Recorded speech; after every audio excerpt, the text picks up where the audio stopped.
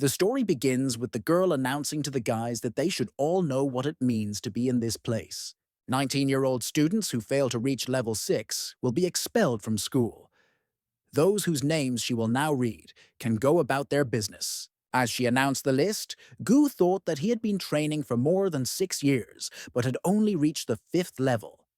He lacked just a little to remain in the clan of immortals. When he heard his name, he was very disappointed, because indeed, the guy was very close to staying. Since our hero was very nervous, he immediately began to lose consciousness. Everyone present did not understand what had happened to him. After some time, when the young man suddenly came to his senses, he saw his sister Sia next to him. The young man looked at her in surprise and asked why there were so many different bubbles around her silhouette. The girl did not understand what he was talking about, and said that he had not reached the 6th level within the allotted time, so he would be expelled from school. But the 5th level is enough to ensure the safety of your family for the rest of your life. The guy ignored everything she said and repeated that there really were some strange bubbles around the eldest. Shaya again didn't understand what he was talking about and asked if Gu even knew that he had lost consciousness for half an hour. He must understand that there are many people who cannot enter the immortal door. Our hero jumped out of bed, interrupted her, and repeated that there were indeed some strange spheres around her. The girl thought that he was pestering her, so she was indignant that how Xiaoyan even dares to behave like that. In fact, the guy was trying to reach the vial near her head. As soon as he managed to touch it, he immediately began to feel something being absorbed into his body. The sister sharply pushed him away from her and exclaimed that he was restless. One of the students came to check how the young man was feeling and was very surprised to see him slammed into the wall. An irritated Saya, passing by him, ordered to make sure that Gu left as soon as possible. The young man muttered that he had had enough. It seemed that all his ribs were broken. It was all over. Hay reported that he saw everything. Gu is about to leave, but he dared to touch the hands of the first beauty of the sect. Our hero was only worried about why the bubbles around him were different.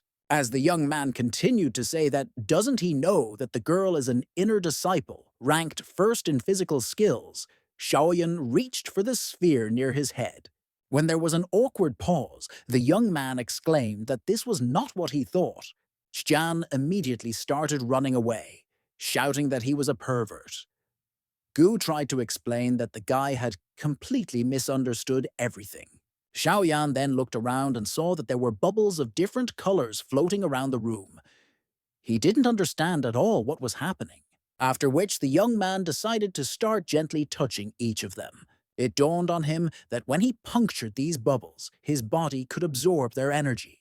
It's simply incredible that our hero will be able to become the greatest and leave an imprint on history. It seems that vitality is an attribute that enhances one's cultivation ability. Even this low-grade stone added as much as 97 units. After it is absorbed, the original bubble property disappears and turns into a countdown. Looks like it's time for the next recovery. Just now, the elder sister's bone was bubbling. The feeling of absorption is completely different from vitality. He does not understand at all why he suddenly began to see these spheres. However, if he is given such an ability, then he cannot waste it. Oh, after some time, the young man asked in surprise whether Xiaoyan really was a pervert.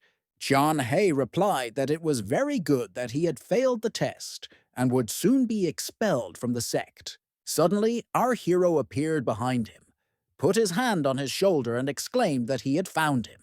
The young man immediately began to run away from him, shouting for him to leave him immediately. Gu muttered that how could he let him go if the guy had what he needed most? Hay tried to run away from him and shouted that he would stop chasing him. Gu replied that if he does not run away from him, then he will stop chasing him. He thought to himself that only by absorbing wood attribute points could he revive his talent. If a guy leaves the clan, then there may not be such an opportunity in the future. Then as he ran past another young man, he saw the bubbles he needed around him. The expression on his face immediately changed, as this was exactly what he needed. Vu immediately suspected something was wrong and began to run away, screaming so that this pervert would not come close to him. After some time, a huge crowd was already running away from our hero, who were indignant that no one could really help them.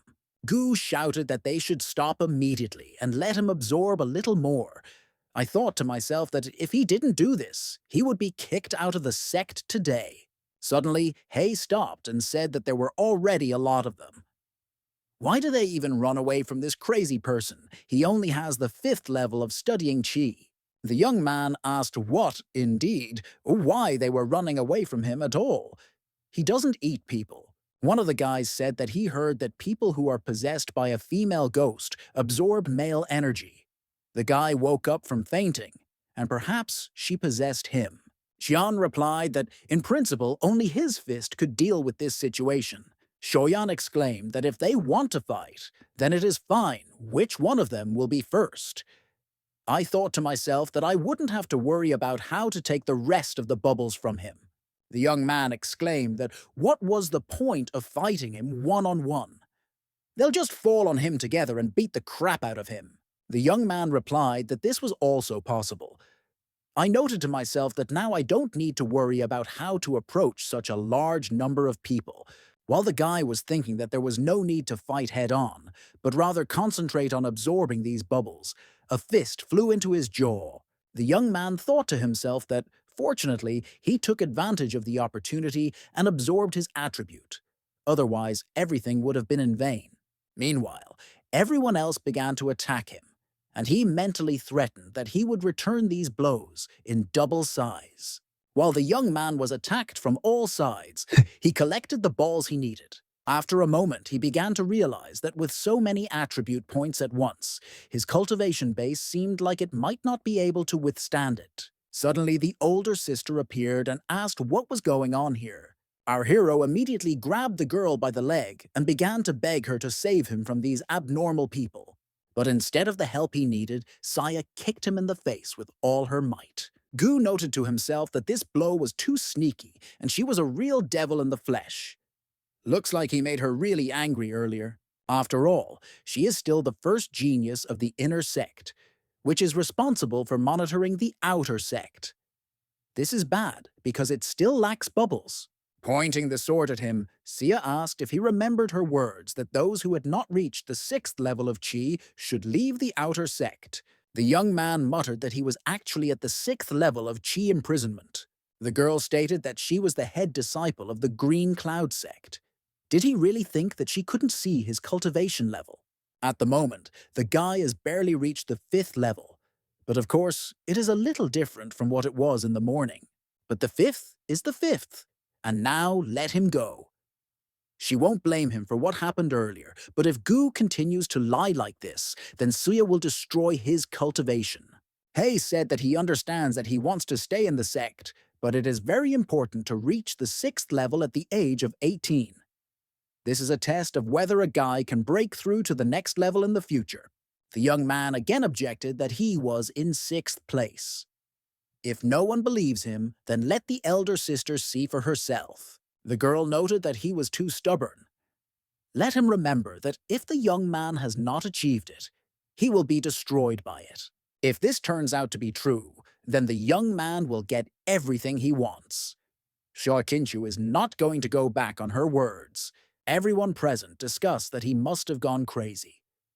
The sister is the first genius in the clan with enormous talent. Her cultivation had already reached the peak of the Yuan realm. She only has one step left to reach the next sphere. He is an external disciple who was expelled. How did it even occur to him to suggest a duel? Our hero thought to himself, what another duel? He seems to be taking a test to see if he has reached level 6. Therefore, the longer a guy shows the strength of this rank, the higher the chance that Gu will pass him. Now, to achieve the desired effect, we need more balls. She has the attribute of diligence, which is the first to be eliminated. This means that what he needs is only the vital forces and the intention of the sword. From his experience, vitality is the most important thing. It directly affects cultivation ability. There is also root bone that can improve energy absorption efficiency. But the young man does not know what the intention of the ball is, since he has not yet come across it. Meanwhile, the girl said to attack and demonstrate all her abilities. Xiaoyan countered that she had already reached the peak of the Yuan realm. She is 2 whole levels taller than him. Xia can defeat him with one left, so he seems to have a hard time showing his true strength. The sister replied that she would be able to tell what level he was immediately after the guy lunged. Since this is a test, she will not take the initiative into her own hands, so she can calmly attack. The young man noted to himself that she had swallowed the bait. Now he would accept her life force first, after which the young man warned her that she should be careful and rushed to attack. As soon as our hero approached her, the girl immediately jumped to the side. He was about to catch the life force, but unfortunately it dodged too quickly. Gu thought to himself that he leaned on her from the side of zeal, and she went to the other, so it was not possible to grab the vital forces that were on the left. When the young man made another attempt, his sister dodged again, and he noted that she was very flexible. Then, Sinchu put the sword on his shoulder and said that it was too bad. He didn't even qualify for the 5th level. Seeing the intention of the sword near him, our hero decided to try to take it first. While he was busy thinking, Saya pushed him forcefully and exclaimed, "How dare Xiaoyan get distracted during a fight?" Then she told me to just give up. He will go to the mountains as soon as it becomes possible, but let him just forget about the cultivation base. She doesn't care about that. The young man asked to wait a minute. Shouldn't he now make the next move? After which the young man suddenly flew up to her, and she barely managed to dodge the blow of the sword. After which he noted to himself that he should not lose the opportunity to capture another bubble. It's still very convenient that only he can see these things. Gu never thought that the sword's intent could help him reach the 6th level, and the life force of the #1 expert of the internal sect will be a gift for him, in honor of breaking the 6th rank. The sister placed the sword on his shoulder again, and exclaimed that it was simply impossible how he managed to create the aura of the sword. As a rule, only people who have trained in fencing for many years can master it. How did he, an external student, manage to do this? Our hero thought to himself, why this woman kept poking him with a sword. He said out loud that it was because of her.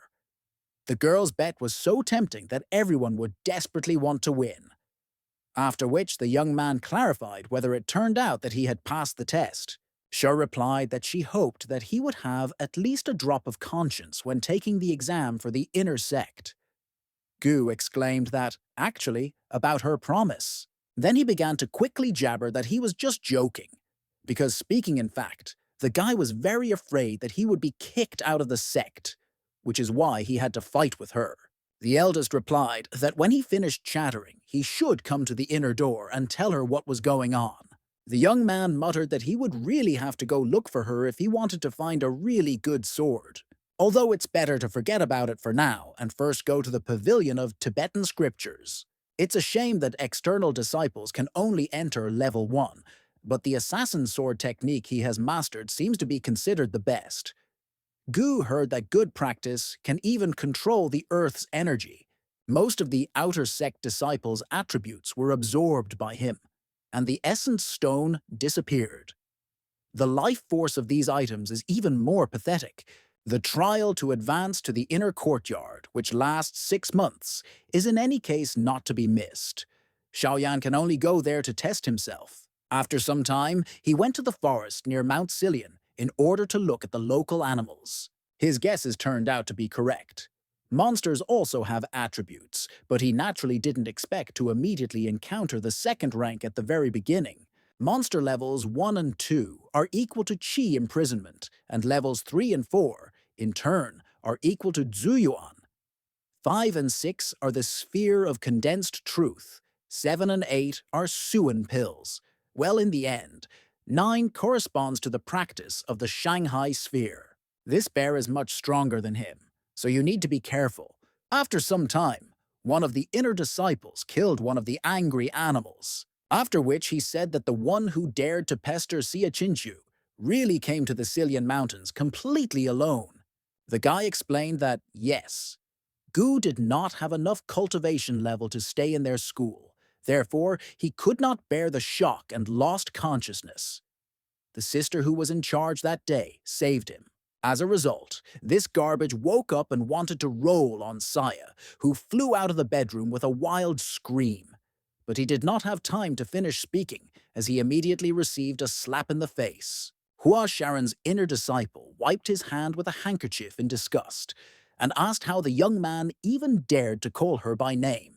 He explained that initially she wanted to expel him, but the guy reached the 6th level of Qi by pure chance. In the end, the eldest lost the bet, so he can ask for anything.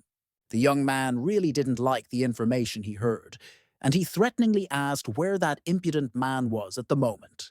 Meanwhile, our hero tried to fight off the bear and thought that the strength of this wild animal in rage mode was no less than 1,000 kilyuks. It is simply impossible to overcome, so you must at least try to take possession of the largest number of attributes. After a moment, he managed to reach Fury, Strength, and Defense, which increased the points of each of these skills, after which he rushed to attack, using the lone assassin's sword technique. The guy could not even think that this rage could be so strong. Fortunately, most of the attributes of demonic beasts are external. That's why Gu absorbs his bubbles to weaken him. It's a pity that this bear has no vitality. Perhaps the reason is the low level. Suddenly, a voice said that this was not bad. The outer disciple who was about to be expelled from the sect, and the one who was hanging at the 5th level of Qi just a couple of days ago, was able to kill this wild beast single-handedly. Sharon added that he actually reached level 6. The guy was even a little surprised. Perhaps our hero will tell you how he did it. The young man asked who he was to demand something from him.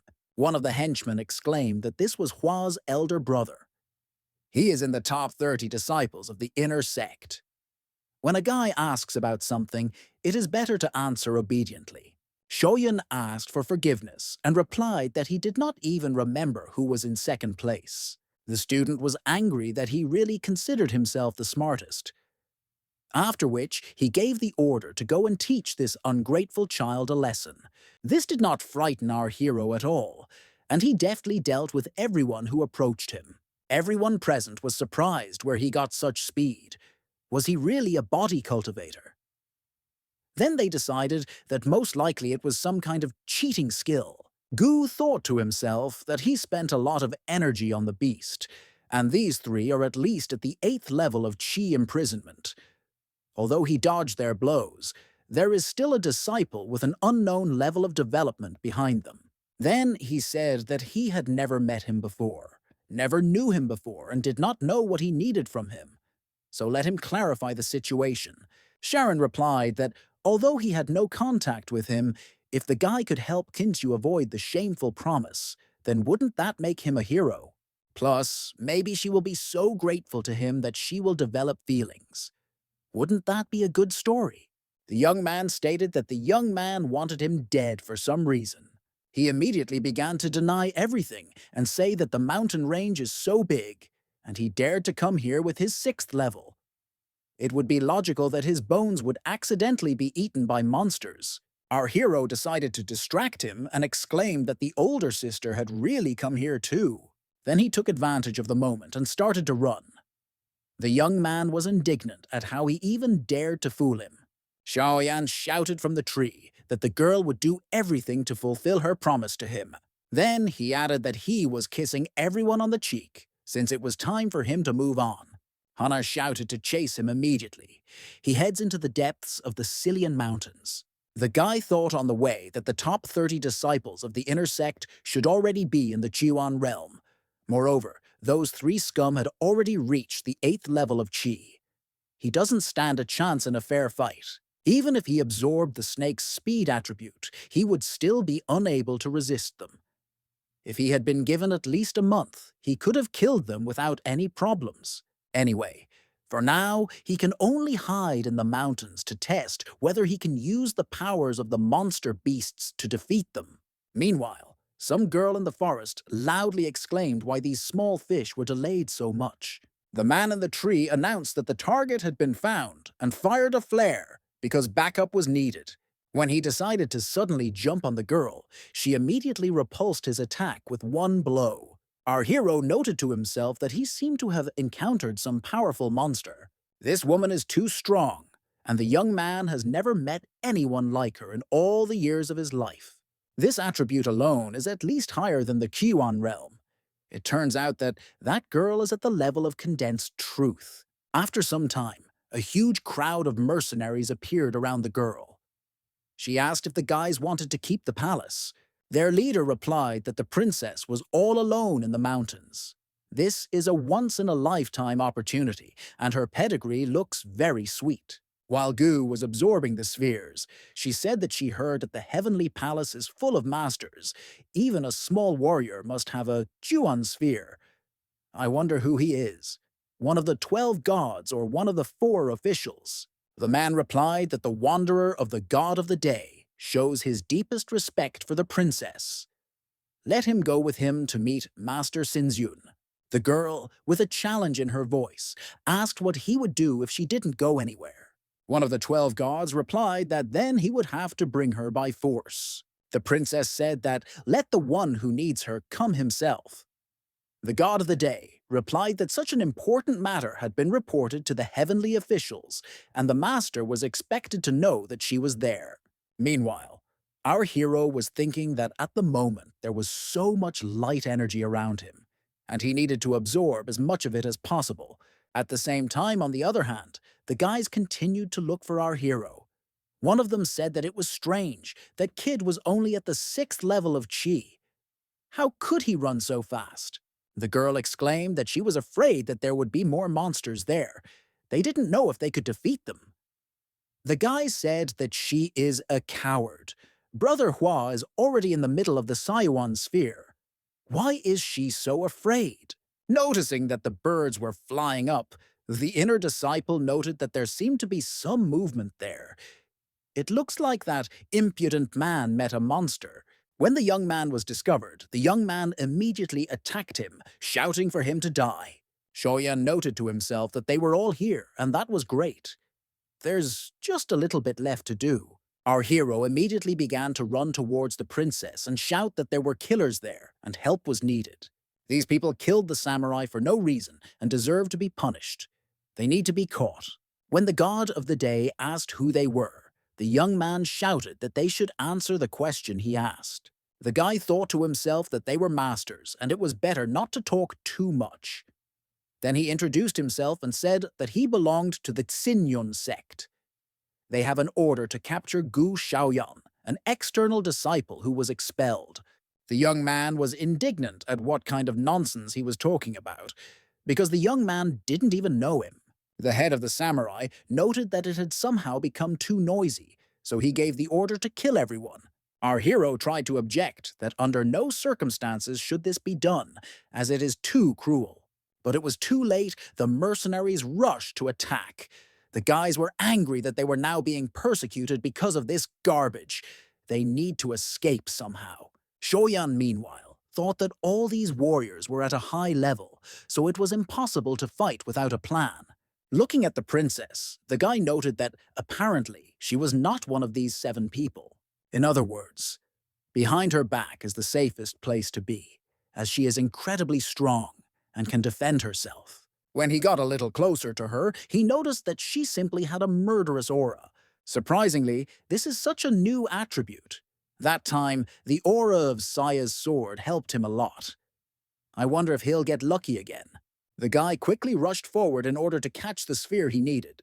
But suddenly, the girl stopped him and prevented him from getting too close to what he needed, after which she completely pushed our hero away from her some distance back. Still, the young man managed to grab the sphere with the murderous aura that he was so eager for. Then the young man began to merge with this powerful energy and immediately felt a surge of strength.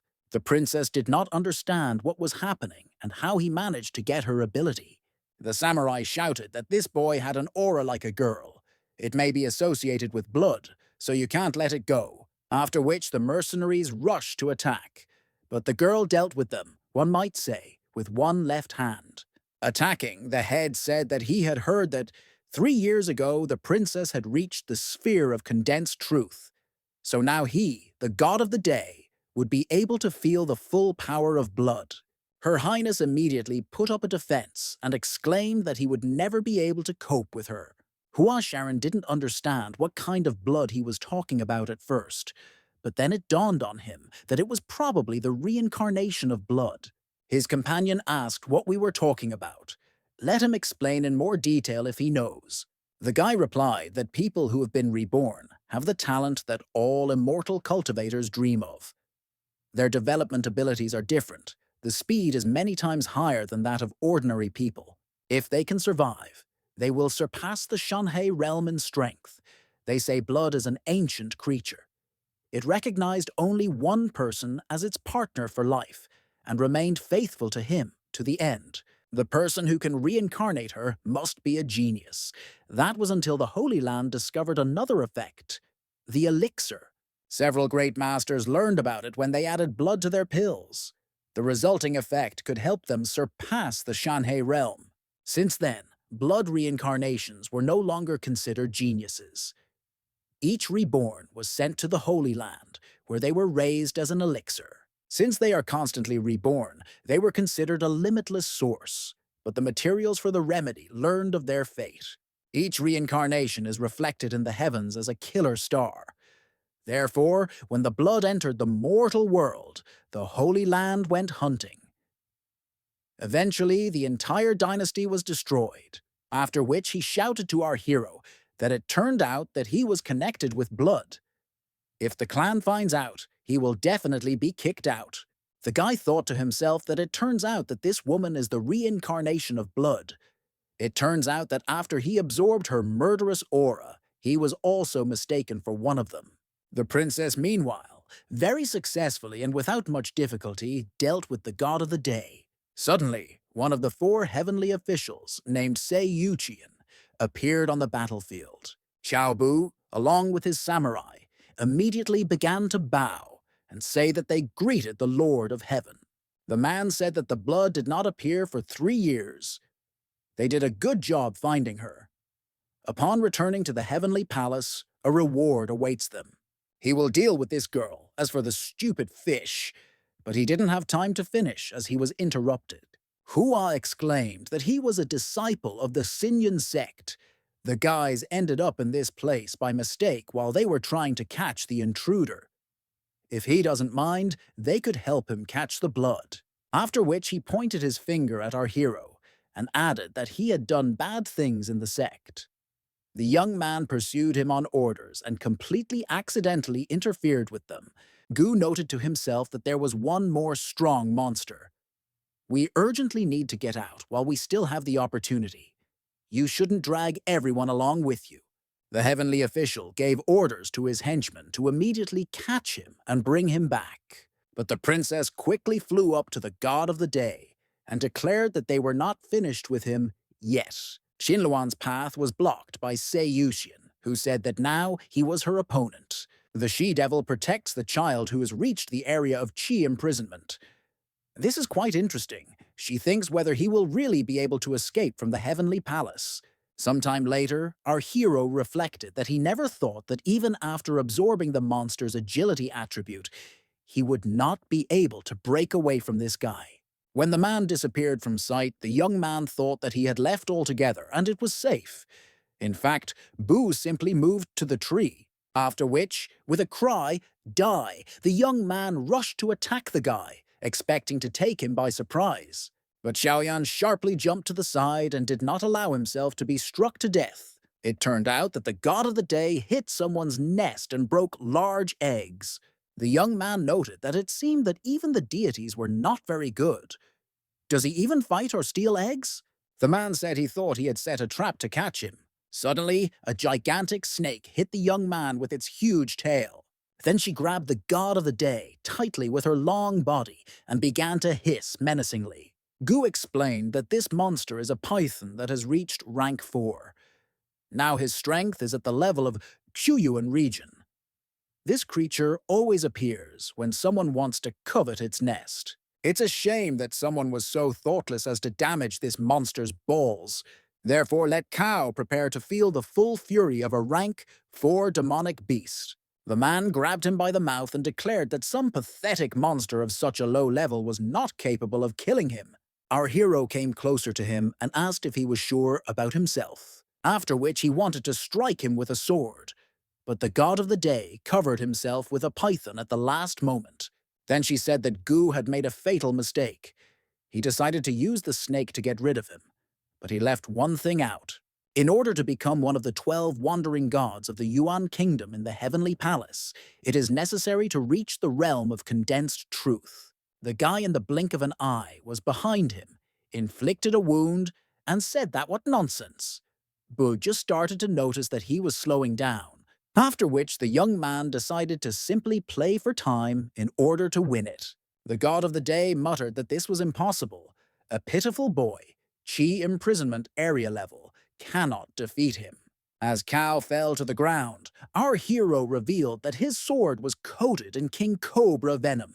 To be honest, he was saving it for Hua Sharon, but if not for him, Xiaoyan would not have been able to defeat him. I thought to myself that it was sad to realize this, but it seems that after moving to the level of condensed truth, chi cultivation becomes internal, which means there are no bubbles with vitality. You can also take the mask with you.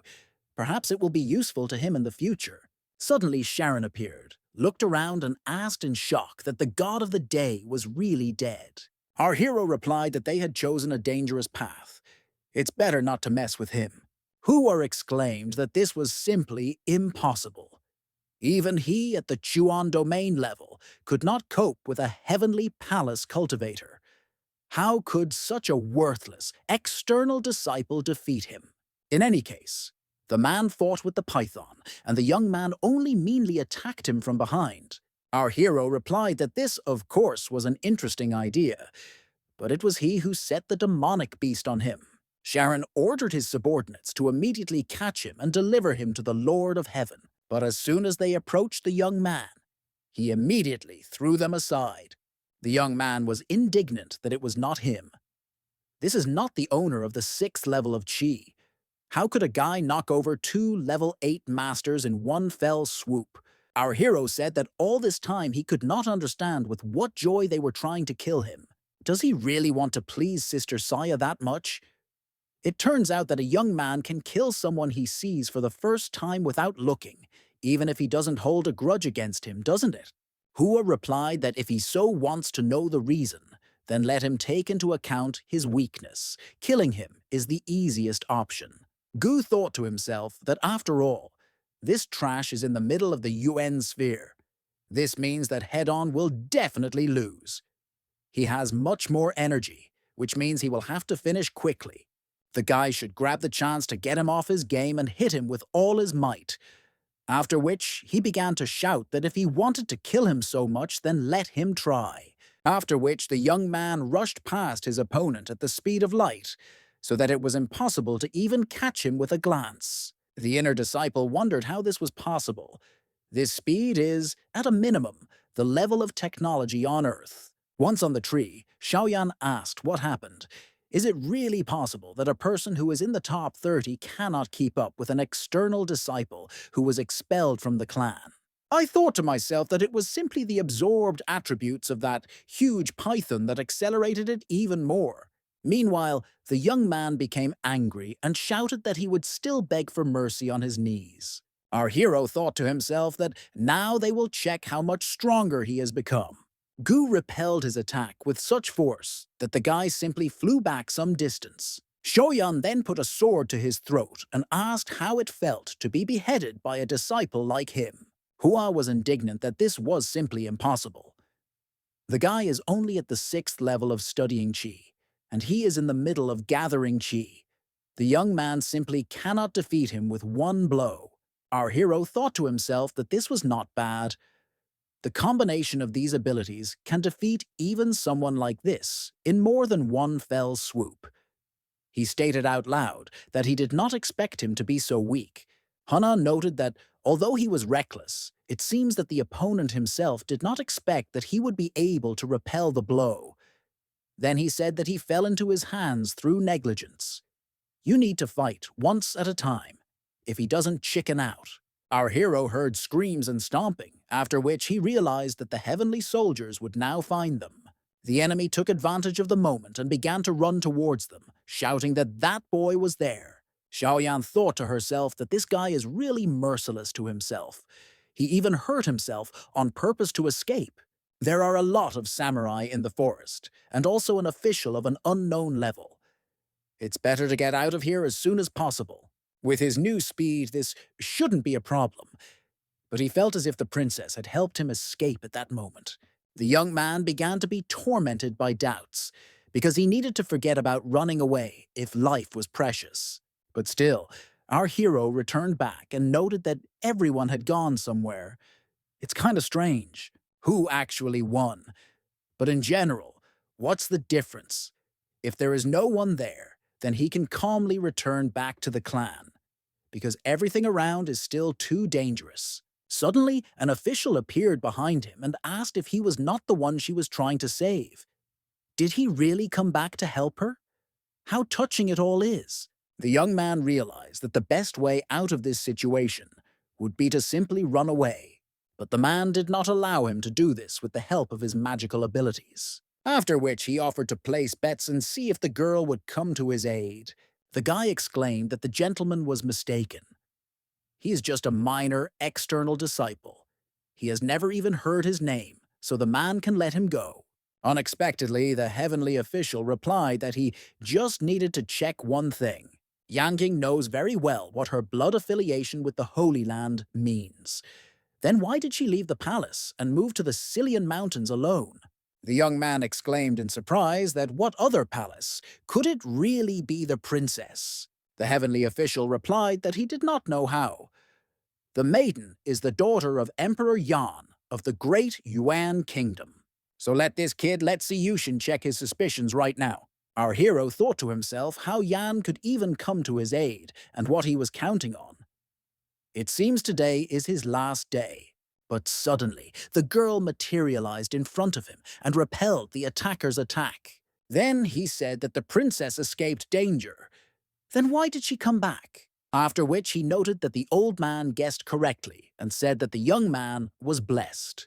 The princess exclaimed irritably that he was talking too much as possible. Then she unexpectedly and sharply attacked him with her royal dragon chi. The man noted that the girl is really strong. However, if she wants to defeat him, then her chi is still not enough. When the heavenly official began to attack her, he asked the question that she had seriously decided to take his blow. After holding off such a powerful attack, the princess crouched down and looked very weakened. Our hero began to panic because he did not understand what to do. Even Yan Qin is no match for him. Suddenly, a sphere containing royal dragon chi rolled to the young man's feet. As he began to absorb it, the young man noted that this attribute was incredibly powerful. Meanwhile, the heavenly official shouted that he was now going to break her royal dragon chi with one blow. The Zeon has a wonderful chance to destroy the princess today, and he will definitely take advantage of it. Unexpectedly, the guy rushed to attack him, shouting that dreaming is not harmful. With all the power he has gathered so far, he has the most powerful sword, which is even more powerful than the one Hua swung. After which he struck, shouting for the heavenly official to immediately give him his life. The man was indignant at how Gu even dared to attack him, because he could handle him with one hand. But suddenly, a millimeter away from him, a powerful blow occurred again, which he barely managed to dodge.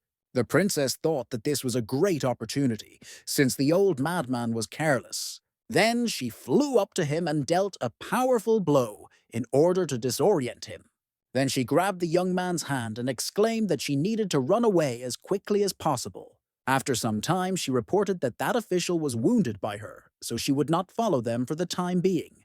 So let him quickly return to the Sin Yun sect. When asked what about her, the girl replied that she was the ruler of a great country. Naturally, someone will take her back. The young man asked her to be careful, since that devil could catch up with her again at any moment. The princess looked at him carefully and said that she still did not know his name.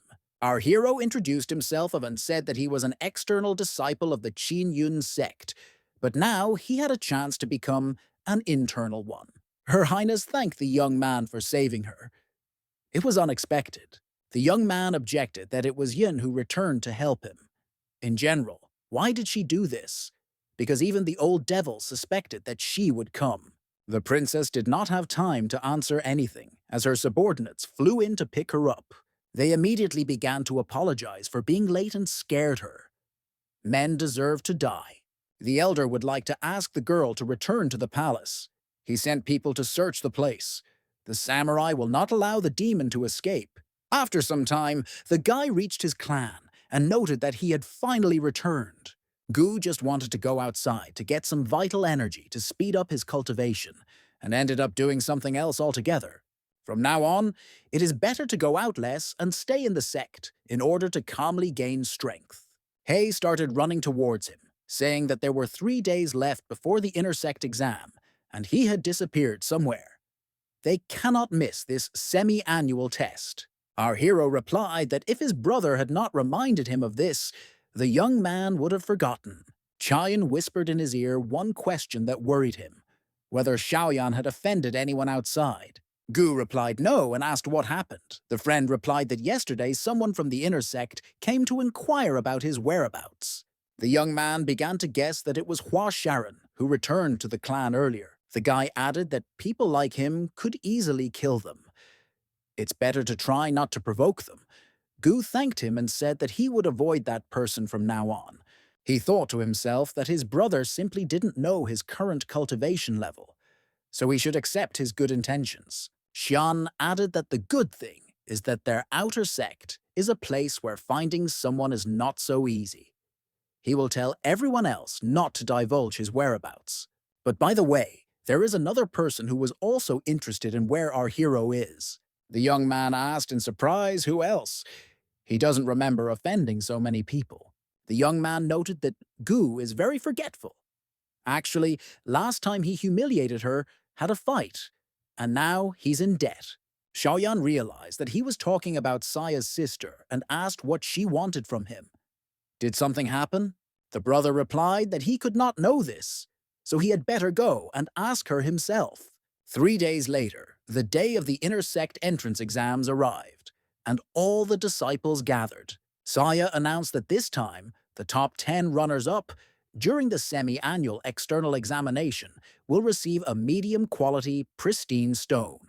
The first 3 places are Qi cultivation pills. The first place winner will receive high-level equipment. Those whose level has reached the 6th rank of Qi comprehension can participate in the exam. Participants must demonstrate their abilities in less time. In the first round, participants will need to get through an alley with wooden warriors. The first to take the entrance test will be a young man named Tan Min. The guy noted that this is the young man who, during the last exam, almost ended up in an internal sect. He's already at the 9th level of Qi comprehension. Although they say that level 6 is enough to pass this round, even level 7 will have to work hard. Our hero noted to himself that the points depend on the completion time, which means he needs to go ahead. The head said that he heard that she lost the bet. Some scum from the outer sect was able to deal with her with his bare hands. He was very interested in him. The girl replied that it was now clear why he decided to attend this exam. The master asked if she had reached the realm of condensed truth. Saya replied yes. The man replied that Bei Linjian from the Bei Shui sect, Qi Xuan from the Hanhua sect had reached this level faster. What are her chances of winning the 4 Great Sects tournament, anyway? When the girl replied that there was no need to worry as she would do her best, the teacher said that he had heard that she was practicing secret techniques. Does he really want to reach the late stage of Qi accumulation? Bei Minzue is the top disciple of his sect, but by the standards of the great Yuan country, he is at the very end. Let it be a simple tournament among clans. But no matter what you need to prove yourself, even Gu Xiaoyan, being at the 6th level of Qi comprehension, was able to defeat her. She may be the strongest in Qinyun, but faced with the demands of this world, her cultivation will not pass the test. It's better to watch the exam. Maybe the appearance of a guy will do her good. Meanwhile, Tin Min coped with the task. Even 2 sticks of incense did not have time to burn. His speed is incredible. He will take first place anyway. Our hero was next in line. He thought that if he wanted to get into the inner sect, then there was no need to hide his strength. The young man noted that these wooden devices are filled with vitality, which makes them stronger. They are simply created to increase his strength. As expected, after absorbing life force, their bodies become less strong. Now they are easy to defeat. Now it will be interesting to see how long it will take him to get through this round. Everyone present was shocked how he managed to cope so quickly. The wand wasn't even half burned, and he was already back.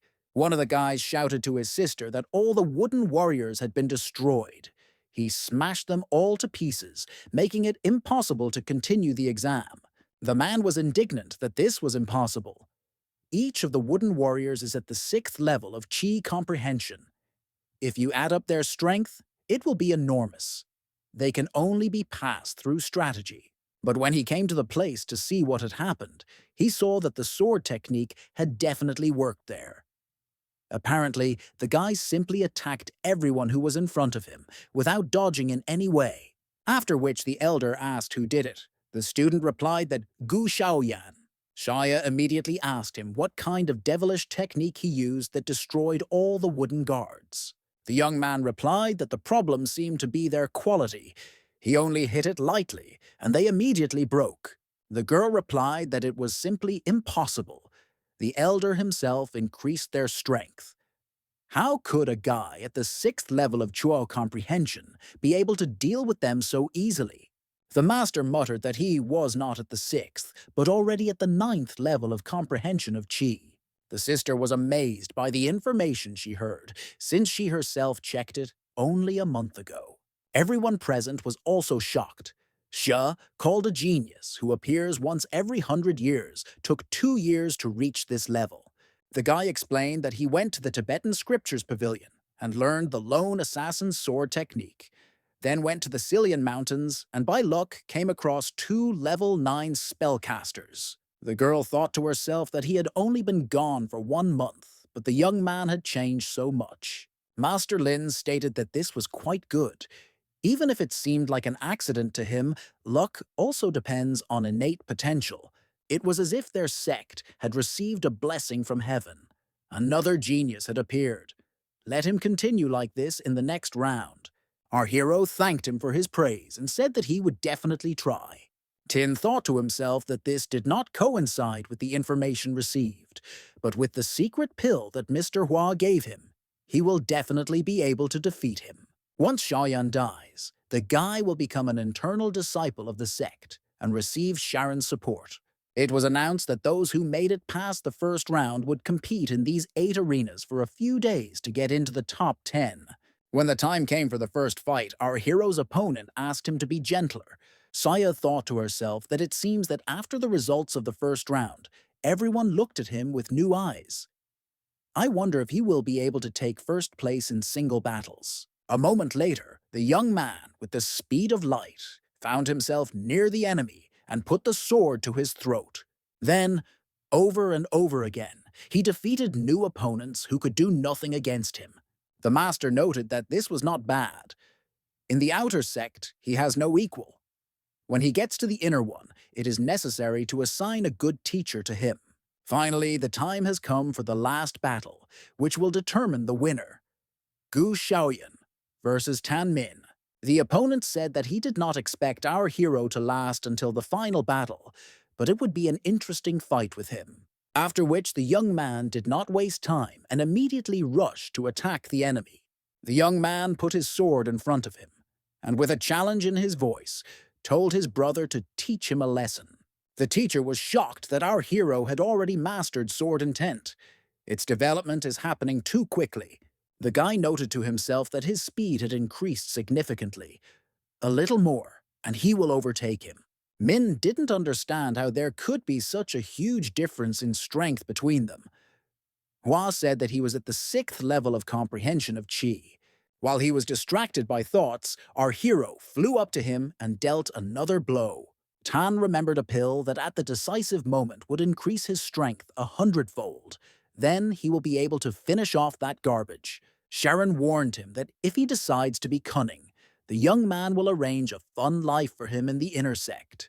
As soon as the young man took this pill, he immediately began to feel a huge surge of strength. The teacher noted that the guy took the very pill that the girl called dangerous. He spent half his life making immortality pills, so he knows what he's talking about. Each elixir has not only healing properties, but also side effects. They usually use a little to help with daily cultivation, to quickly absorb qi from the world. Secret pills also only increase the rate of energy absorption, but they do much more harm. There are also pills that release the body's potential. She can raise the cultivation stage in seconds, help break through to the next level, and release all the qi of the body in the most painful way. His body turned black. This means that the power of the pill is too powerful. It has accumulated in his meridians. The damage has already been done. All his cultivation, consider it, went down the drain. If a girl in the future meets an enemy whom she cannot defeat and decides to use this method, then such an end will await her. Our hero said that with his power, he was guaranteed a place on the intranet. Was it really worth it to be the first? The young man hissed. How could Hua Sharon even dare to harm him like that? He thought that if he helped him, he would enter the inner sect. When the young man, full of rage, began to attack Xiaoyan again, he tried to calm him down and asked him to come to his senses. Then he noticed that bubbles appeared due to the fact that his qi had rushed out. They were called damned energy, and the guy understood that he was encountering this for the first time. Is it worth consuming them at all? The master shouted that this pill had released cursed energy into his body, so he needed to stop it immediately. Gu muttered that he was lucky. He wasn't going to save him, he was just interested in the unusual bubbles. Then in a moment, he was near his head and grabbed the ball that he needed. His sister ran towards him and shouted that this was all very dangerous. Let him be careful. But our hero had already become obsessed and did not allow her to get closer to him, stopping her with the help of magical power. The master asked what happened. Is she really not able to cope with him? The girl replied that everything was fine. She was just a little distracted. The man told her to be more careful. In fact, she could not get out of her head the expression on Xiaoyan's face, which looked insane. Meanwhile, the young man who took the dangerous pill fell unconscious. Gu ran up to them and reported that his opponent was not himself. We need to examine him because he took something unknown. Saya found it all very strange, but she said that he won at this stage. The guy took an honorable first place, and now they will take care of Tan Min. The master is an experienced alchemist and healer. The girl noticed that the color of his palms had changed and became the same as before. After some time, the guy reflected that he did not think that his opponent's exam would end this way. Hua is involved in all this. This is very mean. Looks like we'll have to figure out how to get rid of it. When he absorbed the cursed energy, it left his body but affected him. Luckily, Gu was able to suppress it. Looks like he needs to learn more about the ability to absorb attributes. Sometime later, Lin said that within a month, he had managed to become the top disciple of the outer sect. He can choose any technique he likes in the Tibetan scriptures pavilion. Considering that he had already mastered sword intent, the man decided to recommend him to the elder as an apprentice. He is the most skilled swordsman in their clan, so it is better for him to learn from him. The young man objected that, in fact, he had always been interested in creating pills and elixirs, so he would like to study alchemy. He thought to himself that now he is able to learn by simply absorbing attributes, so there is no point in studying martial arts.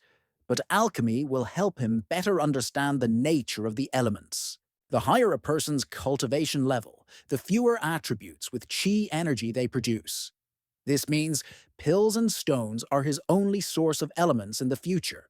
The girl was indignant at why he was organizing this circus. The guy has already mastered the intention of the ball, but with such data, I want to go to alchemy, where the logic is. Gu replied that he always believed that this was his talent. He just had bad teachers before. This time, he doesn't want to miss this opportunity. Saya exclaimed that the outside disciples had never seen a single pill, and he said that he had talent. The guy then asked her to explain why she was a student of the Elder, although she had also mastered the sword technique. The girl said that alchemy was probably just a cover. There was something else behind it. The young man replied that she was mistaken. It was not because of her that he decided to become an alchemist. The master intervened in their dispute and said that if Xiaoyan was so eager to study alchemy, then he personally would become his teacher. Only the fact that both geniuses of the Xinyan sect are under his leadership may not please someone. Therefore, our hero can learn from Xia. She will help him with cultivation. Let him go to the internal office and check in. There are also people there who will give him new housing. When he is settled, let him come to him. He will teach him alchemy. Suddenly, the girl stopped him and asked if he really intended to study alchemy. The young man answered yes. He feels that he has no problem breaking through to the next level. It's just a matter of cultivation. Making elixirs and pills is more important to him now. The sister replied that last time they made a bet. She lost and is ready to fulfill any wish. Saya had been waiting for his return all this time, even sending a person to the external sect in order to find out about him. The girl wants to say that the choice of a teacher should be taken seriously. If a guy wants to learn alchemy because of what happened between them, then don't. Our hero asked what she was talking about. He really wants to study this science and thinks he is quite good at it. As for the bet, I would like to ask her to recommend a suitable sword technique. At that time, Gu didn't really understand what the sword's intent was. It dawned on the girl that the first place goes to high-level equipment. She is very familiar with the Tibetan scriptures pavilion, so she will help him choose something. Xiaoyan said that he was very grateful to her. He will first drop by the office, and then go with her to choose equipment. After some time, the office employee noted that it was now clear who took first place in the exam. The young man answered yes. He has just become an inner student and wants to go through the necessary procedure. The man handed him the pass and told him to take care of it so as not to lose it. Then he added that he would now show where he would now live. Looking at the broken hut, the guy asked in surprise how the home of the inner student could be worse than that of the outer one. The office employee explained that he was new and probably didn't know. This is a way to encourage the student to cultivate. Cultivators do not pursue worldly goods. Gu replied that he pours well, but this is an ordinary warehouse where feed for livestock is stored, and not the dwelling of the inner disciple, for which he is trying to pass this place off. After which the young man pointed to the beautiful houses and asked who lived in them then. The man explained that in the internal sect there is a rule. The strongest get the right to choose their home. Therefore, let him be a good boy and stay in this place. There was no need to cross the wrong people's road. Our hero exclaimed that he understood everything. After which, he clarified whether this was the work of Hua Sharon, by accident. The man replied that since he figured it out without him, there was no point in explaining. Brother is one of the top 30 in the inner sect, so he's no match for him. Xiaoyan exclaimed that he couldn't understand one thing. How dare any man act like he owns this place? Then he added that the young man had made a decision. He will now live in his chambers. Meanwhile, Hua was wondering how his dear friend was doing there. What was the expression on his face when he saw where he would live? The subordinate exclaimed that the master is so smart. His methods are very resourceful. The guy hissed that last time this scum was just lucky. But now that he had entered the inner sect, the young man would show him his true strength. Suddenly, there was a loud cry for Sharon to go out to meet his death. An office employee tried to stop him and shouted that Gu had really gone crazy. There is no need to make a fuss in this person's yard. The young man replied that he had really forgotten that the guy said that his house would become the Xiaoyan house. The man exclaimed that he would destroy them all in this way. It's better for them to go back, and he will find him a clean home. Our hero replied that it was too late. He already really liked this place and has no plans to leave. His rival jumped out into the street and hissed that, how dare he come to his house and throw a tantrum? Xiaoyan replied what kind of hysteria he was talking about. The young man challenges him to a duel for this house. Hua laughed loudly and said that he thought too highly of himself. Does he really think that if he took first place in the exam, then all the internal students are now no match for him? Does he really think that everyone in this place is cultivating for no reason? The guy replied that it was enough to engage in empty chatter. He heard that the Sharon courtyard was filled with beauty and energy, so he decided to take a look. The young man hissed that he had really decided to fight him. The Qi realization stage dared to challenge the Qi gathering middle stage. Our hero replied that in the verbal altercation, he did not get far away from him. So whether they will fight or not, the young man replied that it was good. Let him prepare to meet his death now. Gu countered that last time he used one sword move to defeat him. I really hope that this time everything will be different. Huna shouted that he had become completely insolent and would now be destroyed. Sharon has been training the supreme technique of intoxicating spring breeze for several years. The guy will show him what real sword technique is. The subordinate was shocked that he created so many swords, and each one contained an intention. The guy developed his technique to an incredible level. Our hero exclaimed that this was just window dressing. Now he will show him the real intention of the sword. The attack was so powerful that it was very difficult for the enemy to cope with and contain it. In the end, the young man still failed to overcome this. His sword cracked and he fell to the ground. Xiaoyan immediately declared that he had lost. In order to kill him, the guy even gave Tanmin a cursed pill. Because of him, he can no longer cultivate.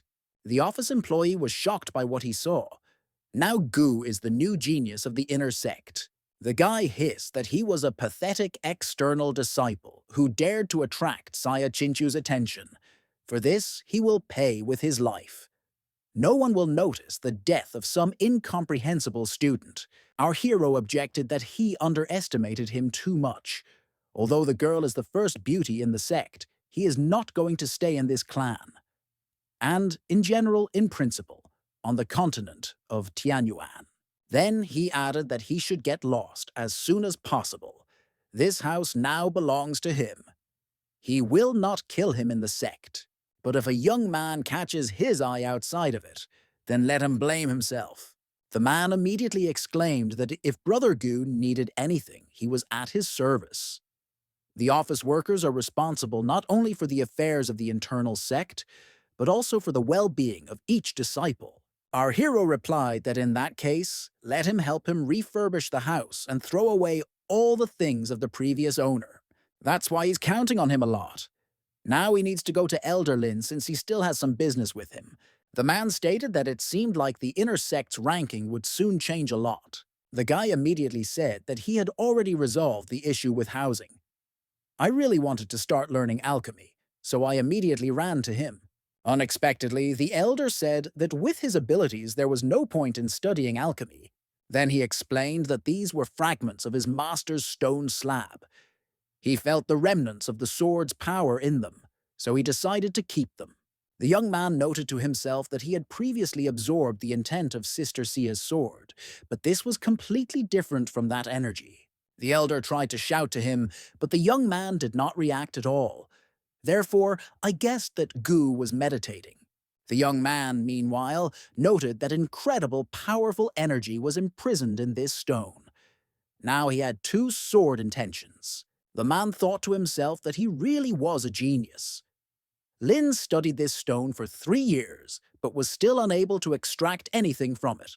And this kid entered into meditation at first sight and immediately mastered the sword, intent within him. After which the elder suggested watching it again, in case he felt something again. Shoyan replied that he no longer felt anything. The attribute in this stone has already been absorbed by him, and a lot of time must pass before the next time. The master replied that that is why he recommended taking up sword art. If such a talent learns alchemy from him, then he will become the main villain in this sect. The young man objected that learning alchemy was his life's dream. He's been wanting this for years now. The teacher said that he would no longer dissuade him. It's just that studying this subject makes it difficult to ascend to heaven. Alchemy is 90% talent and 10% technique. You can get a pill, but creating one is a different matter. The only one who managed to reach the 5th level in this matter is Master Vey. This is his cauldron of the origins of creation. It belongs to the 4th level, one level below the vessel with 4 elephants from the Imperial Palace. It is able to increase the performance of pills by 10%. The same book contains the works of his master.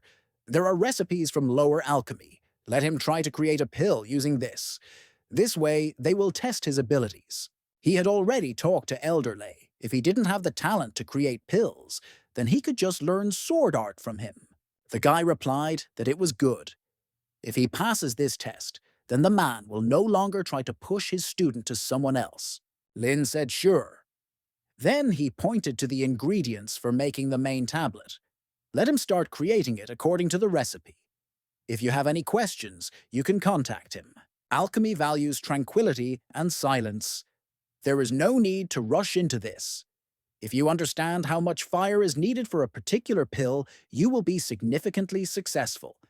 And the best way to understand this is to practice. He has a good predisposition for cultivation, but the self-confidence that comes from breaking through too quickly is not at all suitable for this matter, because alchemy consists of a huge number of failures, attempts, and more failures. At the same time, it will make even a genius understand what defeat is. Our hero asked if he could see what the main pill looked like. Before this, he had studied little about alchemy. Then, taking it in his hands, he had an idea of what it should look like. Now it was clear what to do next. To create a pill, you need to control the changes in the ingredients in the cauldron. In other words, it is necessary to control the fusion of force inside the tablet, and finally, clear it of impurities, dosage of ingredients, their quantity, and most importantly, the level of fire. All this is realized after numerous attempts. After that, you can find the best way to create. But if you smell the ingredients in the cauldron, then everything becomes different. No bubbles or paraphernalia are visible behind the lid, but there is a smell coming from the cauldron.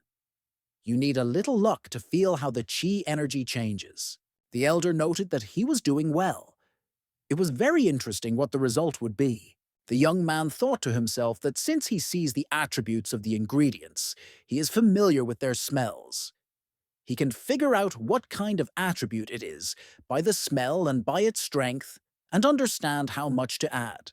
Like shopkeepers in the market, weighing goods every day, they can determine the weight by holding something in their hand. He just needs to understand the smell of the ingredients and adjust the fire level. Since the guy just checked the attribute of the main pill, everything becomes even easier. After some time, the young man stated that everything was ready. You can check. The man exclaimed in surprise that these were 10 pills of 80% quality. Our hero muttered that there couldn't be only 80. The color completely matches the samples. Then he clarified whether the ones he showed him were also 80. The man muttered yes. He very rarely makes such pills. Students usually practice on them. Does he mean that the quality of his pills is low because the samples were not very good? Gu replied that he had hardly encountered pills before, so he did what he showed him. If the young man had practiced a little, the result would have been better. Lin noted that during his first lesson, he only managed to create 30% quality pills on his 8th attempt. But even then, the master said that he had extraordinary talent. Is this guy a monster?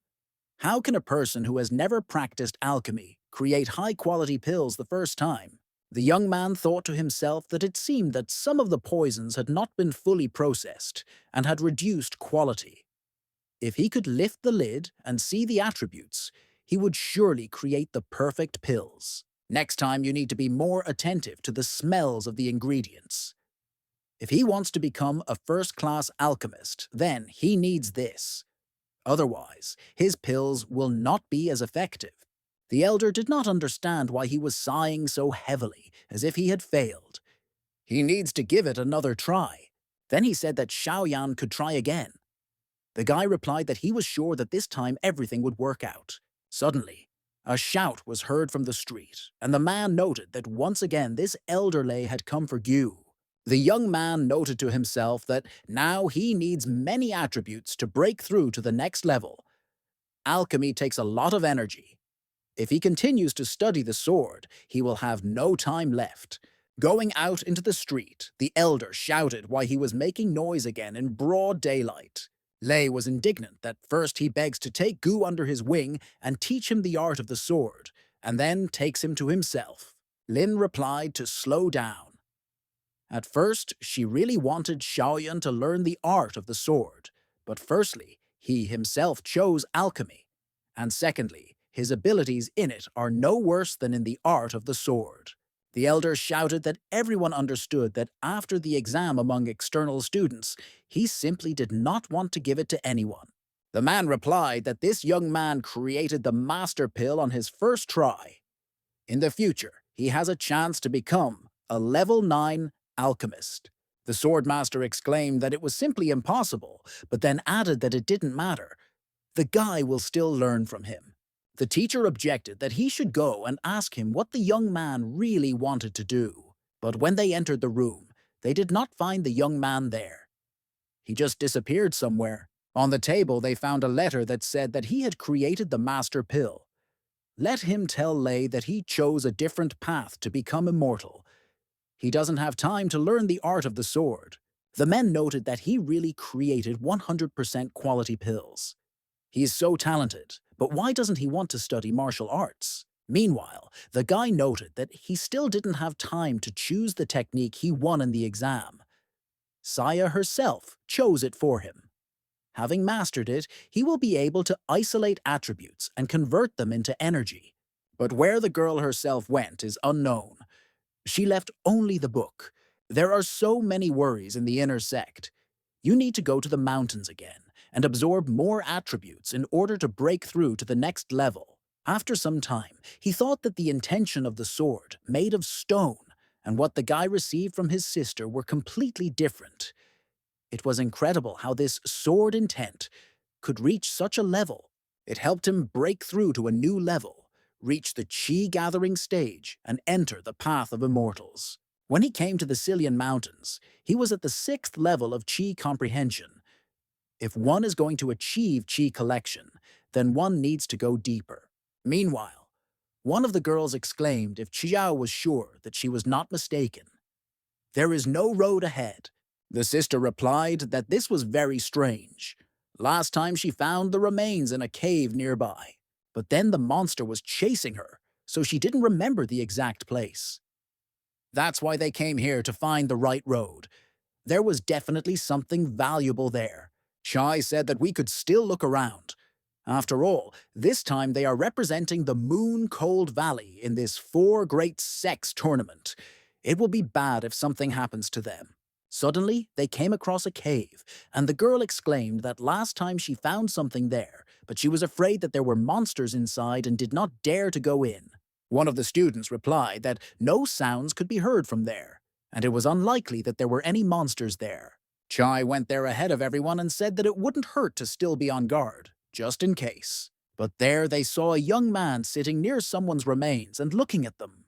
Zhao exclaimed to him to take his hands off this thing, because it belonged to their predecessors from the Valley of the Cold Moon. They came to take it away. The young man noted to himself that they were either in the middle stage of gathering chi or in the late stage, so it wasn't scary. But what other ancestors are they talking about? Most likely, someone was unable to defeat the monster, and now he has returned with reinforcements. Therefore, he replied that he had discovered this mountain monastery. On what basis does it belong to their predecessors? The girl pointed her finger at the sword and answered that based on it, what other questions could there be? Our hero pretended that he didn't understand what she was talking about. Then he added that he did not see any sword. One of the students told his sister that he was just in the beginning stages of gathering chi. It's better to just deal with it and not waste your nerves. Gu noted to himself that these girls looked like it was their first time outside the clan. Therefore, with sarcasm in his voice, he asked which of them was going to deal with him. The girls immediately rushed to attack him, shouting how he dared to talk to them so arrogantly. Chai exclaimed, "Why do better than assault? It's better to just talk." The sister asked her not to worry, since they would only teach him sense. While one of the students ran towards him, the young man simply snatched the sword from her hands. While the young man was dealing with Chow, the girl was indignant that this was actually her weapon. Suddenly, some young men appeared and said that little sister Chi forced him to come such a long way. The girl angrily asked that Chiu Chanfen had been watching her all this time. The guy replied that she charmed him when he was in the Valley of the Cold Moon. Since then, he only thinks about her. Therefore, he followed Chi, afraid that nothing would happen to her, because they were future husband and wife. Our hero noted that it seemed that the Cold Moon Valley disciples had some kind of conflict with them. The girl was indignant at who he even called the future husband and wife. Let her dream further, because she will never accept the offer from the Valley of the Heavenly Wind. The guy replied that if so, then becoming lovers is enough for him for today. After which, he ordered to seize them all. Xiaoyan exclaimed what they were even planning. "Don't you know that first you need to get in line?" The young man asked if he meant whoever stood up first got the slippers. What does he even need? Our hero replied that he did the same as them. He advises them to leave. He has no time to deal with them. The guys laughed loudly, and Zhou Chanfen replied that it wasn't too much pathos for low-ranking trash. How dare he say such a thing to him, the master? Jiao muttered that he had really gone crazy. Even if the guy is faster than them, the difference in strength is obvious. He will not be able to withstand the fight. But of course, he doesn't lack self-confidence. The young man added that he also had no time, so let him get out of here while he still has the chance. The girl raised her hand up and began to support our hero, shouting that he would succeed. Shui asked in surprise if she knew him. The friend replied that she had no idea who this guy was. But the enemy of her enemy is her friend. The young man added that if he is in love with this girl, he can stay. After which he gave the order to attack, grab that boy, and humiliate the girl standing in front of him. The girls were also given the command to get ready, as Zhou Chanfen decided to deal with them. In the blink of an eye, the opponent was near them and told C to take her time. Better to enjoy the game. The girl said that she thought that the marriage proposal came from a noble family, but there was no thought that the Heavenly Wind Valley disciples were responsible for this. It's good that she didn't rush to agree. The young man said that her tricks would not help her. He has already taken a step, and her words will not make him retreat. Chai exclaimed that then they would do without pleasantries. Cold Moon Valley is among the top 4 factions, not because of its numbers. After which an icy glow appeared around her. But it did not hurt the enemy in any way. The guy asked what happened. Does it even make sense to use an ice river in 10 directions? Chai didn't understand what was happening. She was in unbearable pain in the Dantian area, although she barely used any energy. When Zhou took her chin, she hissed that he should continue to dream. The girl would rather die than submit to him. The young man replied that it was not for her to decide. Let her better watch how her sisters are disgraced. But when he turned around, he saw our hero sitting on his charges. Gu said that he was so carried away that he did not want to interrupt him. The sisters reported that everything was fine with them. Thanks to this hero, he defeated everyone in one fell swoop. Zhou Chanfen asked Xiaoyan who he was and where he came from in these parts. The guy decided to clarify the situation and said that since they all belong to the 4 main clans, his name is Gu Shoyan, and he is a disciple of the Green Cloud faction. And he, it turns out, is from the Valley of the Heavenly Wind. The guy will testify. Everyone will know what they really are like when he takes off their disguise.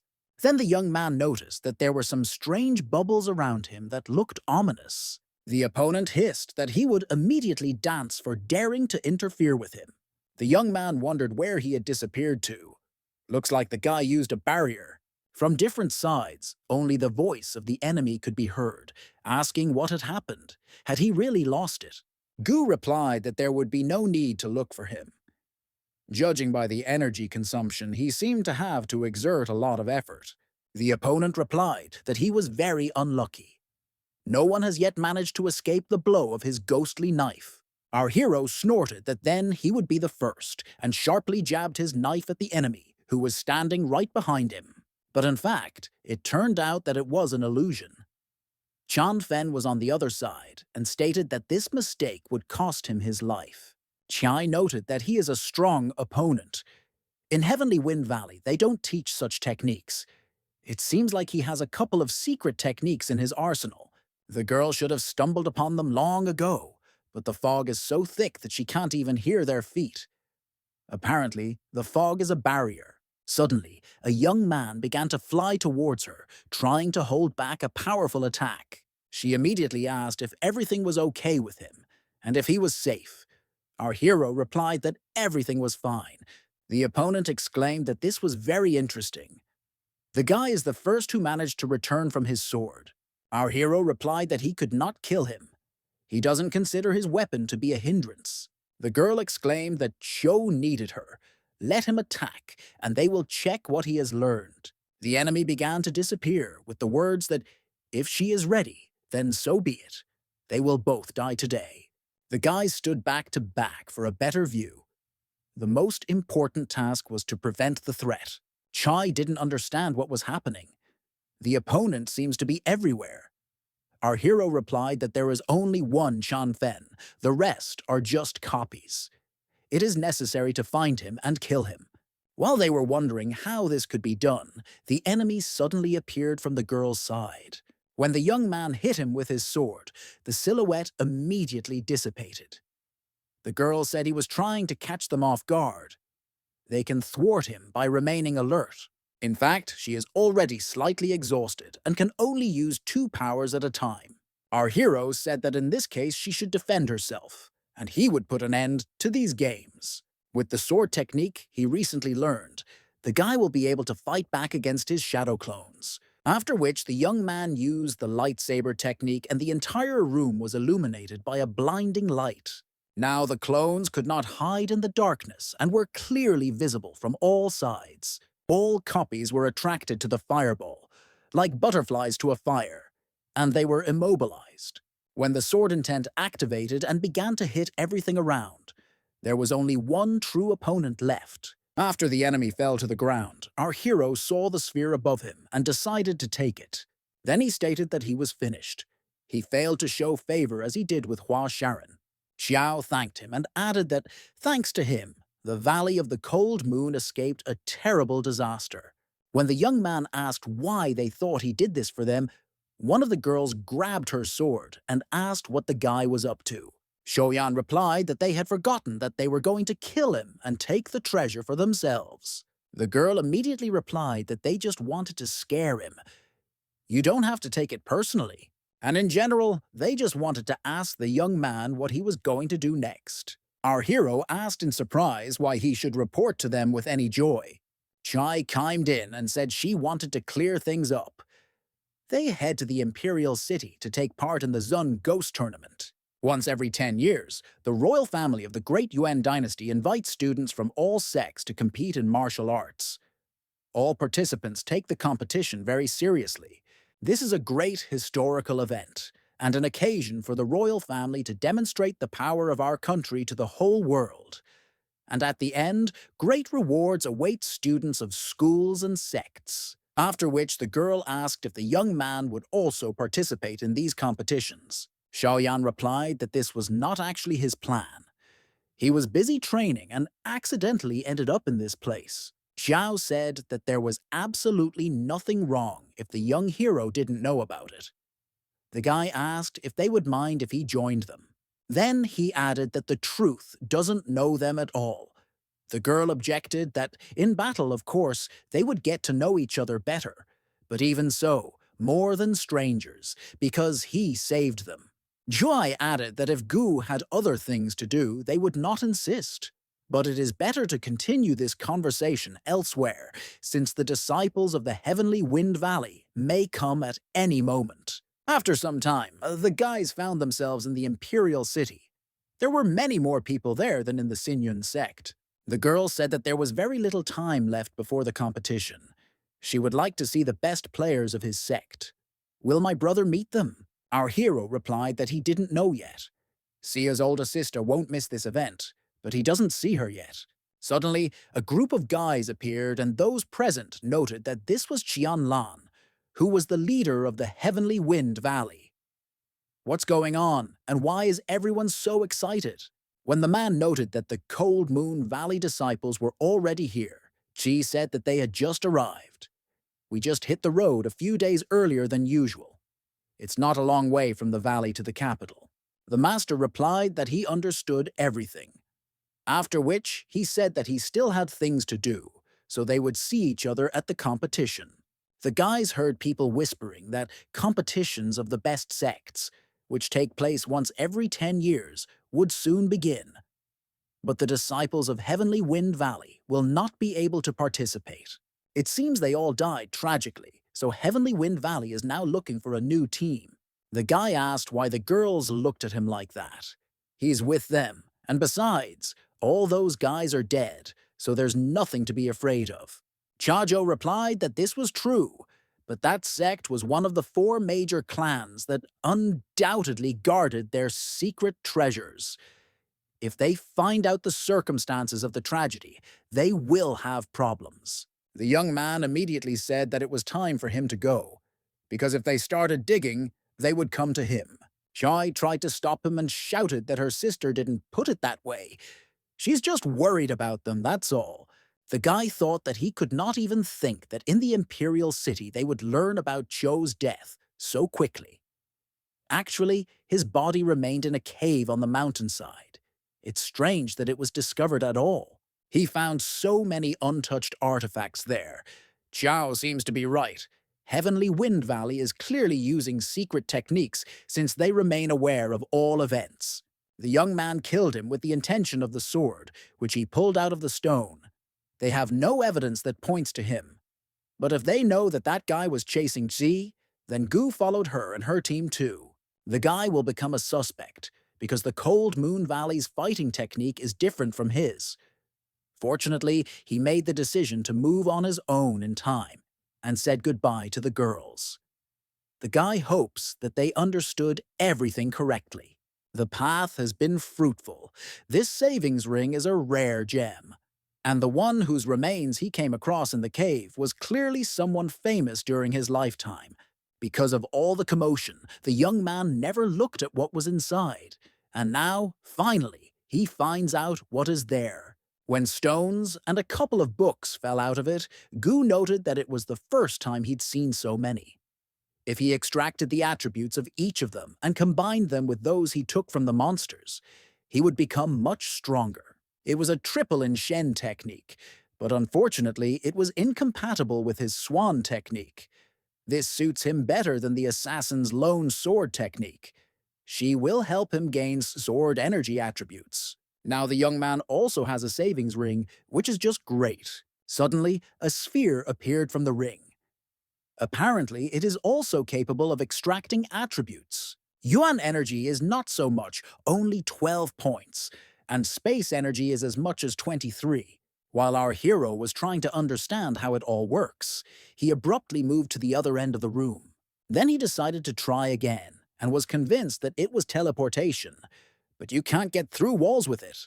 Gu noted that this is the strongest attribute he has. With it, he can kill the enemy with one blow. It's just a pity that, even with all the attributes of the ring, he can only move no more than a meter. Looks like we'll have to find a way to get more rings of other attributes. But the best way is to understand how to create such an amazing artifact. Yourself. Suddenly, the young man heard voices outside asking where the owner had gone.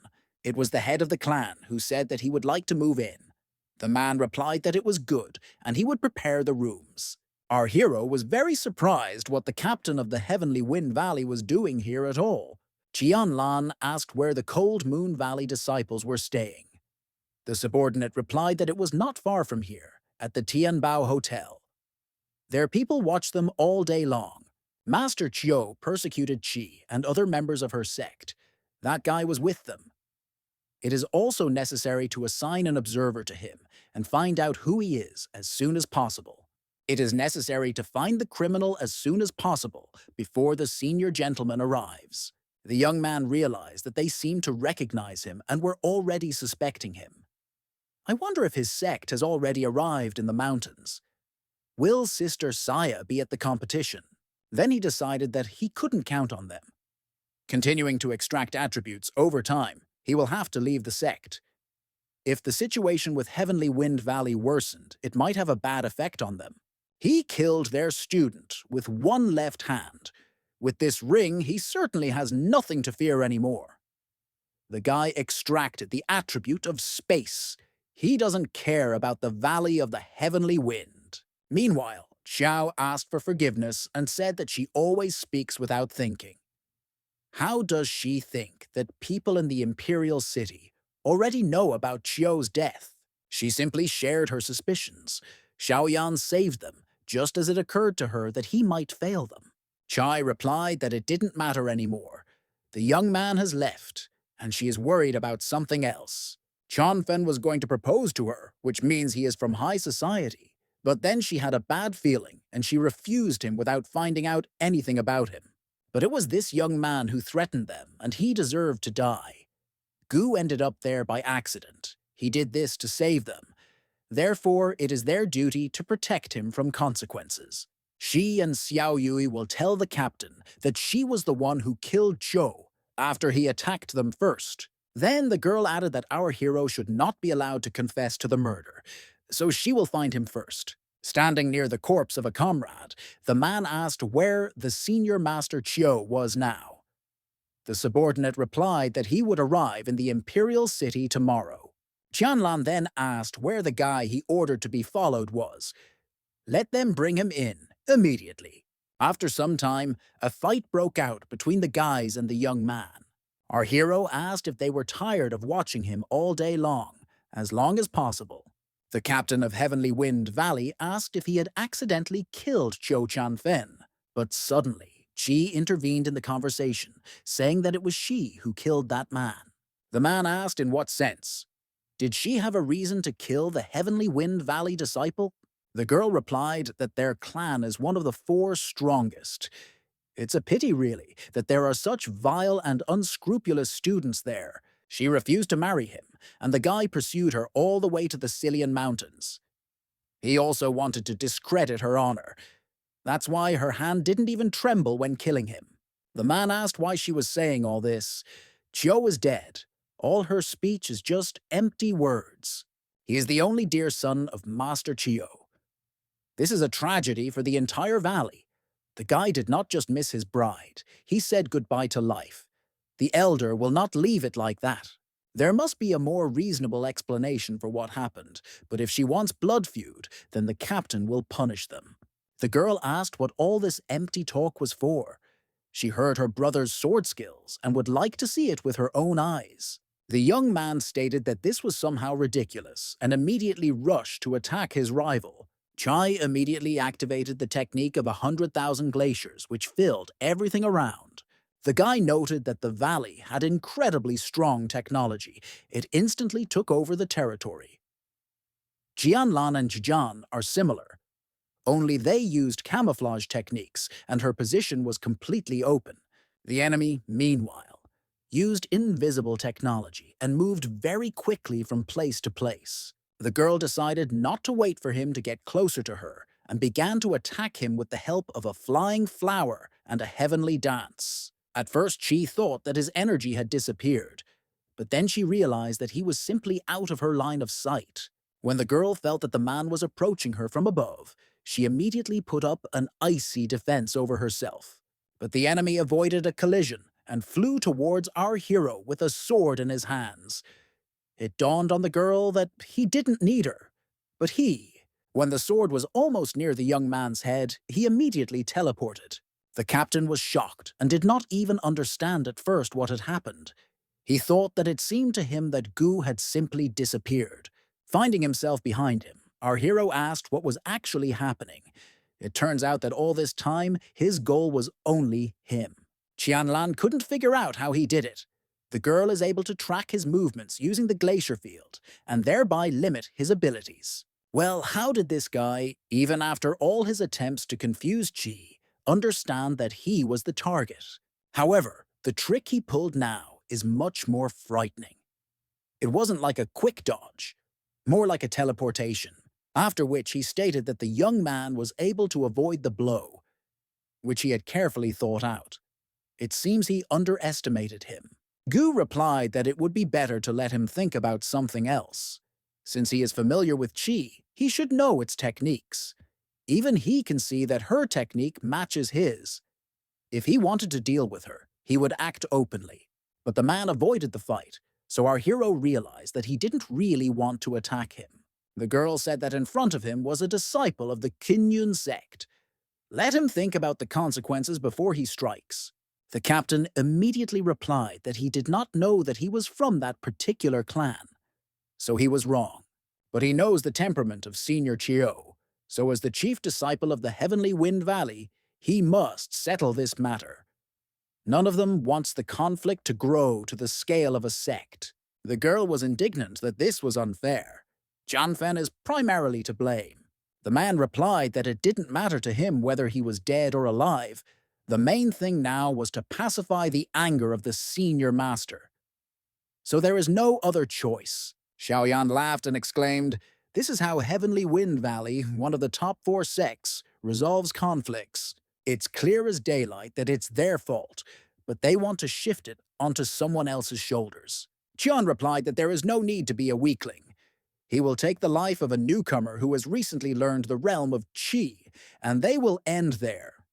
Isn't this the right outcome? Plus, he killed their student. The young man replied that he had a better offer. He will simply finish off his eldest, and that will be the end of the matter.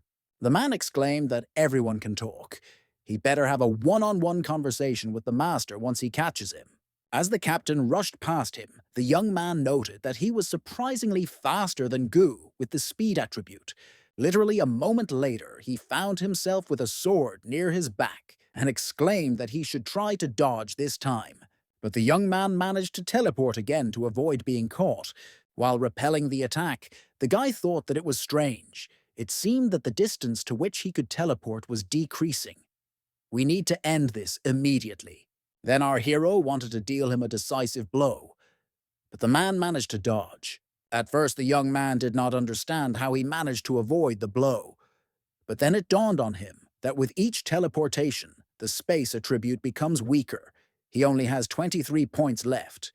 He must take care of them. While the opponent was rushing at him with a sword, the guy thought that it would not be so easy, but he should teleport only at the most critical moments. Suddenly, an ice wall grew near him, which made it possible to weaken and repel the attack. Shai exclaimed that this was her and Qianlan's business, so there was no need to involve Xiaoyan. The captain of Heavenly Wind Valley exclaimed that if she so wanted to die, then he would fulfill her whim. Our hero wasted no time and began to summon the Golden Torch Beam technique, the first Sun's sword intent, after which he stated that the last blow would decide the outcome of this fight, once and for all. Then a powerful stream of energy fell on the enemy, who was so confused that he did not even try to escape. But when the smoke cleared a little, the senior master appeared, who menacingly stated that it was he who killed his son. Gu noted that his and his spheres are at different levels. He only had 15 space attribute points left. He already understood how the teleportation technique worked. The attribute consumption depends on the range of movement, and now the guy can teleport 5 steps further. When the young man muttered that it seemed he could not win, the elder master replied that he was right. Now the guys will die on the spot. After a collision with a man, our hero received a blow of such force that he flew back a great distance and lost his sword along the way. As he fell to the ground, Xiaoyan noted that he tried to block his blow, but it seemed to be completely useless. When the master announced that now it was her turn, the girl immediately erected an ice wall in front of her. But it was not difficult for the man to instantly cut it with his magical abilities. Chai wanted to repel this attack, but she failed, so she also flew back, like our hero. The master stated that it was difficult to even call this a battle. Death was too easy for them. Gu couldn't believe that after healing so many attributes, he couldn't parry a single blow. It seems his abilities are on the same level as Qin Luan and Yanqin near Silian Mountain. He doesn't stand a chance. Zhou then approached the girl and grabbed her by the hair, saying that apparently she was very brave, so she would die first to pay tribute to his son.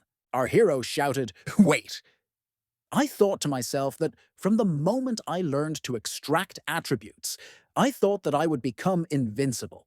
The young man believed that he could defeat an opponent of a level higher than him in one move. But why is he still so weak? The guy can't believe that it takes so long to reach the Qi gathering level. Gu then thought that he had no choice but to combine the Royal Dragon Qi and the Devil Qi. The man noticed this and thought that he had really lost his mind. It is necessary to kill him before Xiaoyan does anything. But it was too late to do anything, since the appearance of our hero changed dramatically, and it seemed that his strength seemed to have increased significantly. The man noted that he was in a very precarious position. It seems that he is about to completely lose control of himself. In this case, the senior master will help the young man cope with this problem. But our hero began to swing his sword in front of him, thus preventing the enemy from approaching him. Zhou noted that if his power continues to grow, then it seems that he cannot be defeated. Apparently, the guy is waging a war of attrition. After turning into a demon, he began to put all his strength into each blow. But this would not last long. Soon Gu would simply die from exhaustion. Meanwhile, the disciples of the Xinyun sect arrived. Master Lei Li saw that the northern snow village had arrived. Next to Master Lin is a student named Bei Linyan, famous for his abilities. During this time, he has undoubtedly expanded Yuan's scope, making him the strongest opponent in these competitions. Then he turned his attention to the master of the Cold Moon Valley, Hanuye, and wondered where Qi, who was their favorite student, was. And at the head of the team from the Heavenly Wind Valley is Master Chan Fen. Sect leader Qianlan is apparently unable to join. Saya suggested that the man was investigating an accident that recently happened to a disciple of the Heavenly Wind Valley. The master noted that heaven is favorable only to good people, and the path of this sect has never been paved with good intentions. After some time, Her Highness the Princess came out to them and thanked everyone for coming through such a difficult path to get to this place. After which she announced that the opening of the ceremony would take place in 2 weeks. Everyone has been working hard for a couple of years to raise their cultivation level, so he hopes that everyone present will enjoy the competition. The girl prepared a new space for them, adapted for cultivation. A little later they are taken there.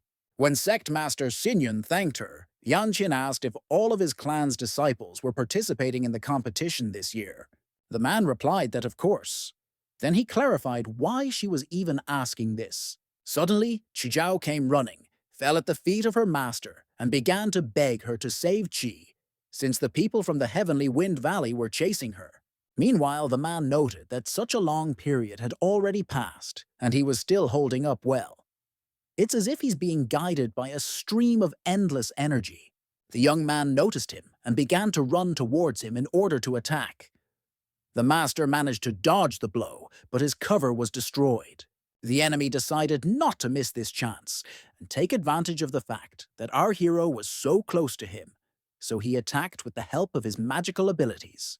Unexpectedly, the young man was able to gather his strength and strike his opponent with a sword. Meanwhile, the sisters ran up to Qi and began to anxiously ask what was wrong with her and what had happened. When she came to her senses, her first question was where Gu Xiaoyan was. Xiao replied that they found her lying on the ground, but there was no one else around. The girl shouted to her master that the young man could die and they just had to save him. The woman asked her to calm down first and tell her what happened. The best student, with tears in his eyes, began to say that he wanted to kill them, and the guy entered into a fight with him. But after that, she lost consciousness and does not know how it all ended. Saya exclaimed that she really wanted to say that our hero fought with Master Chiu. The teacher said that Jiao Min told her the story of what Gu Xiaoyan did. The girl objected that he simply stood up for them, and Chan Fen got what he deserved. Therefore, now she cannot leave him in trouble. Xinxiu rushed to run away, shouting that she simply had to save him. They tried to stop her, but she didn't listen to anyone. Xinyun stated that it was they who were to blame for the death of their students. However, they have no evidence, so the girls can easily get away with it. A moment later, they were immobilized by magical energy, and there was nothing they could do about it. Hanuya stated that no matter what happens there, she will not allow her students to be insulted. Lei Li said that the first thing they should do is find Gu. But before they find out the truth, everyone better watch their mouths. Meanwhile, Master Qiu Tianguan accidentally encountered a heavenly official in the forest. When the man asked in surprise what he was doing there, Siyukian replied that he had arrived to remind him that now was not the time for revenge, they must carry out their plan. The teacher asked if he wanted to accuse him of being impulsive. Actually, his son is dead. How can he turn a blind eye to this? The young man replied that he was simply reminding him that if the general's plan failed because of him, the master would be jealous of his son's fate. The elder Chiu began to get angry and warned him not to test his strength. The guy replied that he was simply advising him to think carefully before getting into trouble. Let him wait for his revenge. Now is not the time or place for it. Our hero, meanwhile, was in some cave and thought that the elder was too strong. He couldn't handle it and just went crazy. The young man was simply lucky that he did not die and was able to slowly suppress the qi energy. Xiaoyan only absorbed the demonic qi from the Tan Min capsule, forgetting about the energy of the Yan Sinuan Emperor Dragon and the ghostly qi of Qiu Shenfen. But Gu never thought that he would lose control over them too. To avoid making mistakes again, the guy must find a way to improve them. You need to hurry. The elder may appear at any moment. Saya conducted her investigation and noted that there were signs of a fierce struggle everywhere. As a result, both opponents suffered. It seems that the young man had a great chance to escape, but Xiaoyan decided to stay. I wonder why. Is it because of Ji? Where is the guy at the moment? Just let everything be okay with him. When the captain reported that the youth had escaped, the elder Chiu slapped him and exclaimed that he was useless. The man beat him half to death, and the young man can't even catch him. After the vengeful father shouted that he should find him, at least get him out of the ground, the guy replied that he didn't think now was the right time for this. The sects arrive one after another, and they are all aware of his son. This is the imperial city, and the place of the master. The best thing would be to solve the problem before it happened, which is what he did. But now that the great families have arrived, it is no longer their power. Now Cold Moon Valley and Green Cloud Sect are busy searching for Gu Xiaoyan. Killing him will put themselves at a disadvantage.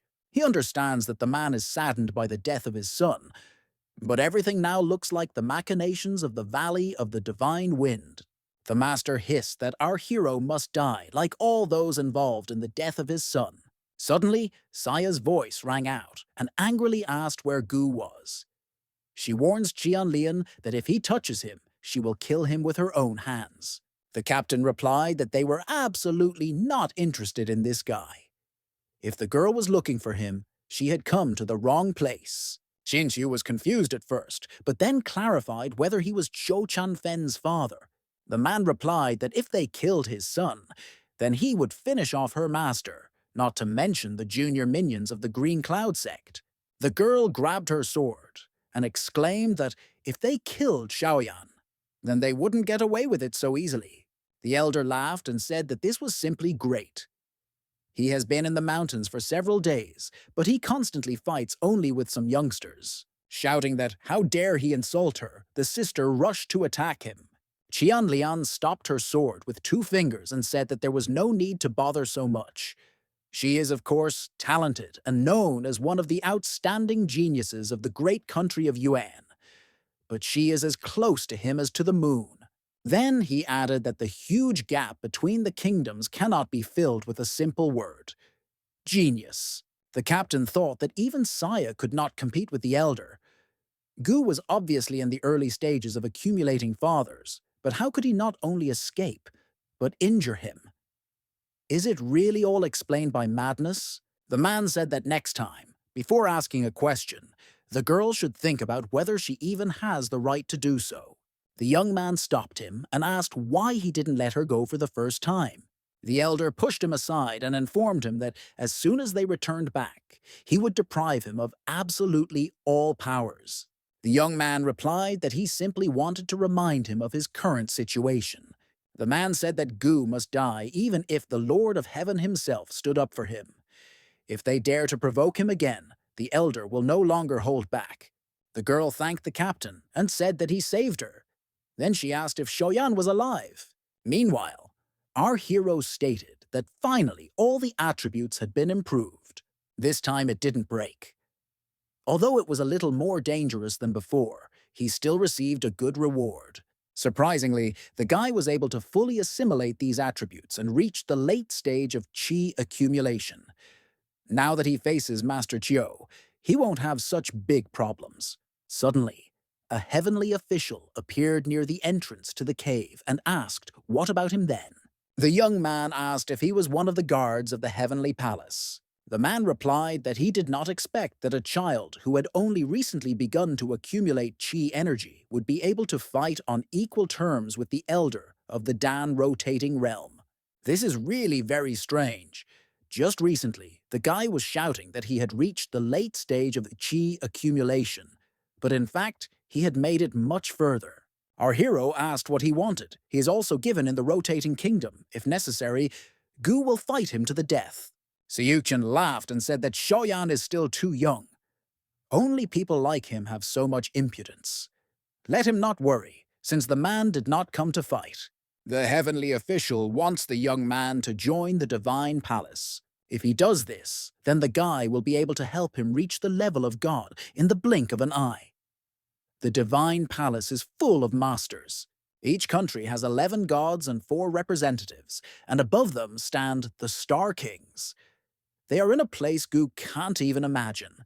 The divine forces are full of secrets, but if the young man joins them, he will have a chance to find out everything. Shaoyan is extremely talented, so the Green Cloud sect is a small thing for him. The young man asked what, then why do they need blood money, since they are so powerful? C replied that it was important for the palace. He can only grant him god-level techniques if Gu joins them. He will use all resources to deal with the rotating Dan kingdom. Our hero did not understand why he was so kind to him. The guy had never seen the Green Cloud sect practice divine-level techniques. Although the battle with the corrupting kingdom of Dan will not take more than a year, what he offers is truly exciting. It would be cool if the young man could extract attributes from the treasury of the divine palace. However, unfortunately, their target is Yan Qing. He cannot join them, but it is necessary to establish contact. Gu replied that he agreed, but he had one request. He doesn't have enough storage rings, and the Green Cloud sect doesn't issue them to the newcomers of the inner clan. Does he have any extra? The official replied that he was wondering what he would ask for. Usually no one carries more than one. But these are the rings of his enemies killed a couple of days ago. Let him take them along with all their contents. But before giving him the rings, Yushin said that since he intended to join the Divine Palace, it was necessary to conduct a small test. There will be a tournament organized by the Blood soon, and he needs help. Once completed, he will report to the palace and officially promote him to the 12 traveling gods, after which he will bestow a god-level technique. The guy replied that the Valley of the Divine Wind was already haunting him. Did he really think that he would be able to get there? I thought to myself that I needed to warn the princess and ask her to be careful. The man noted that he should not worry. He would help him settle things with this clan for a while, The guy can move forward with confidence and not worry about anything. After some time, our hero encountered Saya, who could not believe her eyes. The girl began to examine him from all sides and ask if everything was okay. She heard that Elder Chio was looking everywhere for him, so she was very worried. The young man replied that he only had a superficial wound. There was no need to worry so much. The sister muttered that this was good.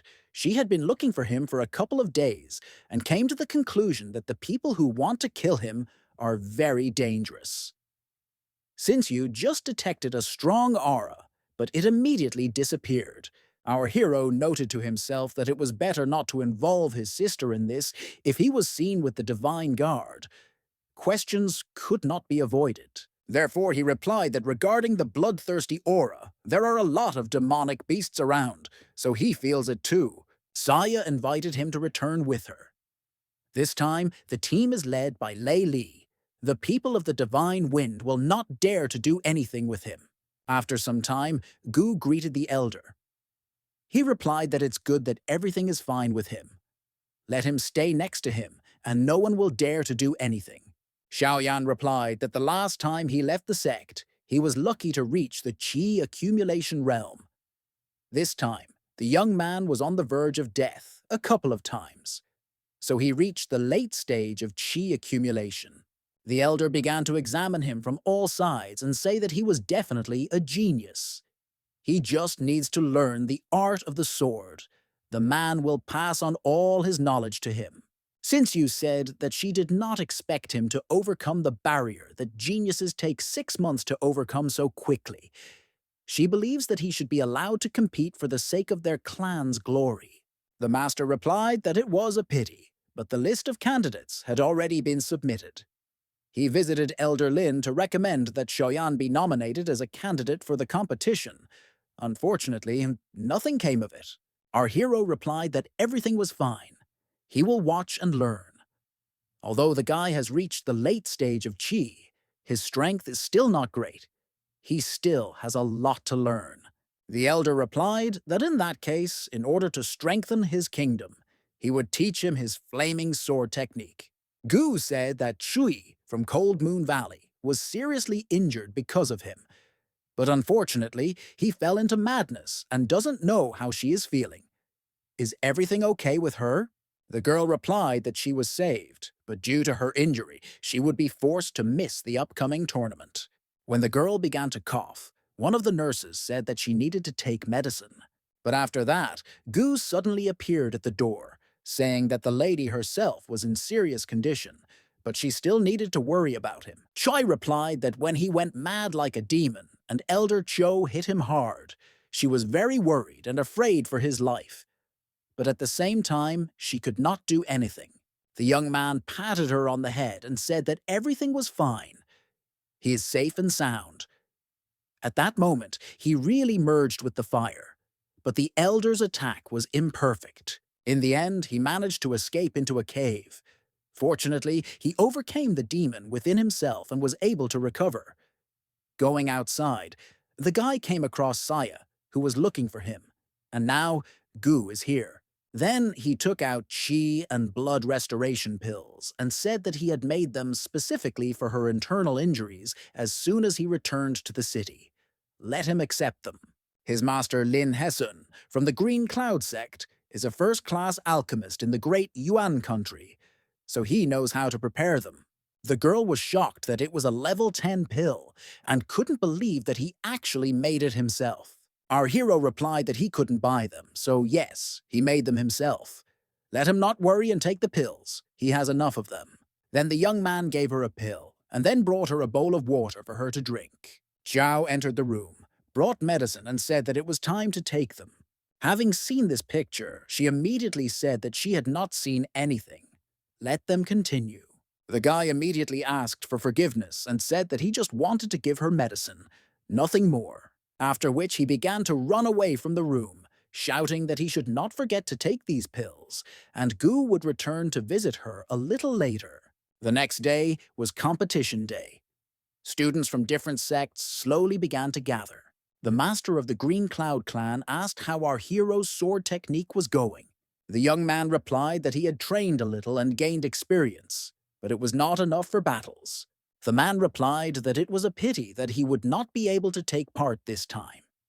This would be a great opportunity to exchange experiences with geniuses from other sects. Chang suddenly appeared and asked how the murderer dared to appear in this place without fear. Senior Chio noted that these are people from the Green Cloud sect. They should look around. The master noted that they were present on behalf of the Divine Wind Valley. There's no need to allow yourself to say such nonsense. Everyone knows the story. They can let this matter slip through their fingers.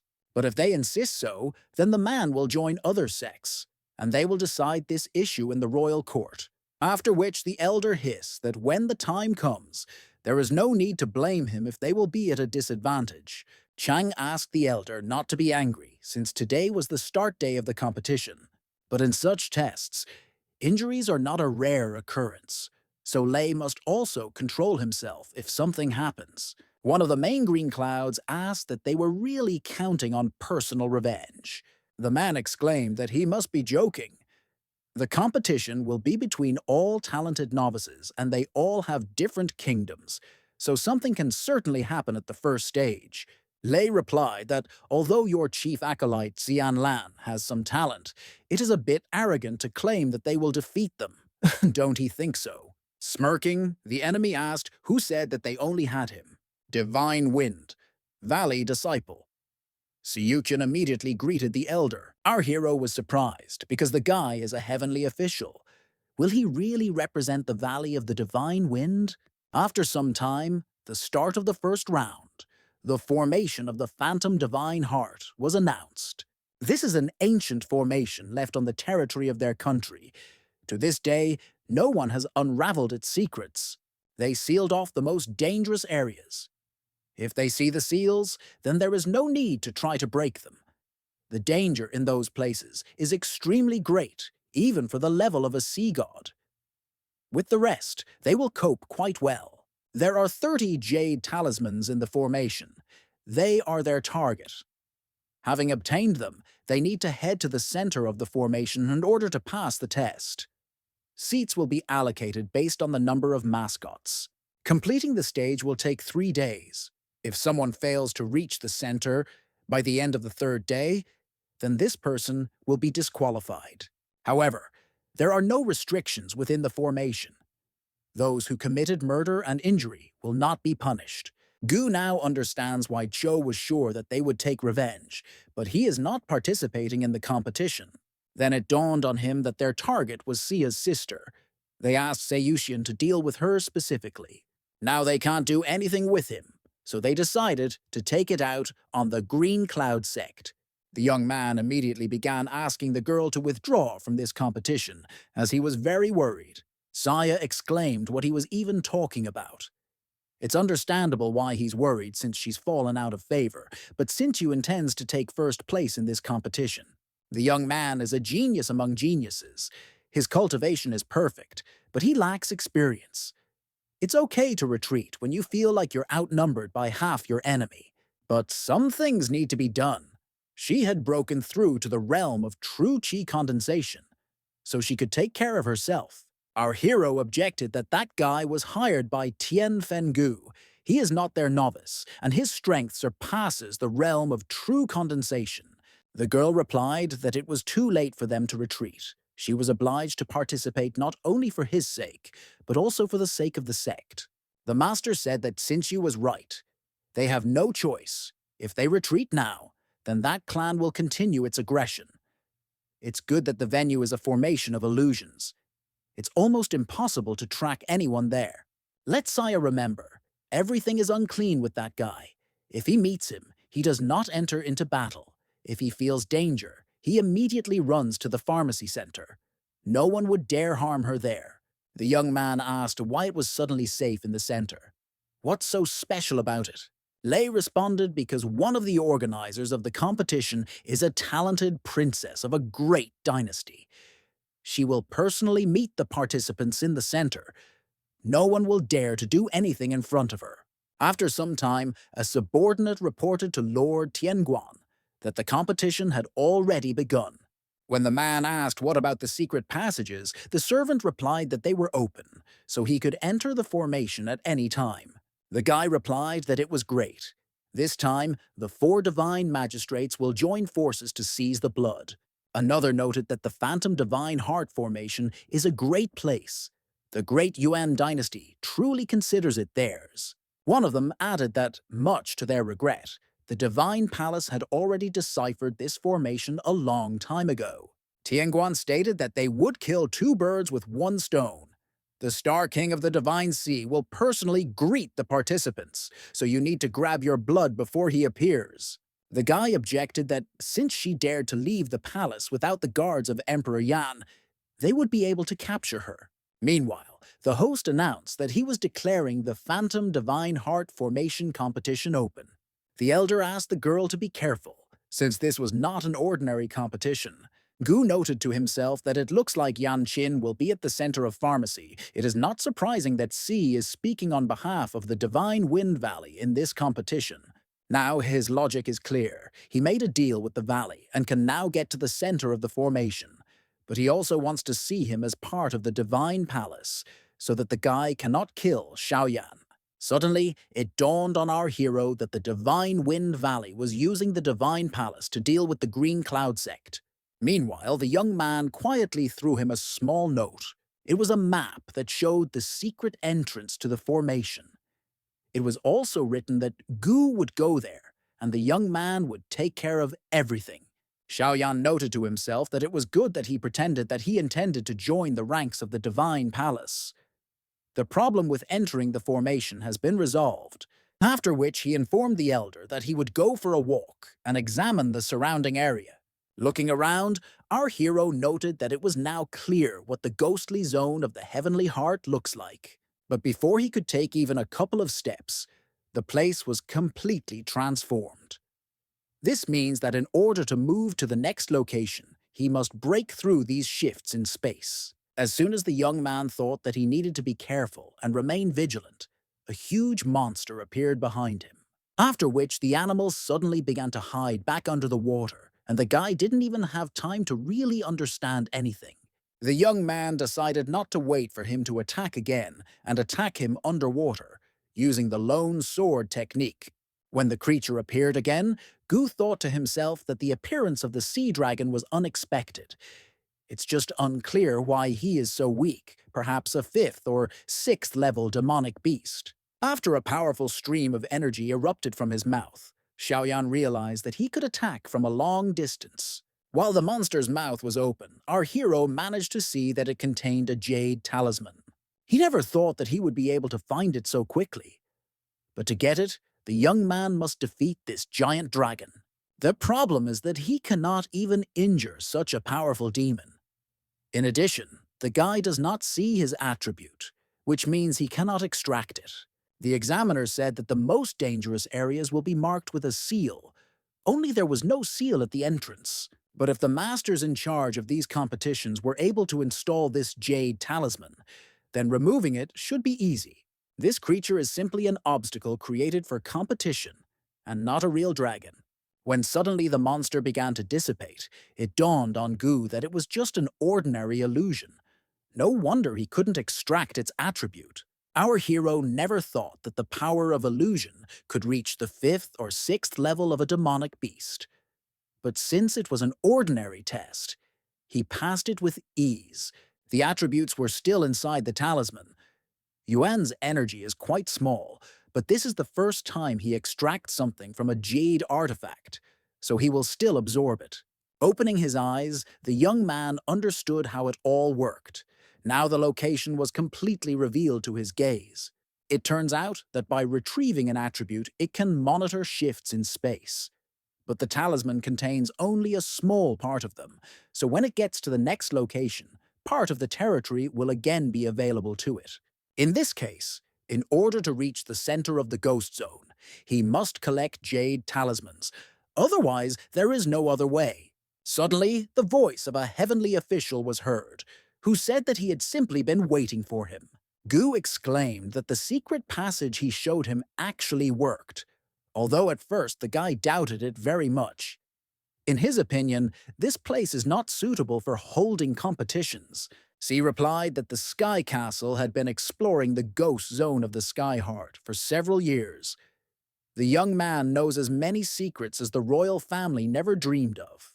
Our hero said that it looks like the castle in the sky is full of tigers and dragons. He wonders why such an insignificant person like him suddenly needed the Lord of Heaven. This time, Yushin probably thought of a whole plan to capture the Bloodhawk. Did the man decide to use him as a pawn? The heavenly official replied that everything was captured with the bloody hawk. It was almost in their hands. He doesn't need a guy for this. Everyone became aware of the ghost zone of the Celestial Heart hundreds of years ago. Why does he think the royal family needed to monopolize this information? Our hero replied that the gentleman must understand that he is still too young and does not have access to as much knowledge as he does. C replied that since ancient times, the ghost zone has been responsible for protecting the city, houses, and keeping dangerous criminals. She was created for a specific purpose, and the royal family knows this very well. Gu asked if he understood correctly that the Celestial Heart Ghost Zone was guarding something, and knowing what power she has, we can call her a mountain guard. The heavenly official replied that no, she protects not the mountain, but the entire country. It took the Sky Castle 200 years to explore this area. They are confident that the place is the entrance to the underground castle of King Swan. Ancient writings say that this ruler is the only one who managed to reach the realm of the Divine Sea in 1,000 years. Apart from him, no one has ever learned all the levels of changes in space. Of these, only 12 are used in the competition and help confuse the participants. The key to the gates of the king's castle will be waiting at the very end, after passing through all the locations. Only after all the necessary manipulations will the castle be ready to capture the ghost zone. The young man replied that this was all great, but he still couldn't understand what use it would be to them. Yuchian stated that the guy would help him break through the center of the ghost zone. Our hero asked why him. There are much more capable cultivators in the Sky Castle. The man replied that he was right, but they couldn't do it alone. They need someone who has not yet reached the Dantean rotation sphere. They had a man in mind, but when he met him, he realized that the young man would be a better fit than anyone. The young man asked why they thought he would have the strength to do this. Z explained that when he first met him, Gu was at a low level, but was still able to kill the god of the Sky Castle. A couple of months later, he defeated a couple of chi-gathering level opponents at once. The young man stated that it turns out he knows that Xiaoyan killed the god of the Sky Castle. Yuchian replied that he could pretend it didn't happen, and when the doors of King Suan's underground castle open, he will share this great success with him. The guy exclaimed that it was a great honor for him. Then he thanked him for dispelling his doubts. Now it would be impolite to refuse such a generous offer. The guy exclaimed that he had been in this place for half a day, but only now found out about 12 levels in the ghost zone. Perhaps he will show how to overcome them. Then he will definitely be ready to serve the Lord of Heaven. The man replied that reaching the center is not that difficult. He can do it himself. This way, the guy will better understand how the ghost zone works. This experience will only play into his hands in the future. Our hero noted that he talks about this so naturally, as if it were as easy as shelling pears. Suddenly, a heavenly official reported that someone was approaching in their direction. Then he added that everything else depended on him, and disappeared. Rivals ran past Shoyan, shouting that if they want to say goodbye to life, they need to speed up. The guy noted to himself that, judging by the clothes, these were students of the Cloud Seagate. This is a pretty strong sect, although they are not among the top 4. Why are they running away? You need to keep an eye on them. Meanwhile, the guys begged not to come close to them. They will give him the talisman and leave the competition. Just let him have mercy. When the artifact was thrown directly into the hands of Tianguan, he stated that the guys seemed smart, but intelligence alone was not enough to survive. Then he added that the talisman was now in his hands, so he no longer dared to detain them. When the young men began to evaporate, our hero thought to himself that they had simply disappeared, or that a new location had opened for them. Suddenly, the formation in front of the young man began to glow brightly, as if it had been activated. A moment later, he found himself in another location, and noted that they had definitely moved. But who was the guy who was chasing them? Which sect does he even belong to? Turning back, our hero saw that they were all dead. It looked like that person was a very strong cultivator. Xiaoyan must be on guard. It seems that this is a dangerous location, and it is also better for him not to meet other participants. Having opened the doors to the building, the young man saw that same man right in front of him, and noted that fate was clearly not favorable to him. The young man noted that something was wrong here. He just stands there and does nothing, as if something is holding him back. He doesn't seem to care at all about Gu's presence. Maybe he was just waiting for the guy to come. His clothes are torn. The man clearly just fought. But these marks on his skin do not look like wounds from a sword. When the young man took a small pebble and threw it at him, it turned out that there was a protective sphere or a wall around the stranger, and everything around was a labyrinth. Suddenly, Qianlan appeared, exclaiming what our hero was even doing in this place. Our hero immediately rushed to attack him, but the captain immediately said that he was not going to fight him.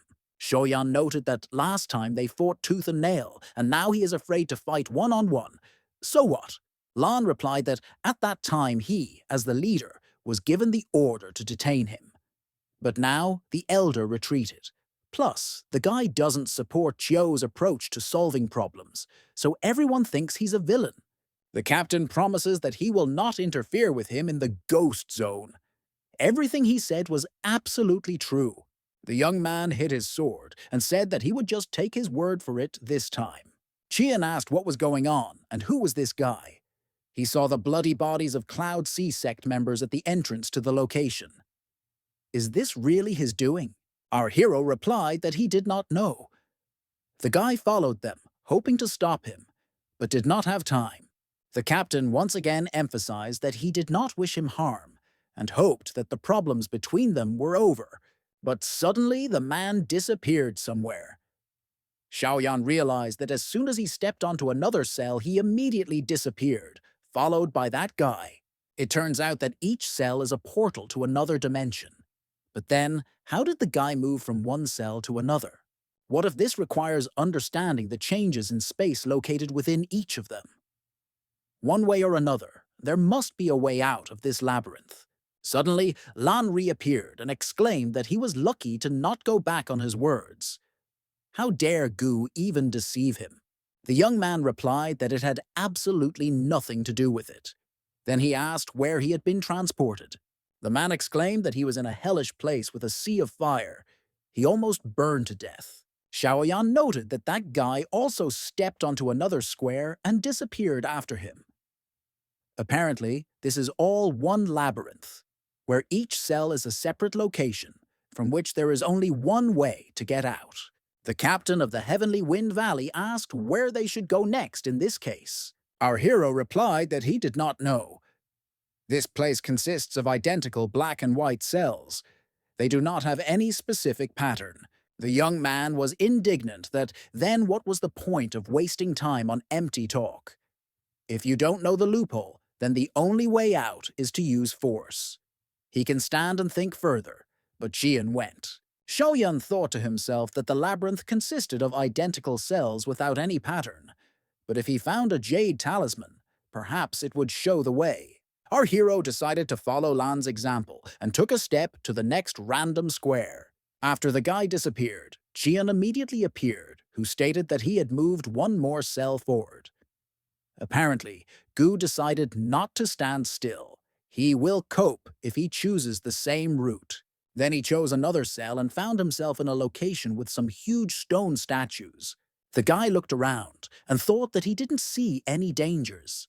How can we get out of this place now? But suddenly these sculptures began to move and at the same time head straight towards him.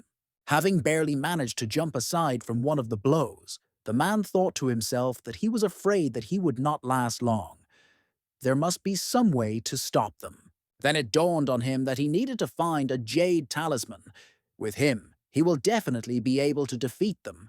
Suddenly, the voice of the same stranger was heard, who demonstrated the artifact and asked if this was what he was looking for by chance. The guy was indignant that it turned out that this young man was controlling them. Let him stop immediately. The stranger replied that all this time he had been thinking about how to find him, and he himself came to him, the leader of the Heavenly Wind Valley, named Qian Lan. The captain was very surprised and asked how this man could even know him. The man replied that he not only knew him, but also wanted to kill him, and the sculptures would perfectly help him cope with this. Lan shouted if he served the Sky Castle. Did the elder Chiu order to get rid of him? Why at all, really? Because he didn't want to join them. The stranger replied that he guessed it very quickly. Now let him prepare to meet his death.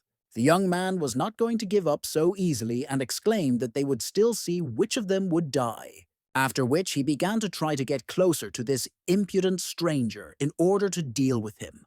But 3 huge sculptures came to his defense.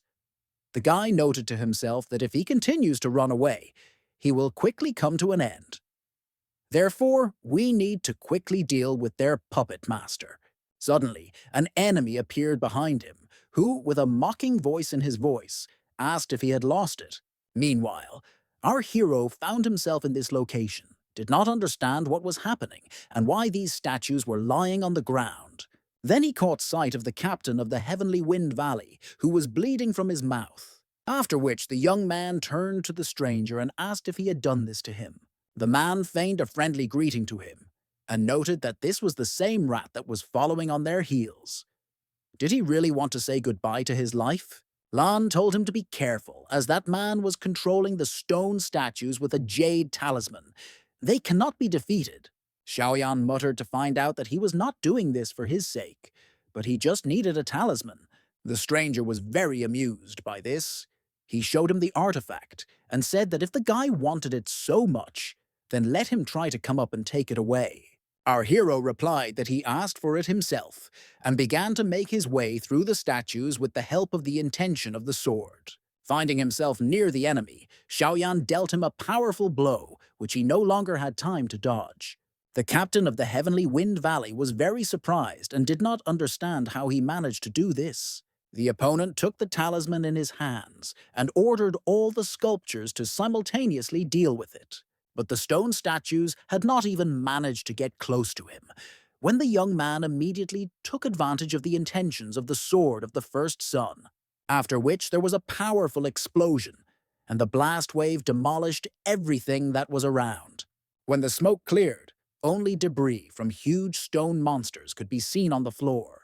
Then our hero approached the young man and said that he believed that their battle would be much more interesting.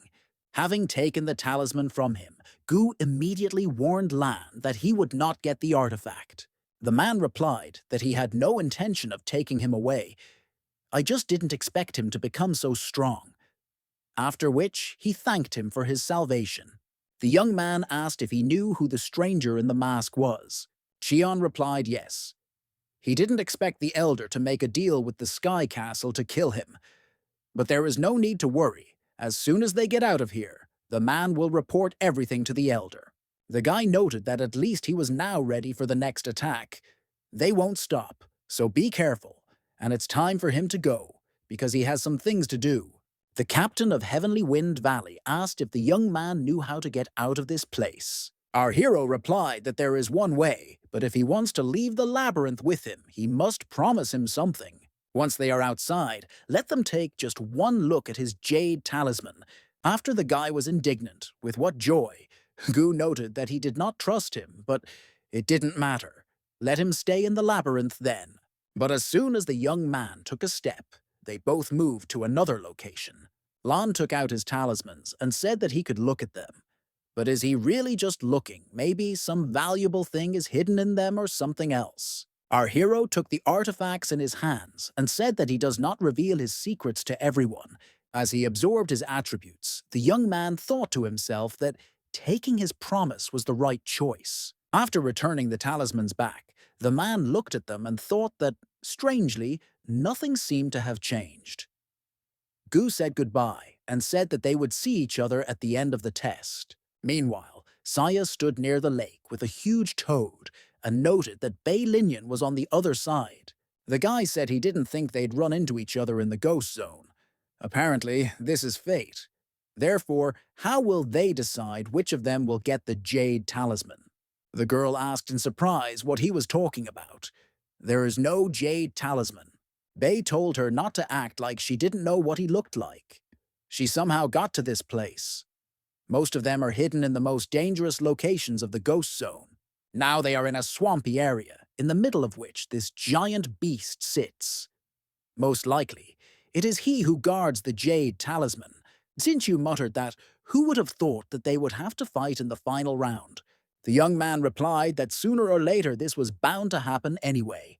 When Sire attacked him, the young man began to raise a whirlpool from the lake with the help of his magical abilities.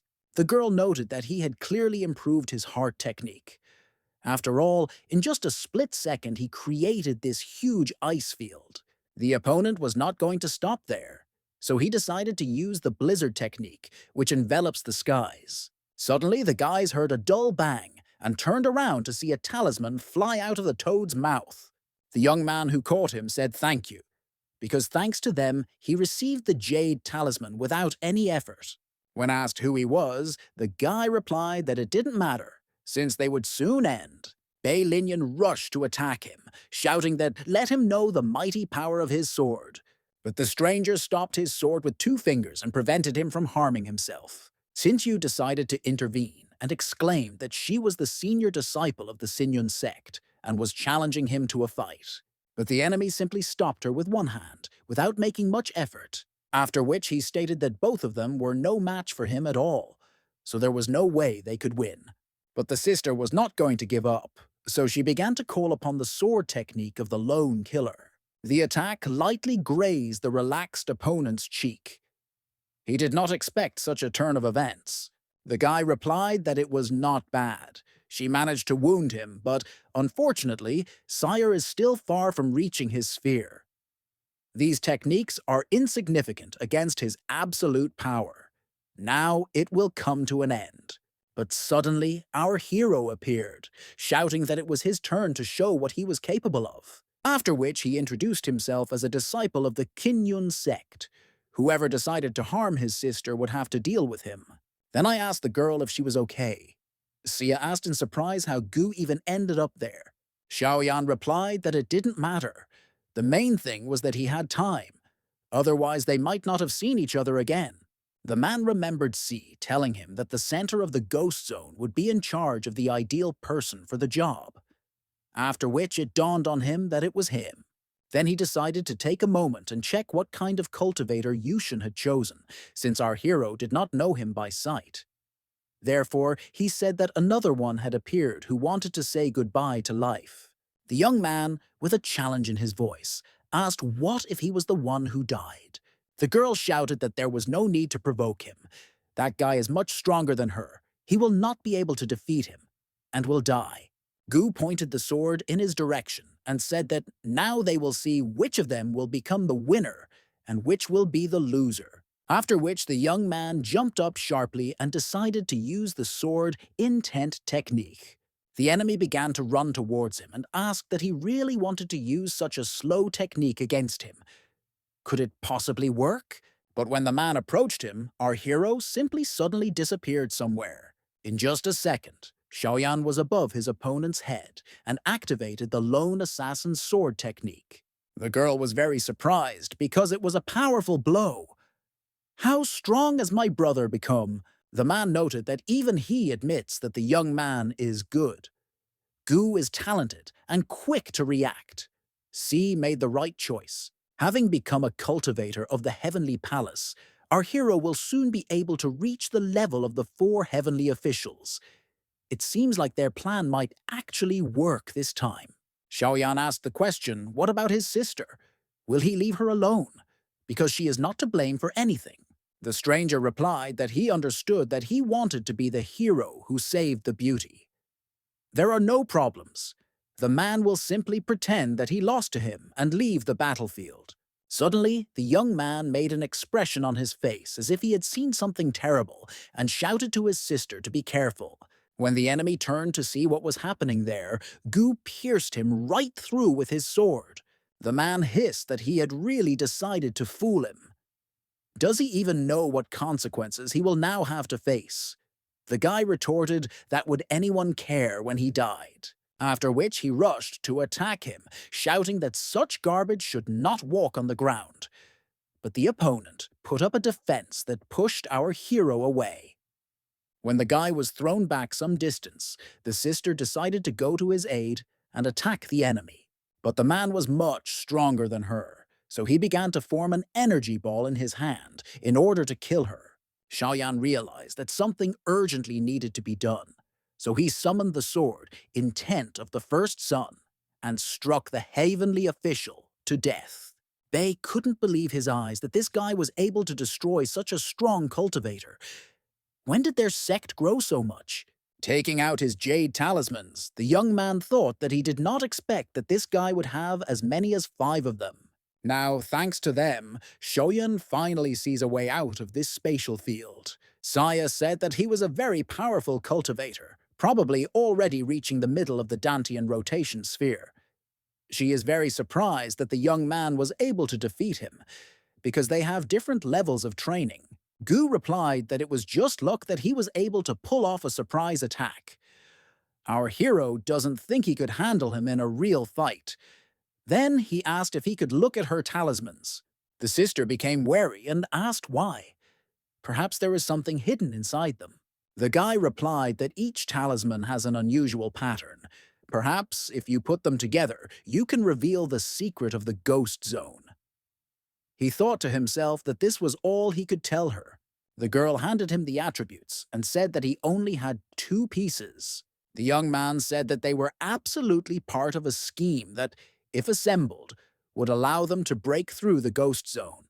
But unfortunately, this was not enough. If he could get 2 more talismans, then he would have everything he needed to do this. Bei shouted why Sia was staring at him like that. Did she really want him to sacrifice his jade talismans? The girl hissed at him to stop talking nonsense and give them to her immediately. The guy objected that even though they were outnumbered, he was still not afraid of them.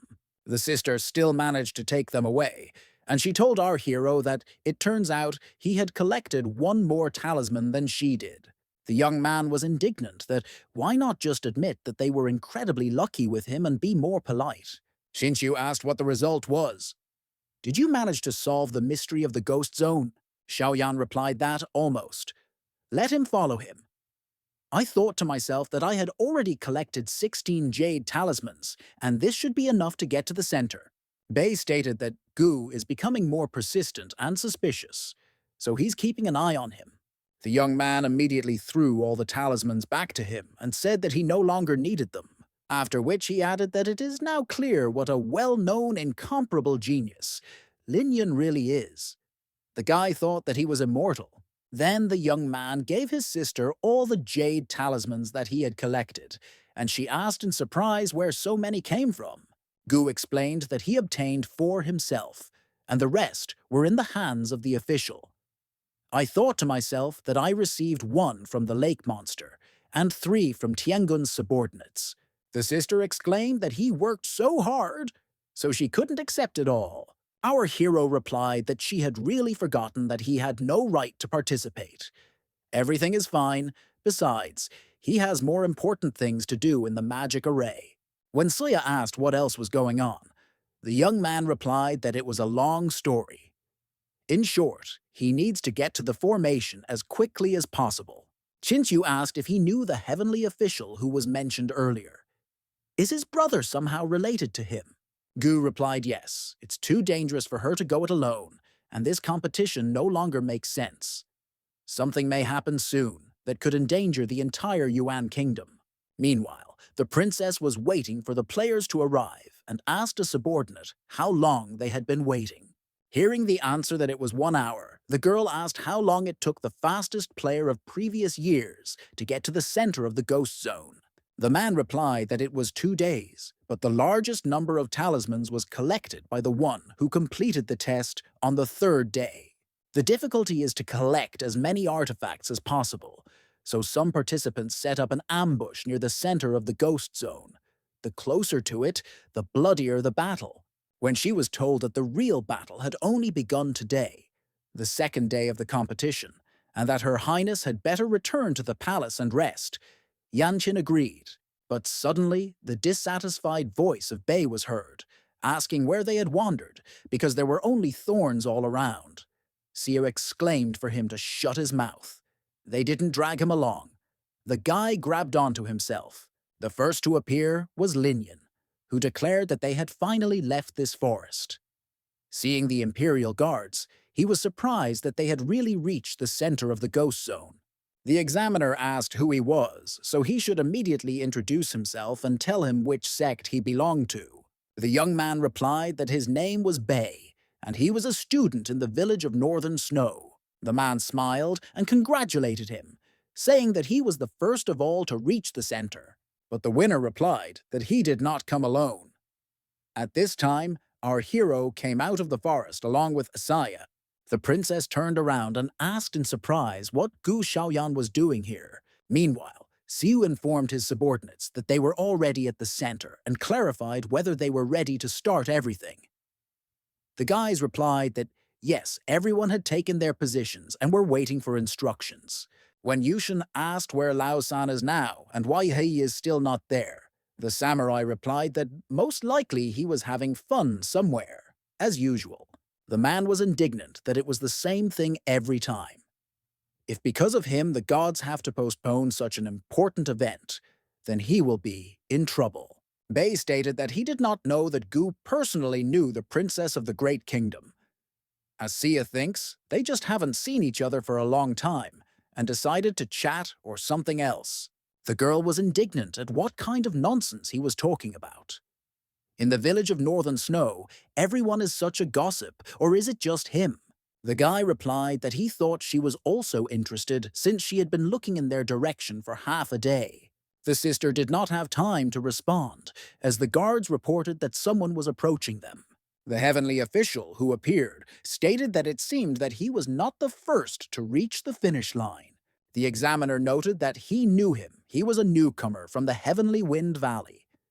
Now the young man can give him the collected jade talismans, and he will learn the results of this round in 3 days. Looking around, C wondered where the bloody hawk was.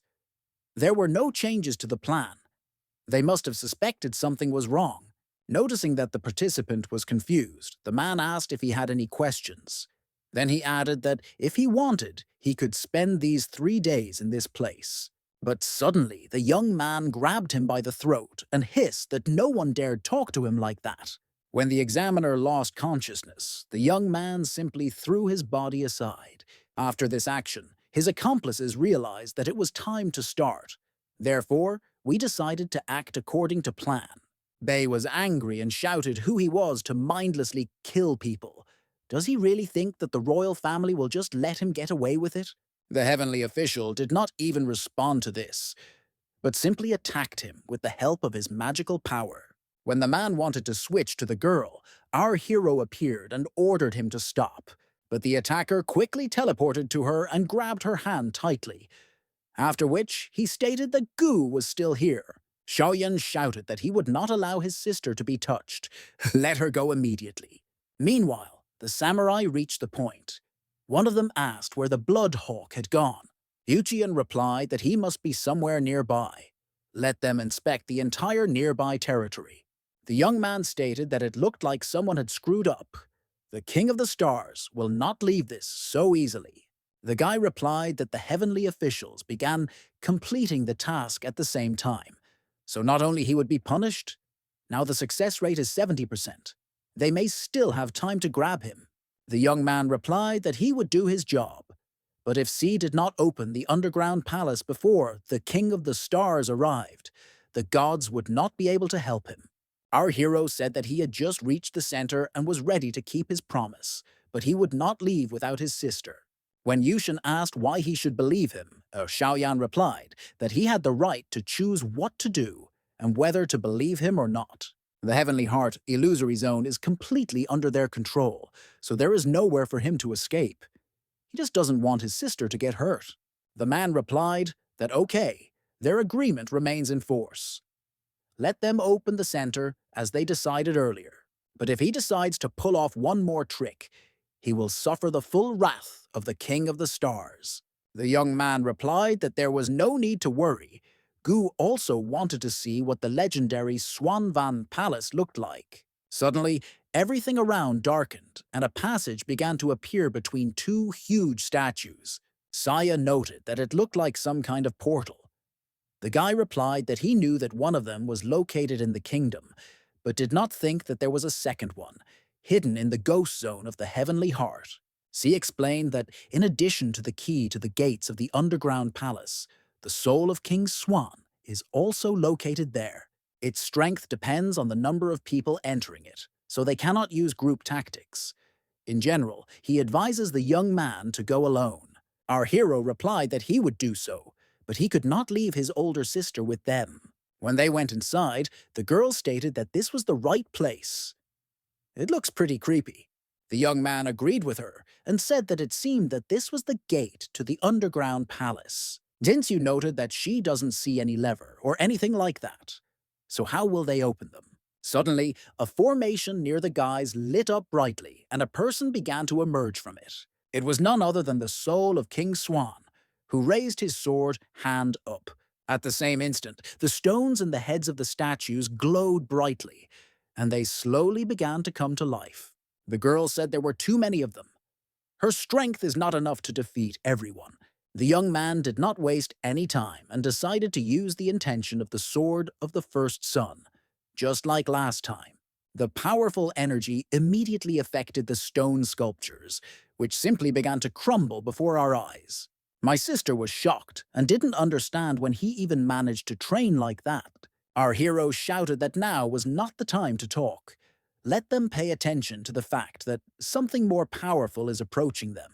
The young man shouted that he was just a piece of stone, so he could be dealt with in no time. Saya noted that this technique is a direct breakthrough. His level is even higher than the realm of condensed truth.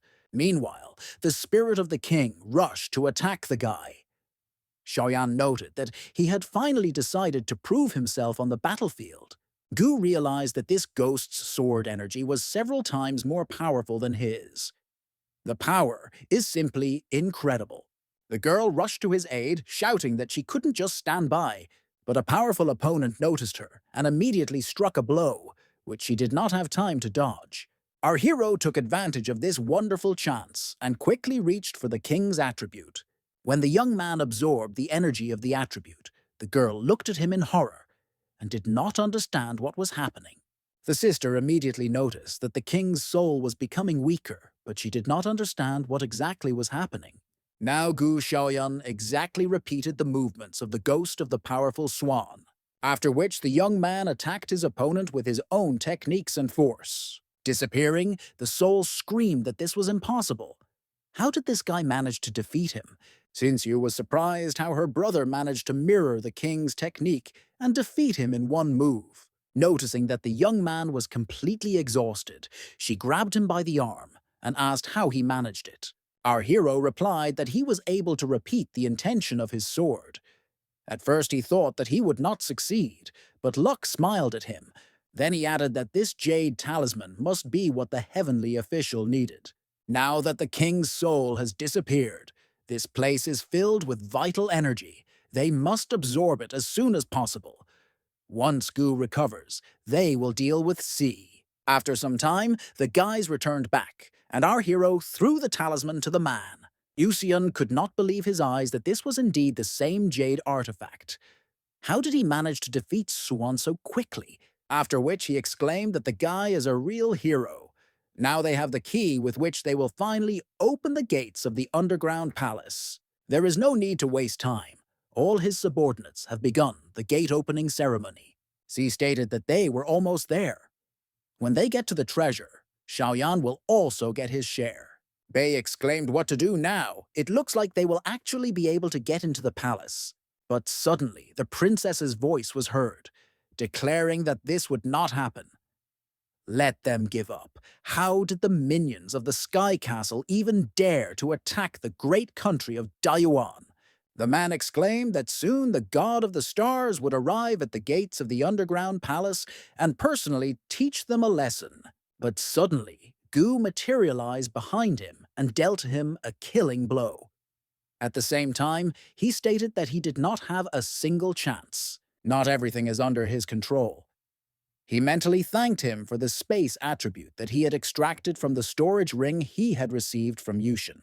The princess immediately ordered the capture of all the attackers who were involved in this. Then she thanked our hero for saving her and the Daiwan country as a whole. The young man replied that there was nothing special about it. He simply sent the message on time and did everything in his power. They asked the question, where are all the other cultivators of the heavenly palace that C spoke about? Yanjin replied that they took care of it. Most likely, they have already been detained. She was just worried about Xiaoyan. So she came to them. The guy immediately asked for forgiveness and said that he had to help his comrades. The sister added that she too had to go. She wanted to check if Master Lei was okay. When the guy shouted to Saya to wait for him, the princess took him by the sleeve and told him not to worry, because she would go with him. But suddenly, a powerful explosion was heard behind the guys, and, turning around, they saw an energy flow. The man thanked Gu and said that the guy had made an invaluable contribution to the common cause. He promises that upon returning to the Sky Castle, he will treat him in the best possible way. The princess noted to herself that, apparently, this was the same god of the stars that the young man was talking about. The villain, when he saw her, noted that he thought that 4 heavenly officials would be enough to catch the bloody hawk, but it seems that he underestimated her power, after which the man added that now he wants to get the girl even more. When our hero tried to attack him, the god of the stars threw him aside, like some kind of insect. Xiaoyan grabbed the princess's hand and said that they needed to escape as quickly as possible. The enemy rushed after them, shouting that no one could escape from under his nose. Once in the dungeon, Yan asked if this place was an underground palace. Will the god of the stars follow them here? The guy replied that there are quite a lot of passages there, and besides, the palace is still part of the ghost zone, so they're safe there for a while. When Sin asked how they would get out themselves, the young man replied that there was no need to worry. He will lead them out, but first they must try not to get into a fight and break away from the King of the Stars. Suddenly, they heard some noise and saw the guards of the tomb behind them. They had all reached the final stage of the Ninchin realm. There were a huge number of them, which gradually surrounded our heroes from all sides. Go noted to himself that this was incredible luck. This is the first time he sees so many attributes in one place.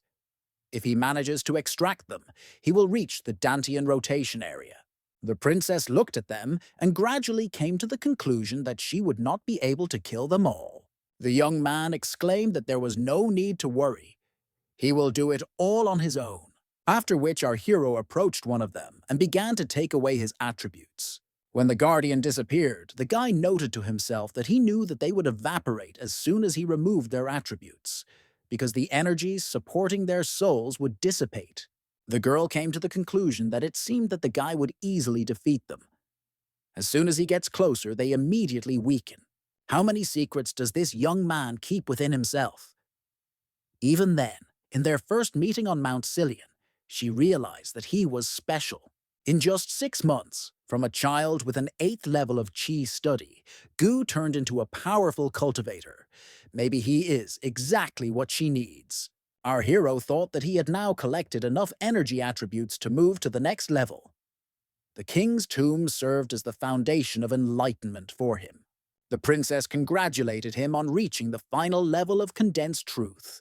He is now ready to open the Dantian spin sphere. The young man replied that he thought that if he could, it would only make Her Majesty laugh. He simply felt the energy emanating from the guardians of the tomb. The girl said that it is necessary to discard all these titles. From now on, let him call her Yan Qing. Throughout her childhood and youth, she was considered cruel. But he alone, it seems, never allowed such a thought. This is the first time she's been cared for like this. The guy replied that he just wanted to repay her for saving him then. In addition, Gu does not believe that her second personality, called the Bloodhawk, is a curse. Meanwhile, the subordinate turned to His Majesty and reported that the army was ready to carry out his orders. The man replied that it was wonderful. Even if all the mountains are turned over, it is necessary to find the princess. The insignificant minions of the heavenly palace dared to go against the Dayan kingdom. He will make them pay for this. Putting on the mask, he added that after so many years, the god of the stars had finally appeared. Very soon, the king will get to him. After some time, the guys reached the grave of swords. They came to this conclusion because there were too many of them around. The girl said that she did not think that she would also be guarded. But its guardian is different from the previous ones. His abilities reach the Swandan sphere. Our hero replied that he is more concerned not with himself, but with the sword in his hands. It is he who fills him with strength. The princess exclaimed that the legend was true and his sword actually had a soul. The young man did not understand what she was saying and asked to clarify what other legend was. Yan explained that people once discovered dozens of fake tombs. There were rumors that only by taking possession of the sword with the soul could one become the owner of its true heritage. But unfortunately, that sword was not in those places. The guy noted that when he encountered the king's soul, he defeated him with the help of a celestial sword move. Perhaps it was once part of it. Having received the sword with his soul, there will be a chance to reach the Swandan sphere. But suddenly, the god of the stars rushed past them and quickly headed towards the guardian. The man, even without a fight, instantly took possession of this sword. Then he stated that it actually contained the real soul of King Swan. Now he will finally become the new king. When the princess screamed that this would not happen, the guy stopped her with one hand. Sin was outraged at what he was doing. They can't let him have this sword. The young man asked if she found all this strange. A minute ago, this sword was still in the hands of the keeper. Is it really that easy to take away the king's legacy? The girl replied that she agreed with him, but they still can't let him go so easily. The man said it was just funny. Do they really think that a few stupid phrases will make him give up his sword? Our hero replied that one way or another they would soon find out whether his assumption was correct. Yan thought to herself that perhaps he really decided to simply mislead the King of the Stars. The enemy continued that their blood would help him improve the sword with the soul of Swan. Suddenly, the divine general of the southern region appeared and said that he was afraid that this was another fake tomb. But now he sees that this is not so. The last time they saw the god of stars was several years ago, when he tried to steal Princess Sinuan. The man replied that the Bloodhawk sits still and waits until it is caught, because that is what it was created for. Someone else might try to do it too. The general said that he was not here to argue. Let him leave the sword with the king's soul and get out of this place. The god of the stars said that they still call him that. But does he really think that during this time the man has not become stronger? This time he will definitely not lose. The deity of the southern region replied that it was not a matter of strength. He just won't let him touch the princess. Suddenly the girl exclaimed that enough was enough. No one dares to control her. Neither they nor the Holy Land. Even after death. After which the princess rushed towards the god of the stars in order to take the sword from him. As soon as she touched him, a magical reaction immediately began to occur. Yankin instantly began to absorb all the heritage that was in the ball, along with the king's soul. Our hero screamed for her to come to her senses and not let him consume her mind. But it seemed that the princess did not hear him and did not react to his words in any way. She was obsessed. The young man grabbed his sword and exclaimed that he would definitely save her. But as soon as he tried to knock the sword out of her hands, she immediately threw him back away from her. The guy noted that things were bad. He can only defeat her if he attacks with full force, but then the girl may get hurt. After he decided to use his sword intent, the princess instantly appeared beside him and pierced his body with a sword. The young man did not have time to react to this attack, since he did not expect her to do such a thing. The princess pushed him away from her with force, so much so that he crashed into the opposite wall. When Sin came close to him, he noted that he could only see attributes with a murderous aura that surrounded her. Why can't he extract the sword spirit attribute? It looks like the guy has no choice but to force it out when she attacks him again. When the princess swung her hand to finish him off, tears suddenly flowed down her cheeks, and she muttered that she couldn't do it. Memories of the king telling her that she must remember that misfortune will always haunt her came flooding back to her. In the entire history of Bloodhawks, not one of them could live longer than 20 years. Some have even been used as a booster to take the owner to the next level. In the eyes of others, she will never be an ordinary person. Therefore, she wants her to know this from an early age. Unfortunately, she doesn't have much time left in this world. He cannot help her, and this knowledge of him as a father gnaws at him madly. The baby objected that she didn't want to die, but please let her father save her. The man replied that he was powerless, but let him know that the gods were never so cruel as to leave the hawks with nothing.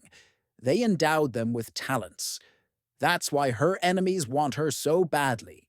Only she can save herself. Therefore, she must work harder to become stronger and grow faster. Only then will she be able to change her destiny. Then he asked what her next step would be. The princess raised her sword and shouted that she would not allow anyone to decide her destiny. The southern region divine general exclaimed that Sin could not control himself. She's going to apply. The girl is guided by the spirit of King Swan. He tells her to take the form of a bloodhawk. The young man said that he would not get the princess. Gu will fight for her to the last. The young man grabbed the sword with all his might, shouting that although he was not able to remove the attribute, he could still pull his spirit out of the sword. A moment later, our hero managed to do it, and he exhaled with relief. Looking at the multicolored sphere, Xiaoyan wondered if this was the attribute of the sword with the soul of the king. In addition to the large number of sword intent points and aura, there was also some kind of liquid aura. The guy didn't understand what it was. It felt similar to the regular one, but cleaner and more condensed. Suddenly, Yan burst into tears and threw herself into his arms.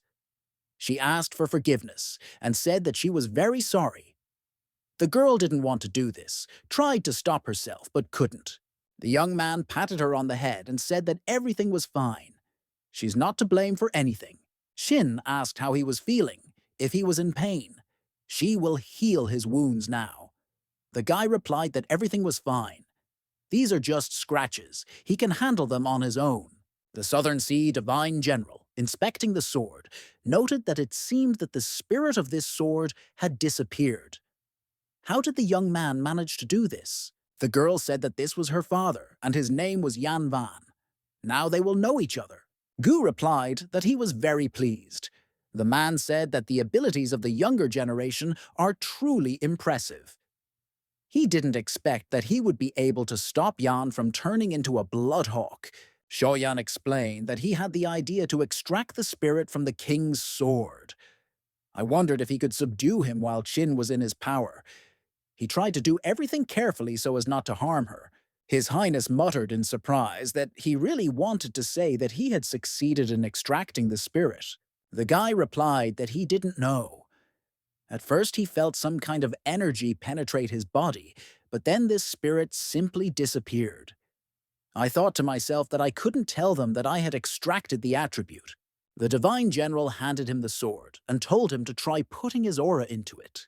As the young man began to carry out the order, a bright glow began to emanate from the sword. The man looked at him dumbfounded and stated that it was so.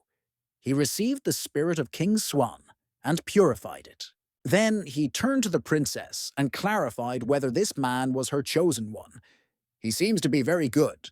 After which he turned to our hero and said that he would not forget what he did for his daughter. Upon returning to the palace, he will generously reward him for all his efforts. Gu replied that with all this fuss, they completely forgot about the rebels. Those people were going to attack the palace. He hopes that the masters and other disciples of his sect were not harmed. Van said no need to worry. All the rebels entered through a secret passage and found themselves in a ghost zone full of dangerous locations, so the outside world was not affected. After some time, the guy met with his sister, who said that they had been waiting for him for a couple of days in the palace and were very afraid that something had happened to him. He replied that he was fine. Choi suddenly appeared and thanked him for everything. Of course, it took her some time to regain her strength, but now she is completely fine. Then the voice of a subordinate was heard, who said that His Majesty would ask Xiaoyan and everyone else to go to the palace. Inside, Van invited everyone to sit at the tables, after which he said that those present were aware of the current situation. This year's competition was overshadowed by the invasion of enemies, but now the problems are solved. Everything is behind us. He hopes everyone learns their lesson. Therefore, he suggests celebrating this at the festive table. Our hero did not understand what His Majesty was talking about, so he clarified this question with his sister. She explained that it turns out Chiu was in cahoots with their enemies. Even though he was dead when he was found, the king still ordered the destruction of their sect. Heavenly Wind Valley is no longer in the top 4. The young man replied that they themselves had chosen their fate. The eldest son started this whole mess, so they fully deserve it. When Van asked what the guy wanted for saving the princess, he replied that he was just lucky.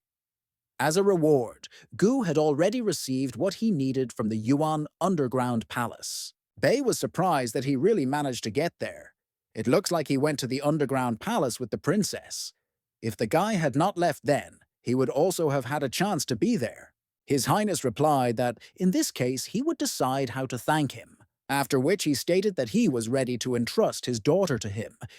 How about becoming his son-in-law? He and his dear princess went through fire and water. They were even on the verge of death. They will make a perfect union.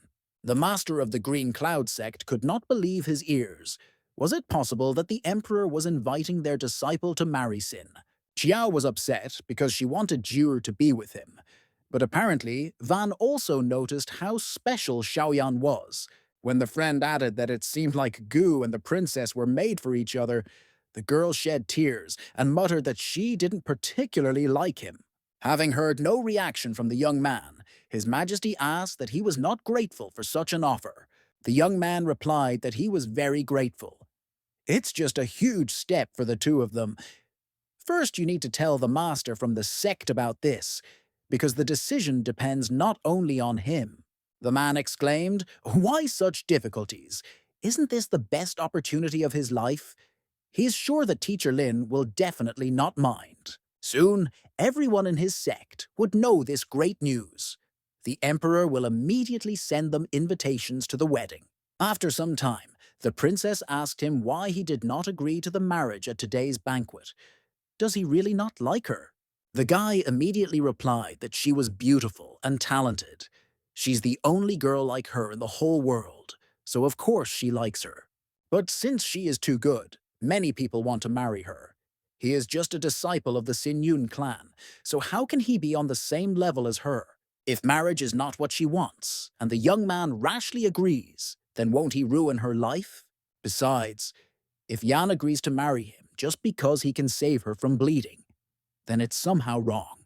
Suddenly, the princess pulled the young man towards her and kissed him deeply. Then she said that now he knows what Sin thinks about this. Since childhood, her father constantly sent her somewhere.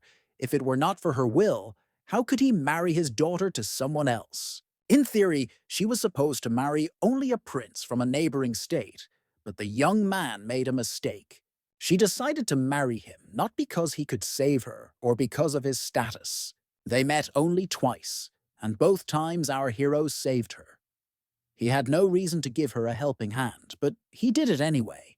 This is what the man of her dreams looks like. No one has ever treated her like this. Everyone approaches her only with a specific purpose. The young man hugged her tightly and said that he understood everything. Upon returning from Chinyun, he will save her. When Yan asked if this was true, the guy replied that of course. He really likes her too. He will return back to his sect and report everything to Master Min, and then officially marry her. When they returned back, all the students were already whispering that the princess was really going to marry Gu. The master immediately congratulated the elder on the fact that he now had one more strong student. The girl immediately said that she had a lot to do, so she would go first to her room. Lin noted that she doesn't seem to be very happy. Which is the matter? The man calmed him down and said that everything was fine. Just a little jealous. The young man told Lei not to talk nonsense, because it was because of him that she walked like this all the way. The elder asked what they were talking about. The more he listens to this, the more confused he becomes. The teacher immediately hugged him and said that it was better to talk about this indoors. Lei then turned around and said that why don't he hurry up and console Saya? It is normal to have 3 wives and 4 concubines. Gu was indignant at what kind of nonsense he was talking about. Sometime later, when our hero approached Sinchu, she asked why he had come at all. Wasn't he going to prepare a bride price and marry the princess? The guy replied that he also didn't expect things to turn out this way. Who knew that the emperor would force him to marry right away? The sister replied that she joined this clan at the age of 8. 10 years have passed since then.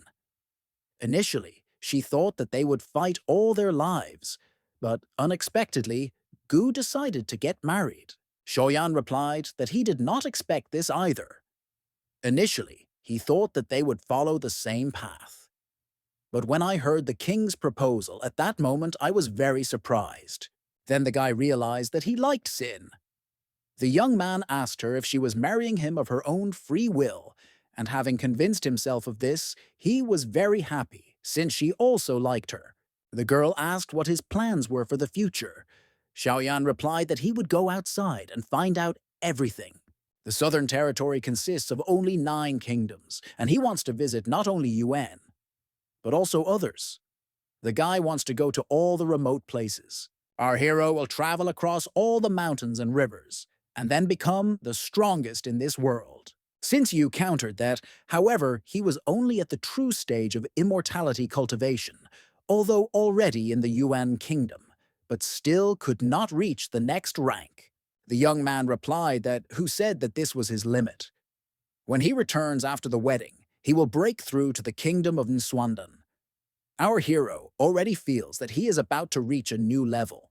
Saya asked if he remembered that 6 months ago, he couldn't even reach level 6. He was almost expelled from the clan. Gu replied that if he had not been given a second chance, he would not have what he has today. The girl replied that it was good. Then she will go with him to the kingdom of Swandan. If his level is higher than hers, then she will fulfill any request. The young man replied that they had agreed.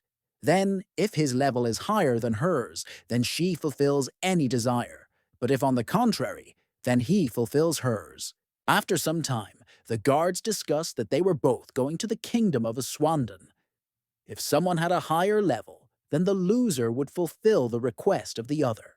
One of them noted that this was unfair. If Gu wins, he will be able to use it. Another replied that this was impossible, since the sister was the main student of the inner doors.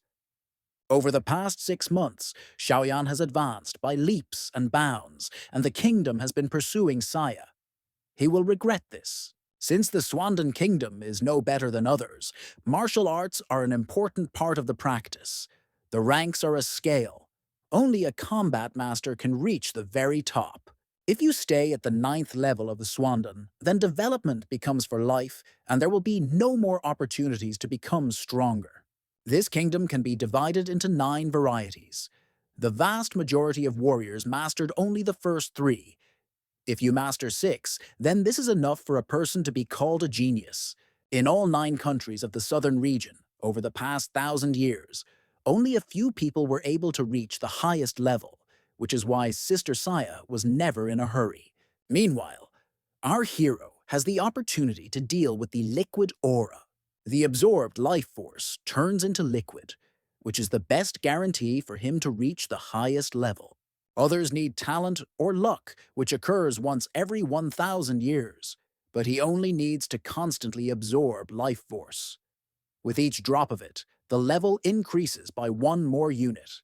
So as long as the guy continues to absorb life energy, he will definitely be able to cope with the heavenly pill.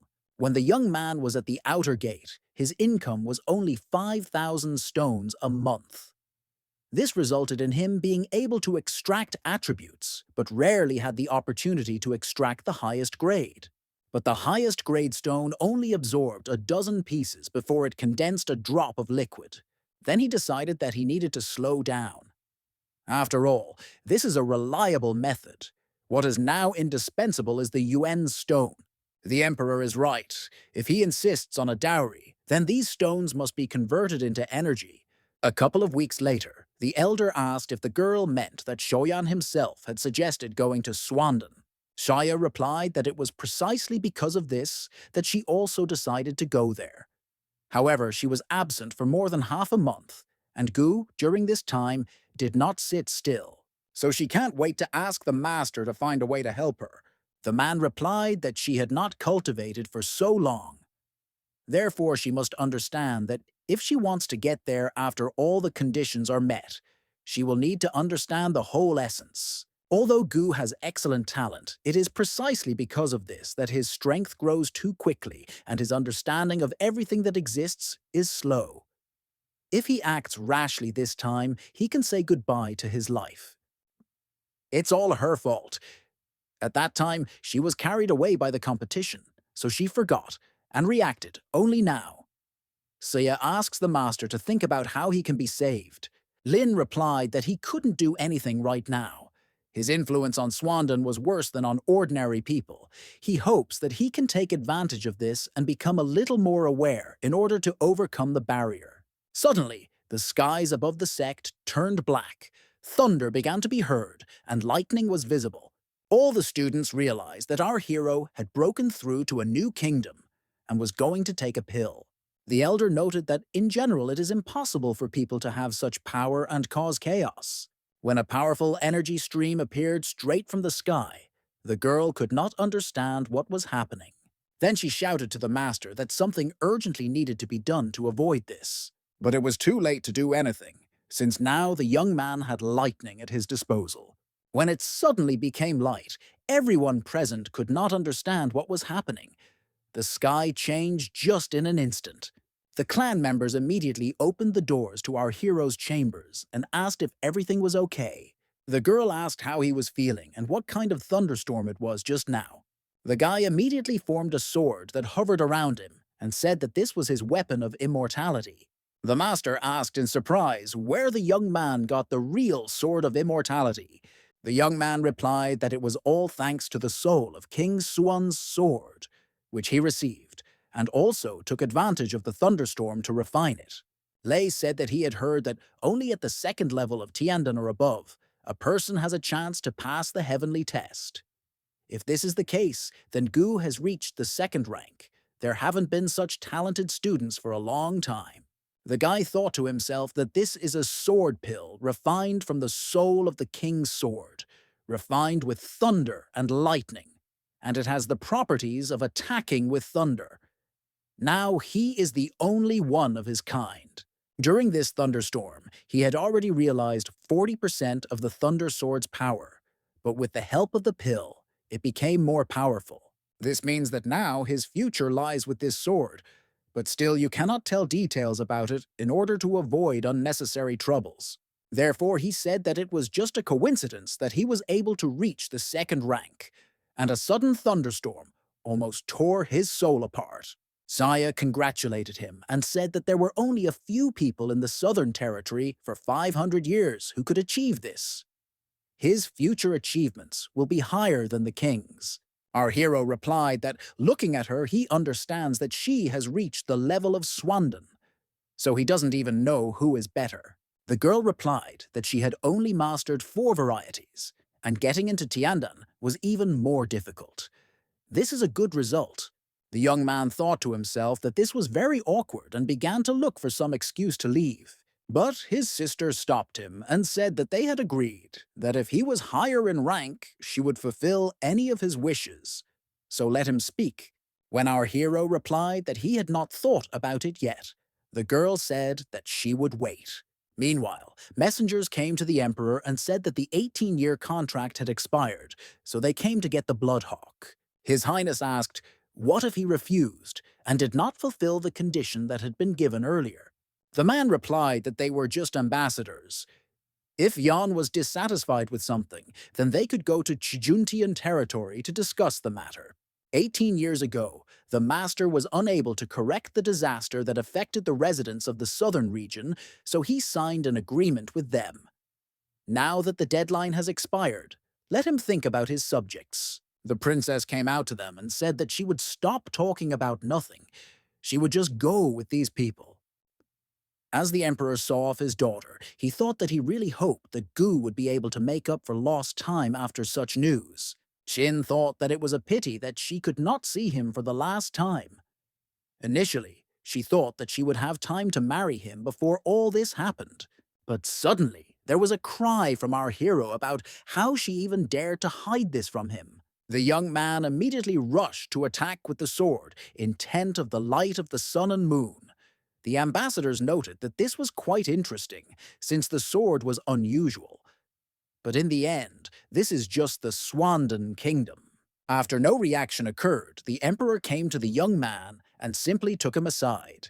The guy said that Yan prevented him from taking the princess. Does he know what the consequences will be? The man replied that he should know something about sin. On her birthday, she had an appointment with Chuntian, and now her contract is about to expire. The young man hissed that the emperor saw that he had the ability to suppress her Bloodhawk. But nevertheless, the man still gave her to heaven. Is he ready for the girl to become a valuable specimen for experimentation in their hands? His Highness exclaimed what he had to do.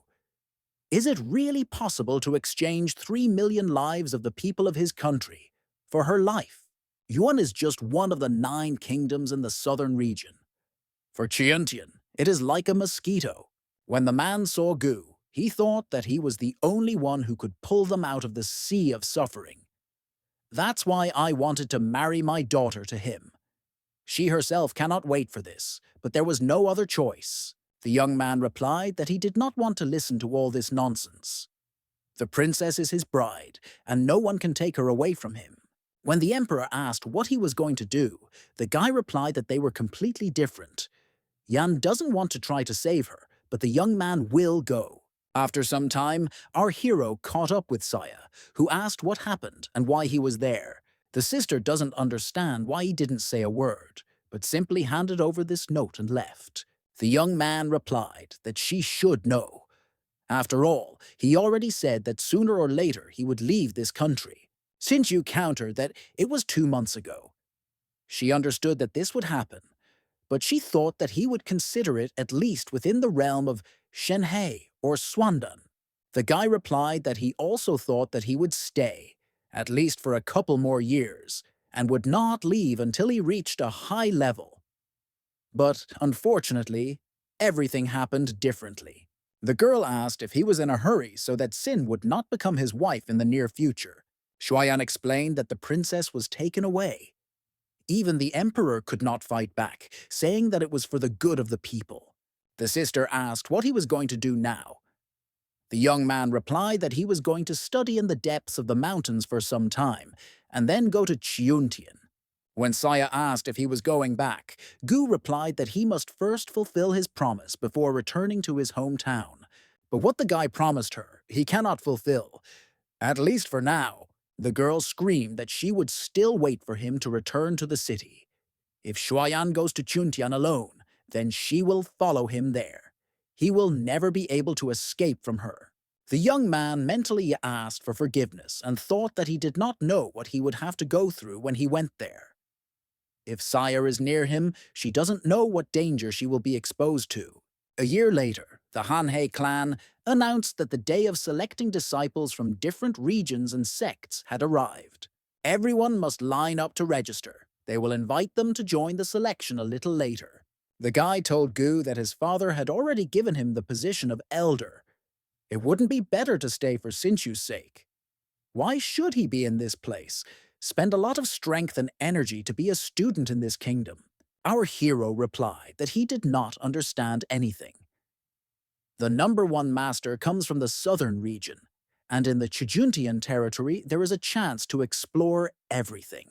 Suddenly, some big guy pushed the young man aside and ordered him to get out of the way. Shu stated that he would not say anything more to him. In the mountains, he saved his life. The young man wanted Shoyan to enjoy life, but the young man insists on going to the mid-sky region, after which he handed over the letter of recommendation that his father had prepared.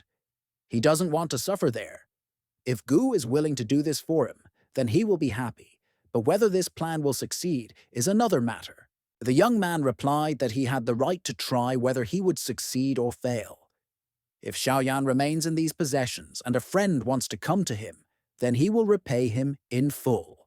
But the young man objected that he never wanted to appear in this place again.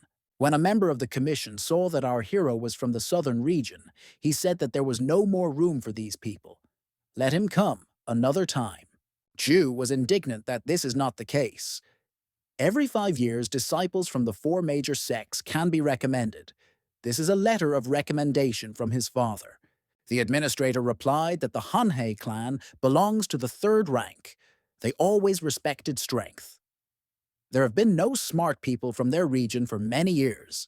Our hero asked what if the people from the eastern region could not defeat him? Will they accept him then? The man said that if he could defeat him, the old man would pay for his entire education. Shoyan stated that in this case, if he wins, then no one from the eastern region will join this clan. The man asked if he was sure he was the one he wanted to challenge. Perhaps it would be better to fight the students instead of him. Our hero replied that it was too troublesome. The eastern region has many students. It's better to fight him, so everyone else can shut their mouths. When the young man showed off his sword's aura, everyone present was shocked. The opponent stated that one should not consider oneself invincible just by cultivating chi energy. Today, he will weaken it and show how great the difference is between them. Xiaoyan replied that it was okay. He hasn't fought anyone for a year now, so it's important to understand how much Gu has progressed. It is also very interesting to see what the master is capable of. Let him not be embarrassed in front of his students. Everyone present did not expect that his sword intent was so powerful. They know everything about weapon cultivation, but they have never seen anything like this before. The man exclaimed that he was just bluffing.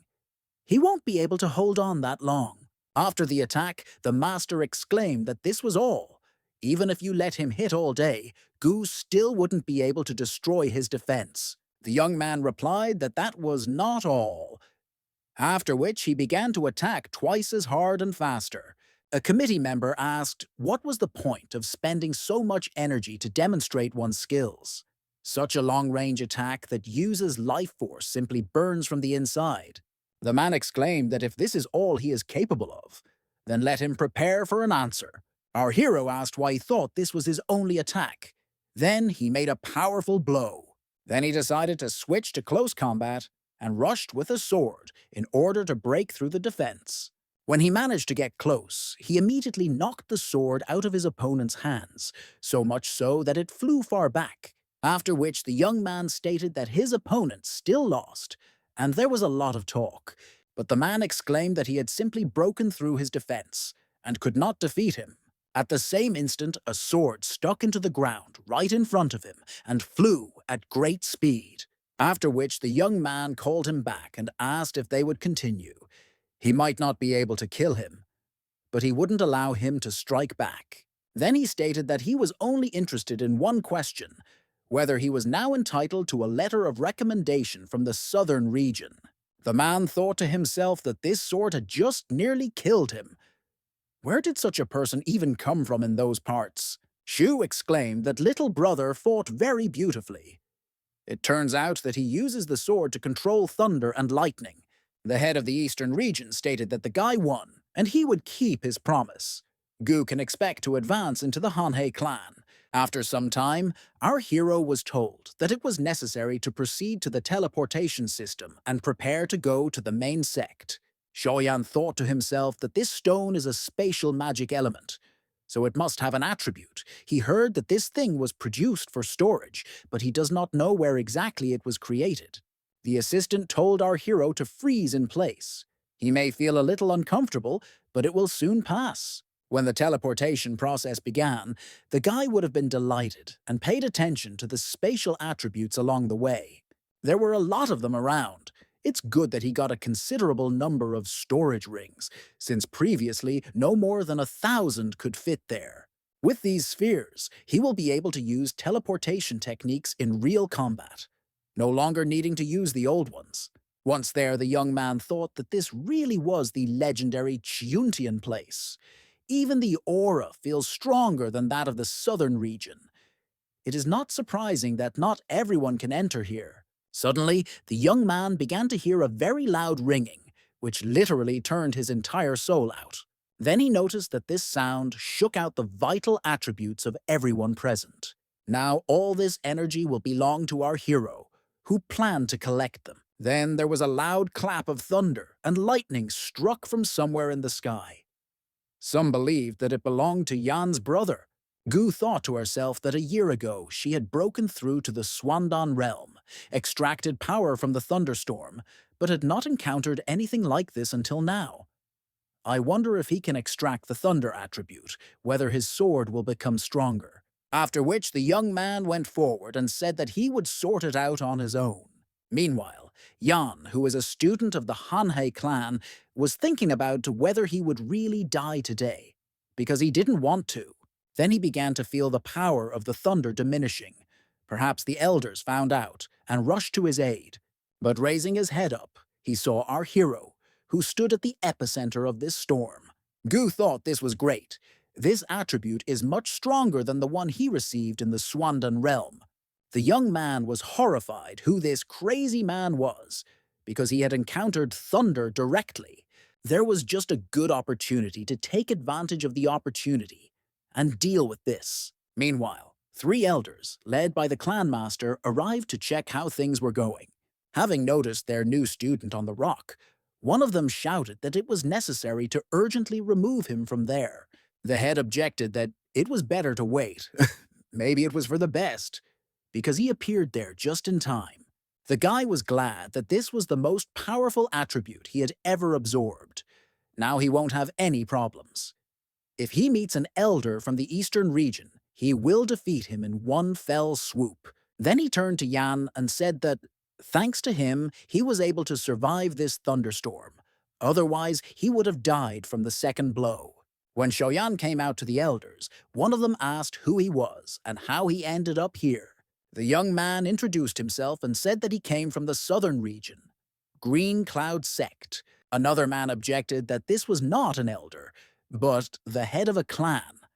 After which, he asked where Yan Xinyui was. Suddenly, the voice of a young man, who had barely crawled out of the cave, was heard and said that he was here.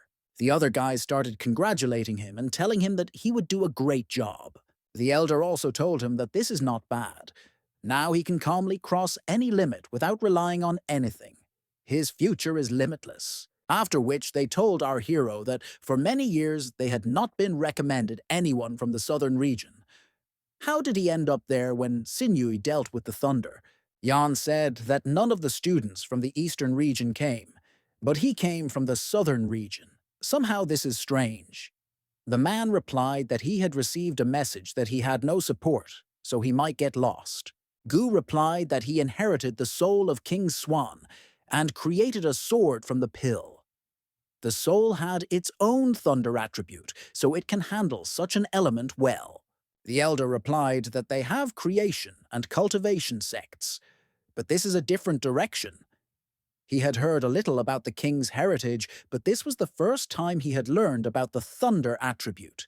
In order to make all questions disappear, the young man decided to demonstrate what he had created.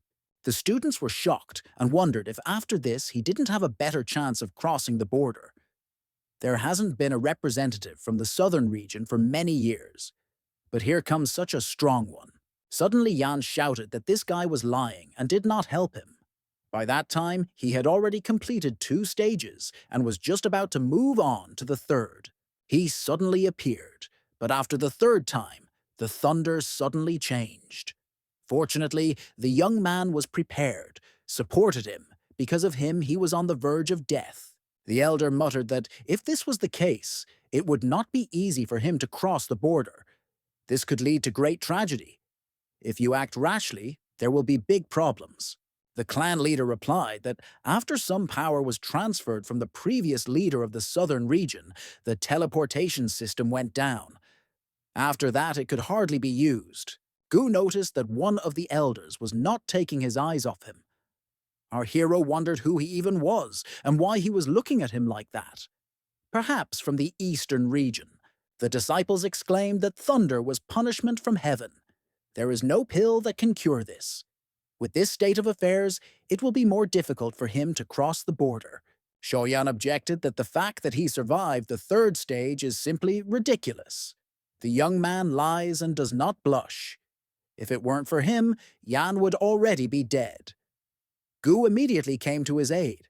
When the guy added that he should have let the thunder turn him into mush, no one would have doubted it. The student hissed that, how dare he talk to him like that? He has absolutely no respect for elders. Gu asked why he thought he was worthy of this. Let him look at himself. I thought to myself that he didn't have time to deal with this, so he would use it to gain trust and respect. The head of the clan exclaimed that enough was enough. This question remains open. They'll figure it out later. But a sword that can cultivate the thunder attribute is very unusual. The test was completed successfully. The man said that the young man is very talented, but he must give up his arrogance. We need to move forward together. After the bell rang, everyone gathered, from the least powerful to the strongest. Then it will ring 3 times. If they feel that they lack strength or are weakened, they can leave at any time. As for those who can survive the final test, they will be promoted to Siwani disciples and will be able to compete for the position of Chunchi. The young man thought to himself that even before this, the sound of the bell alone was enough to make some disciples fall.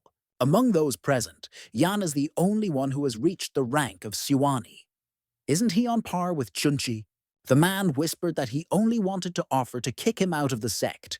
The second eldest did not help him. He was clearly against him.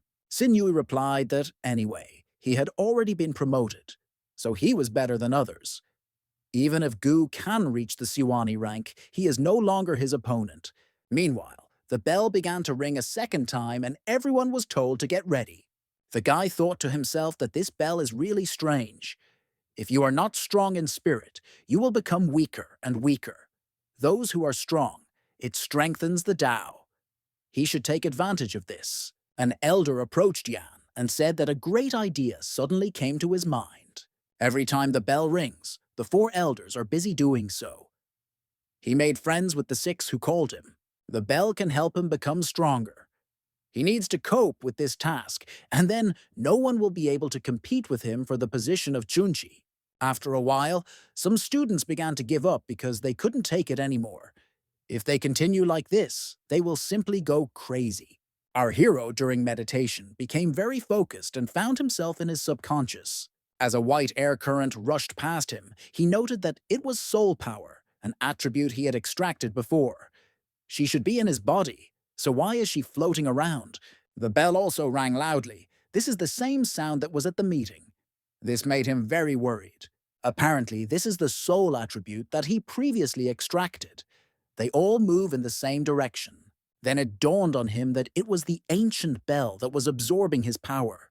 Now everything has fallen into place. Previously, he had no idea how to use or where the soul attribute was located. It turns out that it was here all along. This instrument wants to absorb the power of his soul. When I first entered consciousness, I encountered this. The young man cannot allow this to continue. This attribute has always been a part of him. After which he collected his thoughts and continued his meditation in order to prevent the absorption of his power. The man thought to himself that he had summoned the soul of the bell to absorb power through sound. So why was he still calm? The elder announced that those who can continue the test will rise in rank. He noted to himself that a third of the students suffered and failed the test. There have been no Siwani disciples in the sect in the past few years. Gu is still holding on. In this case, let's see what the last call will be. These are the greatest powers that the sect could ever call upon this bell. It's a shame that it affected the other participants as well. Suddenly, the elder exclaimed what was happening and what was wrong with the last blow. Others responded that his strength simply disappeared somewhere. The same thing had never happened. Yan wondered what his origin was, if even the spell of the ancient bell could not unsettle him. Our hero was already thinking to himself that he wanted to extract his soul power, but it accidentally merged with the one he had previously. It turns out that the ancient bell contains a technique for protecting the soul, used to counter soul-level attacks, just like the king's soul. This is nothing less than a legacy. There was also a defensive technique. If he was improved well enough, he would die when attacked. It looks like he will have to spend a lot of time studying it in the future. The head of the clan noted that he received the inheritance of the ancient bell. This guy was lucky. Gu was able to get into this sect, then announced that Xiaoyan, Duan Huntian, and Lu Shan were promoted to Siwani disciples. The guys immediately started congratulating each other. Next, it was said that the selection process was beginning. These 4 disciples will be invited to the martial arts field. The guys discussed that the competition was serious. Many guys couldn't stand it. What's incredible is that 3 students were selected. Another replied that it was because the ancient bell had broken down and was not emitting the original power. However, even if they were lucky enough to become Siwani's disciple, their true strength would be revealed during the competition, after which the first round was announced. Jian Xinyu must fight against Duan Huntian. The clan head thought to himself that Yan was the only disciple who had been promoted to the rank of Siwani last year. There is a big power gap between them. That's obvious. Although this newcomer Gu has excellent talent and has refined his sword, he was recognized by Chiju. But if you compare him to Xinyu, with his current strength, it is obvious that there is a gap. Meanwhile, the young man said that it was time to start and sort this out as quickly as possible, after which the young man rushed to attack, without expecting any response. The guy didn't expect such a sneak attack at all, so he didn't even have time to defend himself. One of the guys admired that the enemy was defeated with just one powerful blow. Next, the next round was announced, in which Gu Xiaoyan would fight against Lu Shan. Our hero did the normal thing, and greeted his opponent before the start of the fight. The guy replied that the brother from the southern region has a good base, has been promoted to a Siwani disciple, so his future is limitless. Xiaoyan replied that he made him laugh and asked him to demonstrate his abilities rather than talk. The young man instantly rushed to attack, but the young man managed to quickly step aside, after which the thunder attribute materialized in his hands, and he attacked the enemy with this weapon. Immediately after this, the arena and everyone around was illuminated by a bright light from the energy flow. The enemy no longer made any attempts and admitted defeat. Now the time has come for the third round, where the best of the best must fight among themselves. Yan said that the winner will get everything. The loser will forget about this place. Gu is only at the last stage of Xuanden's development. He cannot defeat him, since he is the best. Our hero asked the question that why people from the eastern region are so unreasonable. Do they really like to rely on others so much? Then, drawing his sword, he declared that in this case he would use it to defeat him.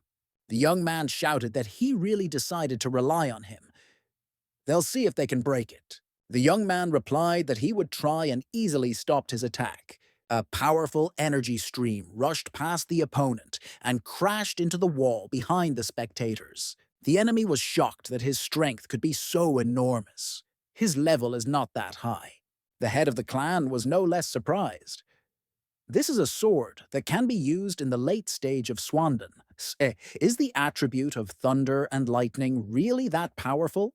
The guy thought to himself that he was so strong, but when he started using his trick again, he would strike before Gu could cast the spell. After which he began to rush around our hero at great speed, so much so that it was even difficult to notice him. Then he decided to take advantage of this opportune moment to end his life. But around Xiaoyan, a large number of lightning bolts immediately appeared and struck around him. The opponent immediately jumped back some distance. The young man said that in the face of absolute power, all his tricks were useless. Yan shouted that this was impossible, because he was stronger than him. But he could not win, even at the late stage of Swandan. How can this even be, since he didn't even use any other technique? Therefore, he exclaimed that he would then use his power. He doesn't believe Gu's skills are better than his. The young man hissed that he had not come here to fight for Kunchi with people like him. He might be able to withstand such an attack, but this is not the end. Only the guy got his title thanks to the help of others. Now, the young man will demonstrate what a person who survived a catastrophe at a late stage should look like. A moment later, the enemy was surrounded by a large number of thunder swords, which were ready to strike at any second. When Yan exclaimed that he would really only call on thunder and lightning for the rest of his days, he was attacked by energy flows. The clan head immediately exclaimed that Xiaoyan was very capable and should become a member of his sect. When the enemy was defeated, our hero approached him and asked him whether he now believed Gu was worthy of becoming a member of the sect. Everyone present was shocked that this was all that happened. They had never encountered this before. It was immediately announced that the guy was the winner. Now he can be congratulated on joining their sect. After some time, the man said that he did not expect that the southern region could recommend such a talented guy. Then he asked what reward he wanted to receive for Chunchi. Our hero thanked him and said that his sect lacked resources. He hopes that he will be able to select several elixirs so that he can continue to fight. The head replied that it was good. As a member of the Hanhei sect, the young man could choose what he wanted in the Tibetan Sutra Pavilion. His sect belongs to the highest in the Juntian kingdom. There are also special books on pills. But the materials he mentioned and the pills are not the same thing. The guy asked in surprise that they really didn't have the medicine to create the necessary pills. The man replied that it was a long story. Between the Hanhei and Xinyan kingdoms, there is the Shohan kingdom. Many medicinal herbs that are filled with vitality grow in this place. It opens every 10 years. Their sects made an agreement to send their disciples to each other. Initially, it was the main source of medicinal materials. But many years ago, Xinyan became one of the best sects, so Xiuhan gradually became common to the fore. These are the ones who bully his family. Since then, the herbs have become less and less. The head of the clan hopes that it will be possible to take students to the Sayaohan territory, which will open in a month. It is necessary to prepare and expel other sects from that territory. When the guy asked if they were strong, he was told that in terms of overall strength, they were not inferior to their sect, and Elder Hanhei's power was higher than those three. But the disciples they send are in the Shenhai realm, so their sect could never gain an advantage in that territory. The young man muttered that this means it is connected with the interests of the sect, but students periodically clash with each other there. They are at a high level, and this will be a big problem. The elder exclaimed that he believed that with his sword he could win glory for Hanhei. He will receive 30% of the resources from that territory before transferring them to the sect. More importantly, they need to be hit hard, but they can negotiate first. Then he said that the Tibetan Sutra Pavilion was located in the courtyard of the sect. Let him go there. Our hero thanked him. Meanwhile, the elder of the Xinyan sect, Xin Fei, said that today 2 sects were invited to discuss the situation with Xiaohan. He doesn't know what everyone else thinks about distribution. The elder of the Yuehua sect, Guan Xiao, replied that their clan has always supported Fei. They demand to receive 20% of the profits, but still believe that this is really not enough. In Yu's sect, Elder Yun Ruo replied that this was the 6th time she had come. Her clan accepted 2 Shenhai kingdom disciples. It's time to remind everyone of this. The young man asked how much medicinal herbs she wanted to get in total. The girl replied that she believed that they needed to compete fairly and everyone should rely on their own strengths. Chin replied that she seemed to have forgotten that this territory was the border between his sect and Hanhei. Doesn't he think it's better not to get involved with this clan? Guan stated that according to their abilities, they will receive 30%. This can be seen as compensation for the Yuehua and Inyue disciples who have left for Xiaohan territory in recent years. Smiling insidiously, the girl supported him and said that this was a very good offer. Fei replied that he agreed. I thought to myself that his appetite was indeed becoming brutal. This year they have a couple of Shenhei students, so they should benefit even more. Sometime later, our hero was already sorting through the celestial techniques of the treasure pavilion, of which there were more than 30. It's understandable. After all, it's a higher sect. There was only one celestial technique in Xinyun, and even then, only the Elder had access to it. Although this technique, which transforms sword kuis into defensive ku, is a lower celestial technique, it is very suitable for its cultivation. There is also a middle celestial technique, the Milky Way sword, which suits him. Then you can take both. There is still a month left for cultivation. This time, you need to prepare well for going to Xiaohan and find enough resources to break through to the Shenhai stage. Noticing the light above, one of the students wondered what was going on there. Another replied that this was their new leader. His name was Gu Xiaoyan.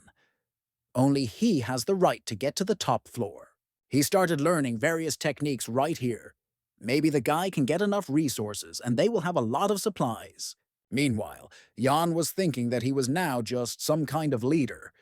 If he were offered such a position now, he would refuse. Why even become a leader in a sect that everyone else doesn't respect and doesn't care about? A month later, the 4 sect leaders began working together to remove the seal on the entrance to Xiaohan, after which they said that this passage would be open for 20 days.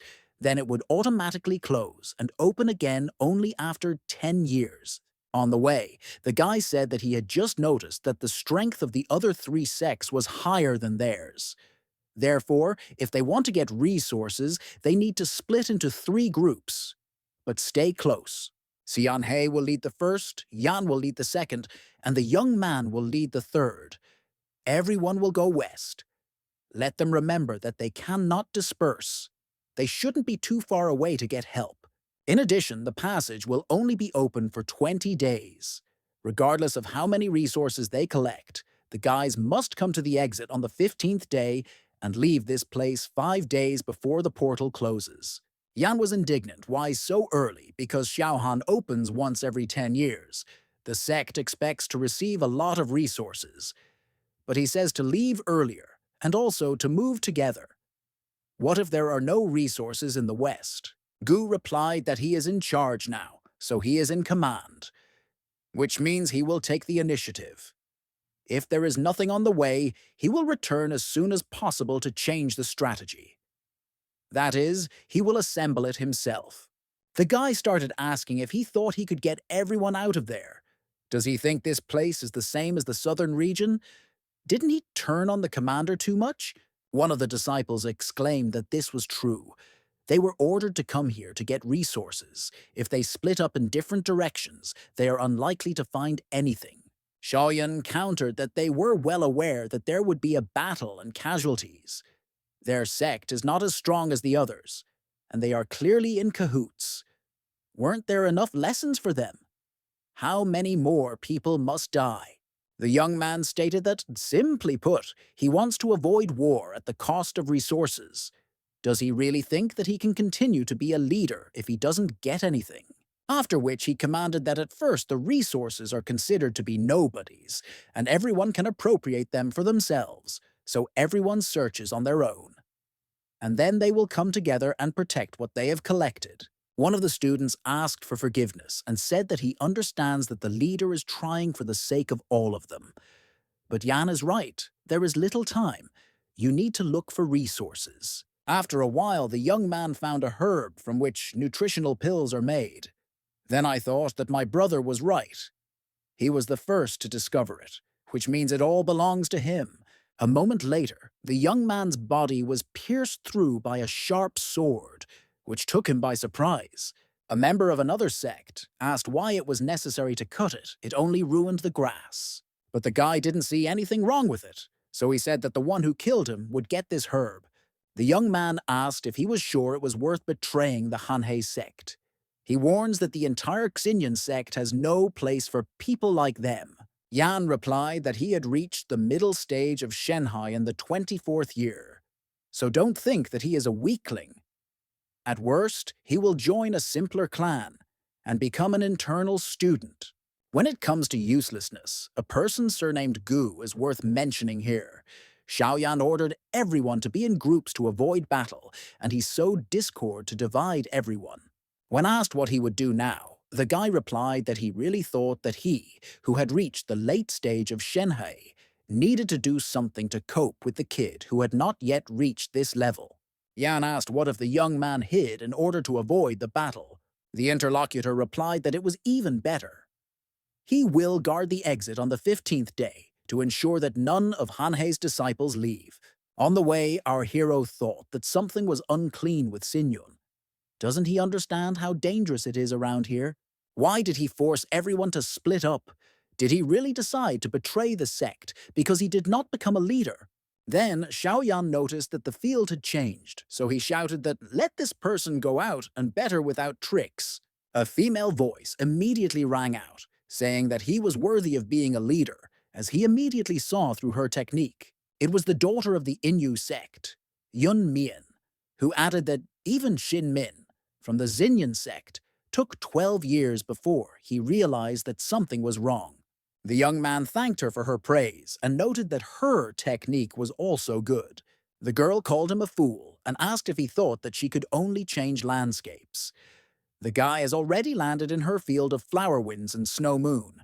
The young man muttered that this is an interesting name. It alternates 4 seasons and is quite beautiful. He is curious about the use of her technique. It can't be that she's just studying the seasons. Yun replied that she was not created for killing, but for defense. When the seasons change, she drains his strength. With every minute, he will weaken, and the girl becomes stronger. Gu replied that the season has already changed twice, but he still does not feel the change. He hopes that this is not because he has an excess of qi in his body due to the fact that he has not yet broken through to the next stage. But in general, okay, since there is nothing more to say. Then he left. Everyone just entered Xiaohan. She doesn't even have anything to steal from her. Also, it just so happens that guys rarely fight women, so she's lucky.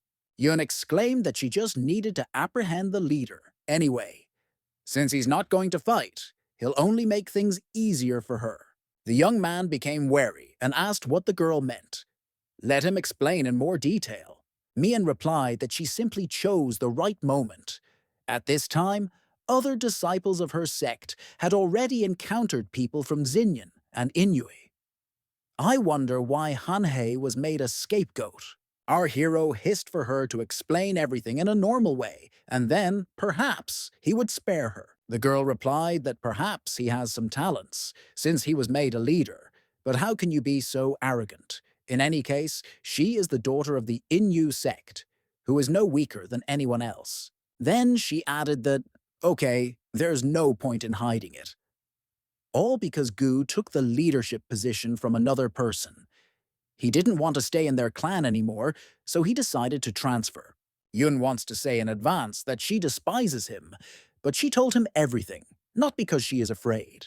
The young man muttered that how could Yan even dare to do this, and immediately wanted to go to the aid of others.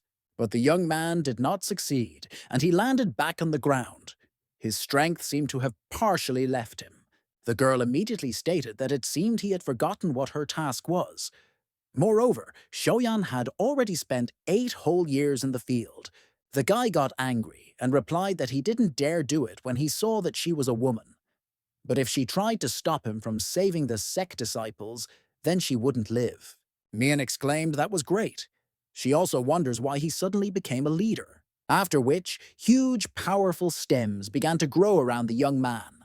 The girl said that it would soon become fertilizer for her flowers, and the strength at the Swandan stage was barely enough to cope with her field. Breaking the vegetable bonds, the young man said that they, women, love to use this kind of tricks. Unfortunately, he seems to be able to suppress her field. The sword enhancement technique will come in handy for him, but he doesn't know if her flowers can absorb his thunder attribute. The girl only had time to be surprised when she heard about this attribute, when she was immediately struck by a powerful energy flow. A moment later, the guy noted that he seemed to have won. I thought to myself that I would not kill her for now, since she might turn out to be useful. Meanwhile, the disciples of the Hanhei sect were surrounded and shouting what else they needed from them. Let them take the grass and leave them alone. But the guys said that they need not only grass, but also their lives. The guys wondered where Brother Jan had gone. If the leader were here, he would definitely save them. It's a shame they didn't listen to him. It seems that he originally knew that all three sects were conspiring against him, and hid himself. The young man asked that they really thought that he would come to their aid. You can't be so naive. One of the young men muttered in shock that he was really at one with these people. The guy noted that they should thank their brother for everything. If it weren't for him, it would have been harder for them to catch everyone together. The students shouted why and why he was doing this to them. They didn't do anything bad to him. Jan hissed that he came to Hanhei to become a leader. He treated them so well, and they let a newcomer take his place. So now they are also asking why. The young man countered that Gu won this place thanks to his abilities. In addition, the sect treats Jan better than others, and he rebelled against it. The young man replied that since the clan still did not recognize him, there was no need to accuse the guy of anything. Who asked them to join Hanhei in the first place? When the guys exclaimed that he was a real demon, the guy replied that it didn't matter what they said, because they would die anyway. Suddenly, one of the ill-wishers was hit by an energy beam directly in the head, after which a voice was heard that said that if even one hair fell from the heads of his students, they would not live. The rescued guys shouted that their leader had finally returned. The attackers were surprised how he appeared here, because the girl was supposed to detain him. The young man replied that if they meant the girl with the technique of changing the seasons, then she would not come. Meanwhile, other students ran up to her and exclaimed what happened to their mistress. Who even did this to her? The woman muttered exhaustedly to tell everyone to leave. If they encounter the Hanhei clan, they should just run. There is no need to deal with them. The young man was indignant that these girls could never be relied upon. The Yuehua and Xinyan clans will cope on their own, and there will be no need to share with Inyue. After which he gave the order that this impudent man be immediately caught and brought to him. Our hero exclaimed that how lucky it was that they were all gathered together, so they could use the Milky Way sword. After which, a large number of swords began to hit each of the ill-wishers. Their leader was in shock, and looking at this bloody massacre, he thought about how this was even possible. After which he began to run away, saying that the Xinyan sect was behind this, and he had nothing to do with it at all. Disciple Hanhai exclaimed that this guy was running away. They all conspired to kill them at Sayo Han. The young man muttered that he didn't have long to run away, because soon he wouldn't be able to do it at all. The guy on the way shouted that Xin Min would deal with him. He just needs to watch from the side. Only a complete fool would fight him here. He then had to brake suddenly, as our hero suddenly appeared directly in his path. The attacker immediately decided to resort to his strength and shouted for him to finally die. But suddenly, there was a sword near his throat, so the young man immediately changed his rhetoric and began to ask for his life. Our hero asked if he thought it was too late to ask for mercy. While collecting herbs, the girl asked the guy if he thought everything would be fine with the leader. Maybe it's worth helping him. The young man asked what she was worried about. Didn't you see how he killed so many people with one blow? Plus, they also said that that woman from the Yuehua sect was also defeated by him. The student was amazed that it was simply amazing. He is at the late stage of Swandan, and now it is clear what the strength of a sword cultivator is. The young man replied that he had seen many cultivators, but never one like their leader. Suddenly, our hero appeared and asked if everything was okay with the guys, if they had time to harm them. The girl asked for forgiveness and said that it was their fault for listening to Jan. If he had not saved them, they would already be dead. Gu replied that it was okay, because it was his responsibility to protect them. It's actually not that bad. They exposed the betrayal. It's still better than waiting for a knife to be stuck in their back. Then he added that he had dealt with Inyu and Yuehua, so they were no longer a problem. The rest of their men split up in search of the treasure. Now everyone needs to stick together and move forward. If faced with them, they will be able to win with numbers. Now there is no need to leave early. They will leave this place on the 20th day. The student asked what about the Xinyan clan. He heard that Xinmin is very strong. Before they came here, the guy said that he had reached the late stage of Shenhe. Xiaoyan replied that there was no need to worry about it. Even if he doesn't come, Gu will find this guy himself. Besides, he already knows where he is. After some time, while the enemy was meditating, our hero materialized in front of him. Min said that it's only the second day. Is he really so impatient to go out? The guy replied that he had heard that the young man was guarding the exit and waiting for him. So he came to look. What is he doing in this place so early? The opponent replied that the others were collecting resources. He just needs to get rid of it as soon as possible. Moreover, whatever people from his sect bring belongs to him as well. Then it dawned on the young man that he had said the word heard, so he asked from whom exactly. The young man muttered thoughtfully that he did not ask the names of the dead. Perhaps Guan Yu. The enemy muttered that the guy was worth something after all, since he was able to deal with him. So now it's his turn to get rid of it. Now they will see if our hero can survive his powerful attack and respond. The young man immediately used protection, so no damage was caused to him. When formations with a large number of swords appeared around Gu, the opponent noted that his affairs were very bad. But despite this, the opponent managed to deftly dodge each attack, jumping some distance back. After which he stated that it is not surprising that he is so fearless, because he has protection. It is thanks to her that no one can defeat him. The guy answered yes and no. It's just that this technique of strengthening the sword automatically works when someone tries to attack it. They cannot break through his defense and receive their own attack in response. The attacker replied that as far as he knows, to learn this technique, you need to reach the Shenhei stage. Even though he is a sword cultivator and has an advantage over others, the late stage of Swandan is not enough to use this technique to its full potential. Gu wants to use it for something else, but he can't yet. Those two could not defeat him because they were careless, and he took advantage of the opportunity. Under the heavy blow of his technique at the Shenhei stage, his defense would simply not hold up. Now they will check it. This turned out to be true. After the blow, the defense broke through and our hero flew to the side. The opponent muttered that he had really died, and that turned out to be all he could do. It seems that Min overestimated the leaders of Yuhua and Inyu. How could they lose to such a non-entity? But suddenly, the same ancient bell of the sect began to ring loudly above his head. While he was thinking that this sound was somehow strange, a huge projection of our hero materialized behind him. The young man did not understand what it was all about. Is it really all because of the sound that is happening now? Once he was immobilized, Xiaoyan began striking him one by one. Wiping the blood near his mouth, the guy thought about whether he had really been defeated. But how is this possible?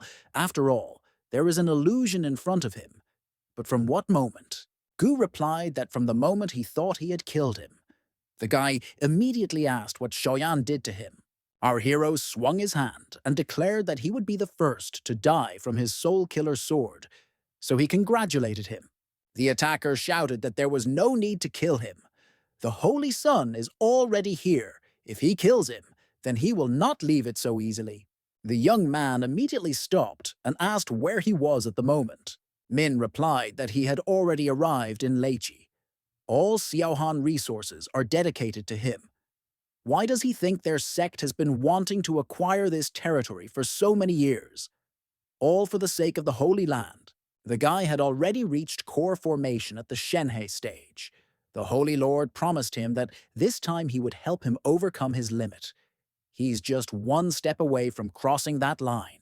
Therefore, the attackers simply cannot die. And if this happens, then they will all go after him. But Xiaoyan objected that there was no need to strain so much. By deciding to act against him, he had already signed his own death warrant. Moreover, the young man came to the central region precisely to meet with the Holy Sun, after which he struck the final blow and the arrogant enemy was finally defeated. I thought to myself that I did not expect that he was somehow connected with the Holy Land. So the Holy Sun that Min spoke about came from the Holy Land and is now in Leizi. It looks like he will have to leave for a while. This is the only clue related to Yan Qing. He suddenly began to feel unwell and thought that he had used up too much spiritual energy. Is it really because he has too little spiritual attribute? The killing technique he obtained after combining the spiritual energy he received from others created such an effect. The ancient bell and the spirit of the king had such power that they could control it. The fact that Min, being at the Shenhe stage, was able to suppress this is incredible. The only downside to this power is that it uses up too much energy. Even this guy took half of it. Now you need to rest a little. Gu feels very weak. Spiritual power should not be used so recklessly, unless you collect even more attributes afterwards. Shin thought that by guarding the exit, he could take all the resources for himself. It's a pity that I didn't calculate my strength. Then let the young man do it for him. Meanwhile, the elders were talking about how today was the last day. They must leave Xiaohan. The leader said that I wonder how many disciples some sects will lose this time. The point is that the students may not only suffer, but also not gain anything, which will deal a double blow to the clan. The young man asked that they really weren't afraid of death.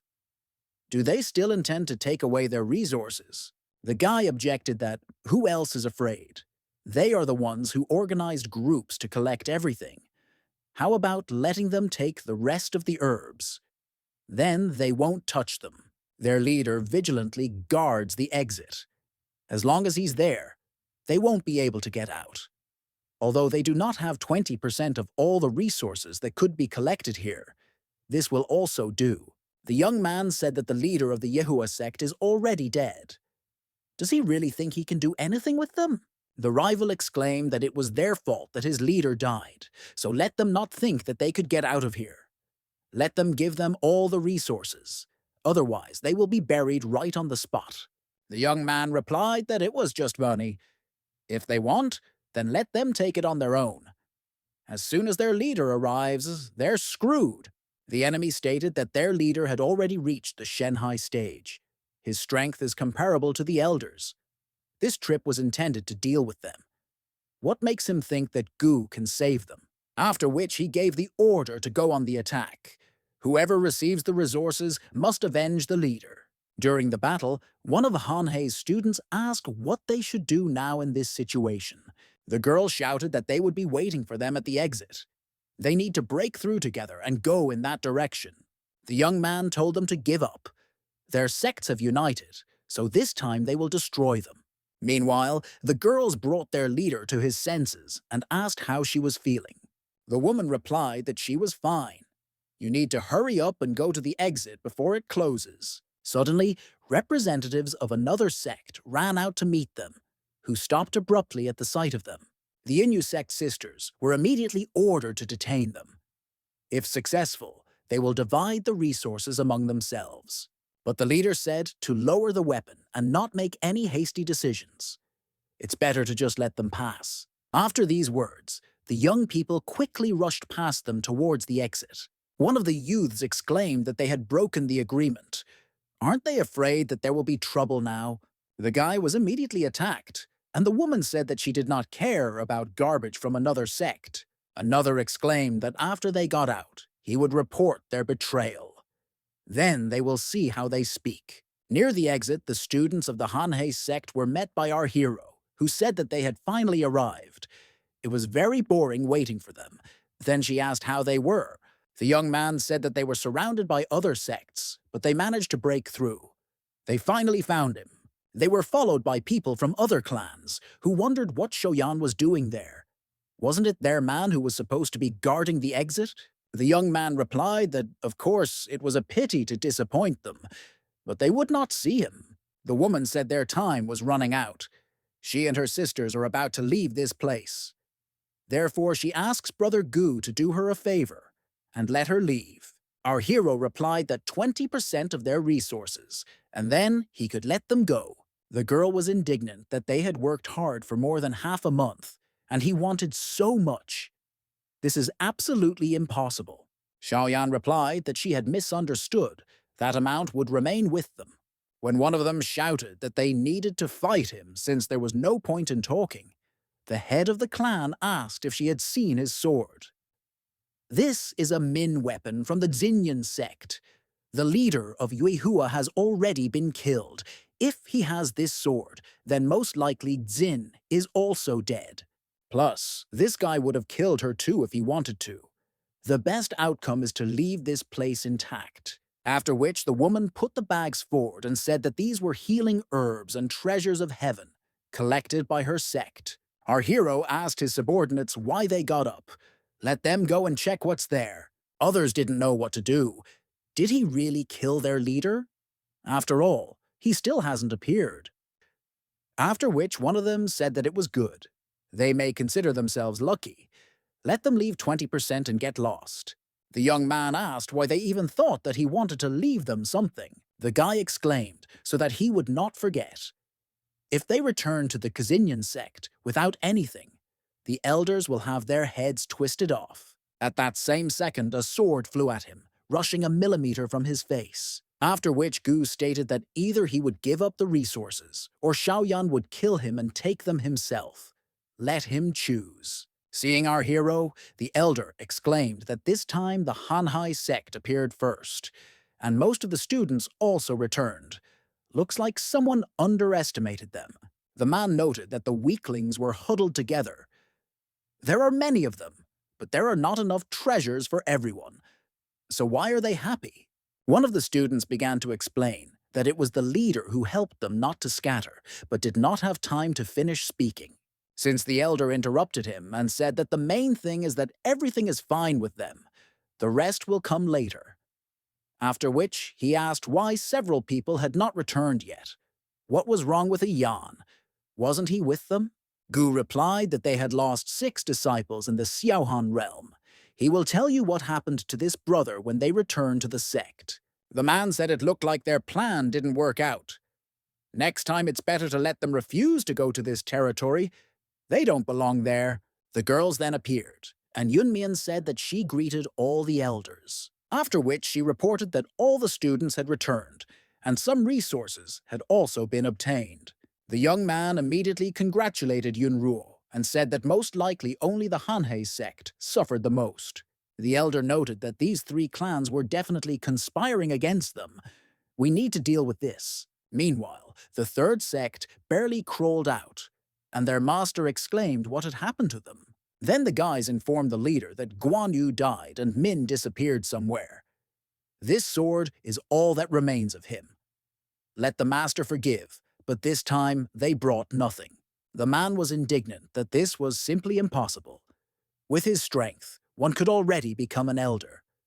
How could something happen to him? Who did it? The young woman said that it was all the Hanhei sect.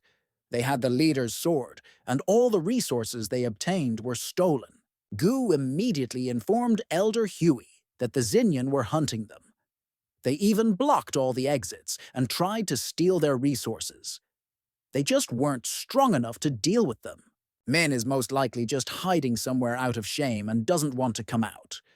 And they are not telling the complete truth. At least 20% of the resources he left to the Innu sect. Qin Wei shouted that they not only robbed his sect, but also killed the leader. He won't just leave it like that. Huey replied that this area has always been a place of confrontation between two sects. They agreed in advance that everything that happens in Xiaohe will remain there. The fact that they are weak is their problem. Besides, he knows how many disciples their sect has lost over all these years. And about the fact that they broke their promise not to unite against them, he will report to whoever needs it and demand an explanation. The guy was indignant. Why is Yunruo silent? Why did the other two sects suffer and only hers returned safe and sound, and even with resources? The woman asked if he was blind by chance. Some of her students are wounded, and in general it's time for them to go. The man announced that they had done a great job this time. The guys collected a lot of trophies, but the clan will sort out the rest. It's time to go back. When asked what to do now, Zinvei replied that something was wrong with the Inue sect. Only they were left out of work. The plan failed, obviously because of them. New. After some time, the head of the clan rejoiced, hoping that this time the losses would not be great, and Gu went and killed their leader. Moreover, he appropriated all the resources. She just can't understand why she gave part of it to the Innu sect. It is unlikely that they will thank him for this. The young man explained that of the three sects, only they managed to avoid death and obtain resources. If he were the Xinyan clan, he would also think about it. Even if they were not traitors, they most likely could not do anything, so they watched on the sidelines, which led to losses among other sects. The man continued that in this way they will begin to doubt each other, and their union will come to an end. Xiaoyan is pretty smart. The guy will receive 30% of what they extracted, and the rest will be distributed among the students. The recipe for the pills he needs is kept in the Tibetan Scriptures Pavilion. He can take it whenever he wants. As for Yan, he himself is to blame for what happened. The sect will deal with the consequences. Let Lian Yun tell the third elder that if he tries to take revenge, he will not just let it go. Then he added that the clan was granting him the palace of the Celestial. He was already waiting for him. In the future, Gu can cultivate there without others disturbing him. Sometime later, the guys were discussing that the leader had been practicing alchemy all this time and didn't even go outside. They didn't even know that he could make pills. He must have been successful in this. The guy said it was a shame. He wanted to ask him for advice about cultivation. Another replied that there are many students like him. All the sword cultivators are waiting for it to come out. Meanwhile, our hero came out and exclaimed that he had finally made all the materials. How terribly tired he was. And then the young man immediately saw how several students, shouting that the leader had finally come out, ran in different directions. Gu noted to himself that why be so scared? But this time he has good results. He not only made the pills to reach the Shenhai stage, but also others from the alchemy manual. Seeing the large number of disciples, Xiaoyan was very surprised and thought that he might not be the only one at Tianlan Peak. What have so many people forgotten here? One of the guys said that he is a sword cultivator, but everyone says that the sword is for protection. We need to continue to develop so that we can choose more types of weapons. The young man noted to himself that he just wanted to ask him for advice, and then he asked the question, exactly the same, or he thinks. The disciple asked the leader to clear their doubts. Gu replied that in fact, even at the king stage, it is impossible to reach such a level, but spend a lifetime doing it. How many people have reached the king stage? The young man then added that a sword cultivator at this stage could create a weapon out of anything, and also control it as you wish. In truth, they are just groping in the dark. There is no technology in this world that can help them reach the highest stage. And cultivation, the sword, is just a tool that helps during the formation of the core. The sword core is a core made up of weapons, so it is useful against enemies. Some people think that this pollutes it and affects cultivation, but they forget one detail. This blade is the center of his cultivation. No one can refine it better than himself. Of course, it can be not only a sword, but a weapon that will respond to it. He got this view by pure chance. After this speech, our hero's level of spiritual strength and intelligence began to increase. He didn't think it would bear such fruit. After all the explanations, the guys had a huge number of questions for the leader. Xiaoyan asked them to calm down and said that he would come to this place every day and answer their questions. So no need to be so nervous. After a while, the head of the clan said that he heard that the guy began giving lessons at Qianlan Peak. The young man explained that students approached him and he could not refuse their request. The man laughed and replied that he was able to attract so many students, and only half a month had passed. This is pretty good. Let him continue to set an example for others. Gu replied that it was just simple curiosity. More older students come to him to ask about the basics, and then their interest wanes. The master noted that this was also true. It's a pity that only on his path as a cultivator are there more opportunities. Others will not be able to achieve such heights. Then he asked if he had anything to do today. The young man said that he wanted to go to Lychee. He heard that there are often thunderstorms. Even those lying on the ground have the attribute of lightning. He wants to go to the next level, so we need to walk around this place and see what happens. The elder said that if he was going to break through to the next level, then it was better to stay in the sect. Everyone can help him anyway, so why go to Lychee? Gu explained that it has the lightning attribute. All he lacks is the decisive moment. Training, of course, brings attributes, but he has been here too long, so the search comes to a dead end. The man added that he had already helped Yan resist the lightning when he reached Shanghai. He is not afraid of lightning. It seems that he is simply afraid of getting attached to the students, so he wants to run away. After that, the head of the clan said that it was good, but the city of Lychee is the territory of the Holy Land, so be careful. Meanwhile, in the Thunder Palace, the guy was talking about how the Xinyan sect had weakened this year. Do they really want to lose the patronage of the Holy Land? The young man replied that, of course not. It was true that this time they did not bring resources from Xiaohan and suffered heavy losses, which affected the strength of the entire sect. The young man began to get angry that it was he who helped them unite with other sects. How did it happen that they failed? The student replied that the new leader of the Hanhei sect and betrayal on the part of Inoue were to blame for everything. The man muttered that the new leader is, of course, very interesting. The Holy Sun will arrive soon. Let them pray to be spared. After some time, our hero noted that the stolen chi had already begun to appear. Each time he absorbed an attribute, a new power was generated. Apparently this is the Thunderstorm City. We need to quickly find a place to break through to the Shenhei stage. It has been at the core formation stage for a year now. To solve this problem, you need to steal the Thunderstorm attribute. Suddenly, the voice of a guy was heard, who said that it was better not to come there in the rain. At the very least, you need to protect your body from the thunderstorm.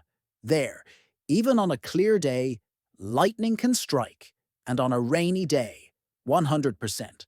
His name is Van Yu, and he is from the Fierce God sect. Few people at the core formation stage dare to come there because of the lightning. Suddenly, the young man was struck by lightning, and the attribute of a thunderstorm he needed immediately appeared. The young man was very scared, but Gu replied that everything was fine and thanked him for the warning. A new acquaintance asked where Shoyan came from.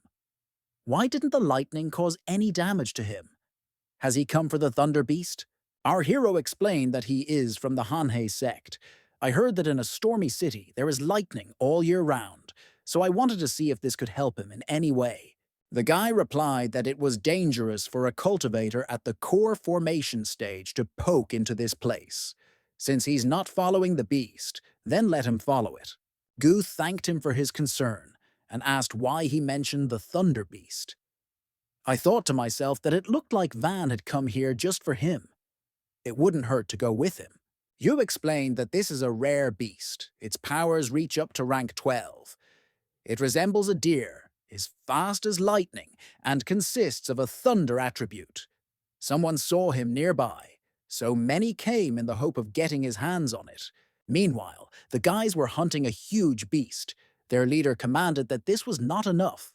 Let some take it back, and the rest continue to work. At the sight of the guys, the young man exclaimed who it was. Only people from the Thunder Palace have the right to be in this place. The young man muttered that this was Chao Qian's brother. What an unexpected meeting. After which he noted that the Thunder Palace even hunts such beasts, because this is not even the 6th rank. The man replied that he would turn a blind eye to this because he was the heir of the fierce god sect. But this time, their heir came here, so it was better for him not to interfere. The guy objected that he was talking as if Van was afraid of his thugs. Does he really think that he won't dare attack them? Our hero was surprised that he was the heir. The man hissed that this was the business of their sect. Therefore, he urgently asks his brother not to approach, after which he ordered his subordinate to quickly take the egg and not cause any trouble. But the heir was not going to do what he was told, so he immediately materialized right next to his opponent. The young man suddenly found himself in front of the young man, who was ordered to immediately take away the beast and asked where he was going. He noted to himself that he was a good thinker and even decided to fight with him. He'll make a good partner. Zhao asked what she was thinking of doing.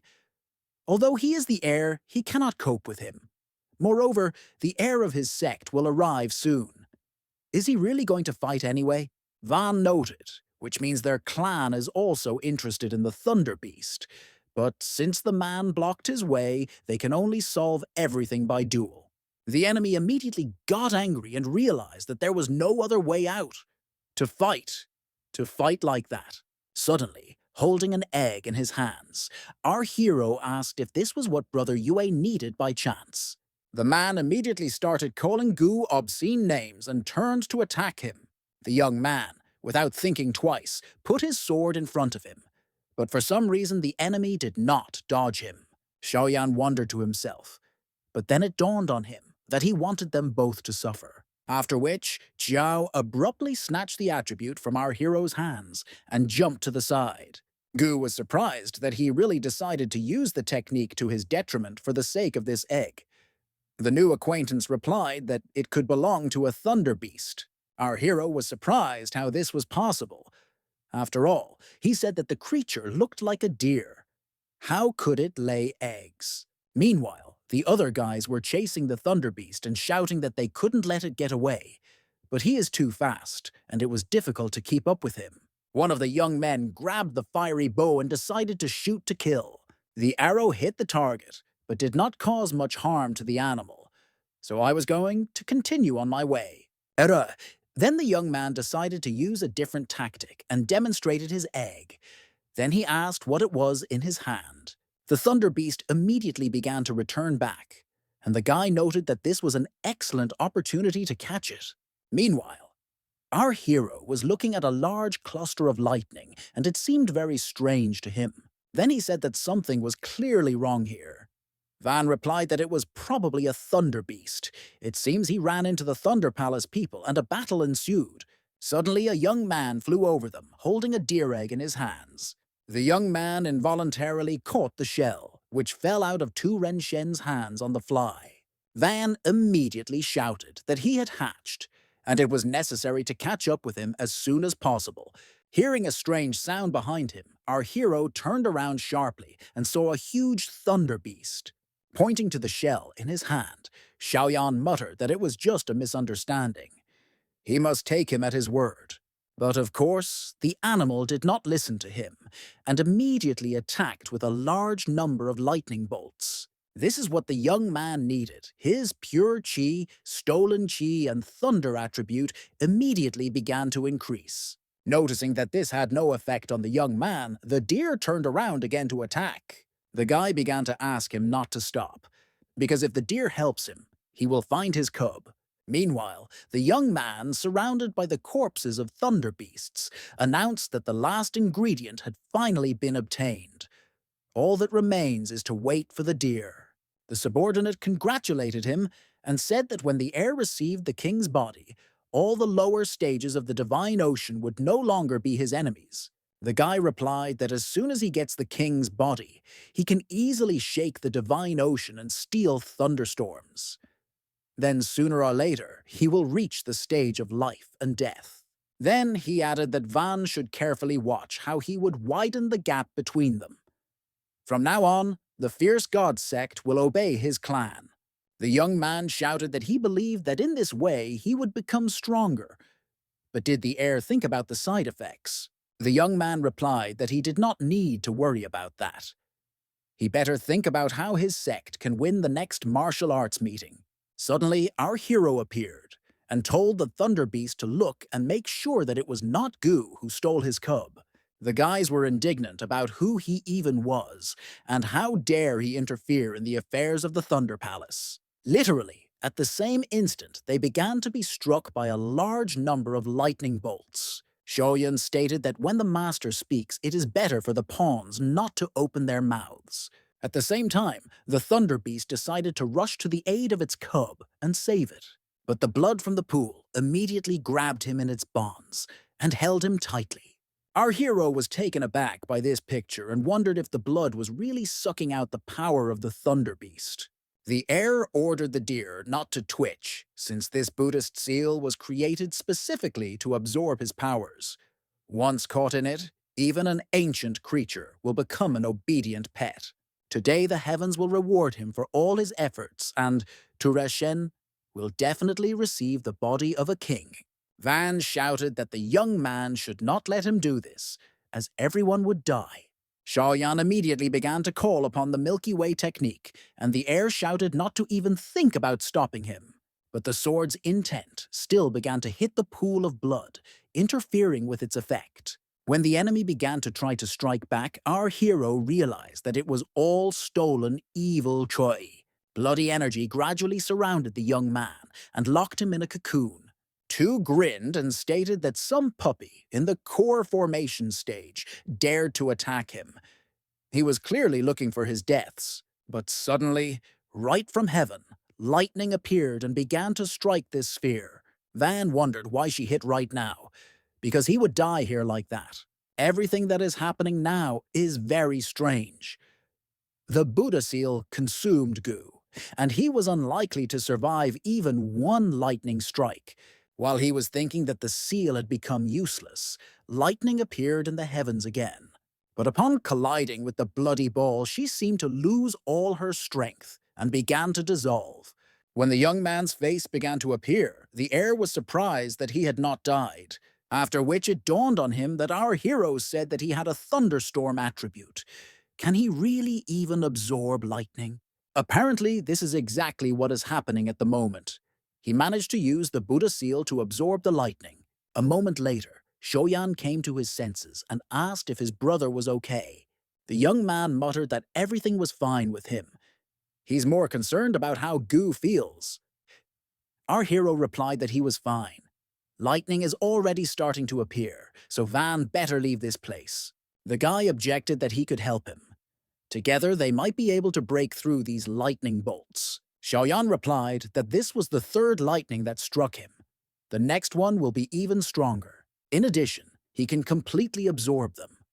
If my brother stays, he will only get in the way. The young man replied that it was good.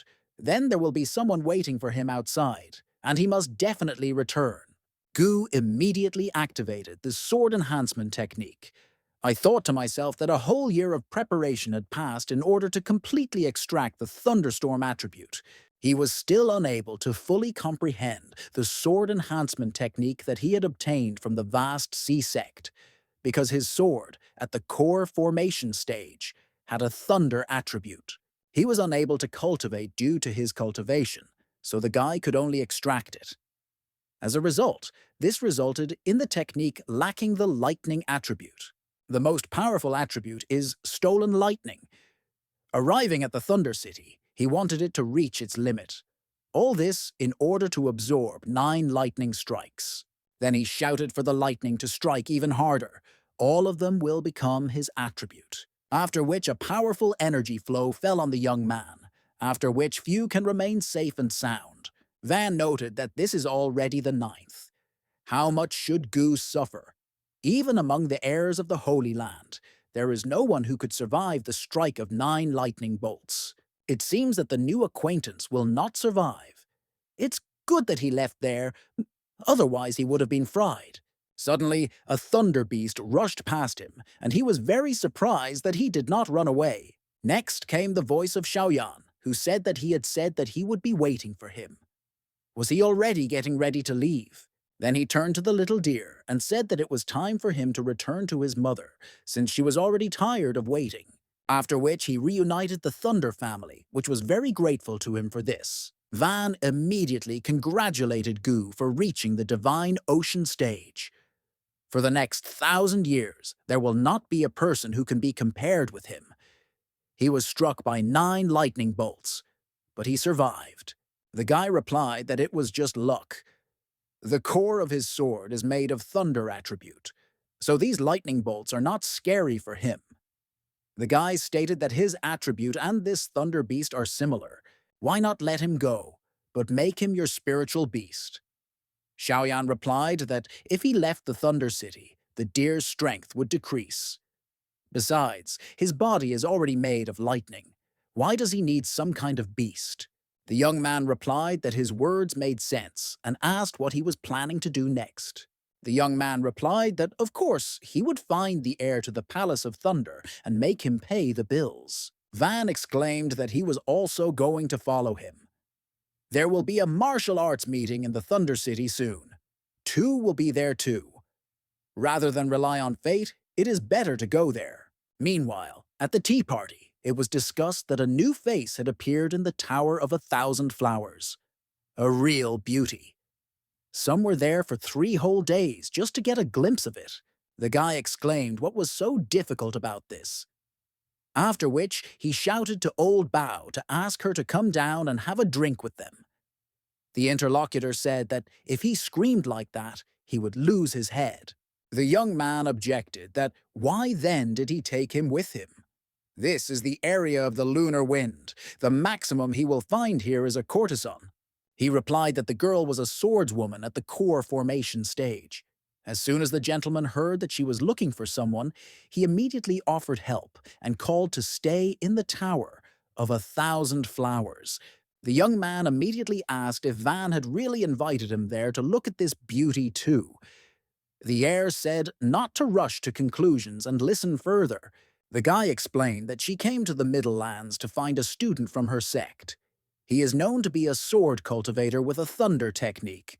When the young man added that this was why the 1,000-flower tower would cover the expenses of any cultivator with a lightning technique who came here, the interlocutor noted that they were very generous. The young man added that most likely everyone just wants to look at this beauty who charmed the gentleman.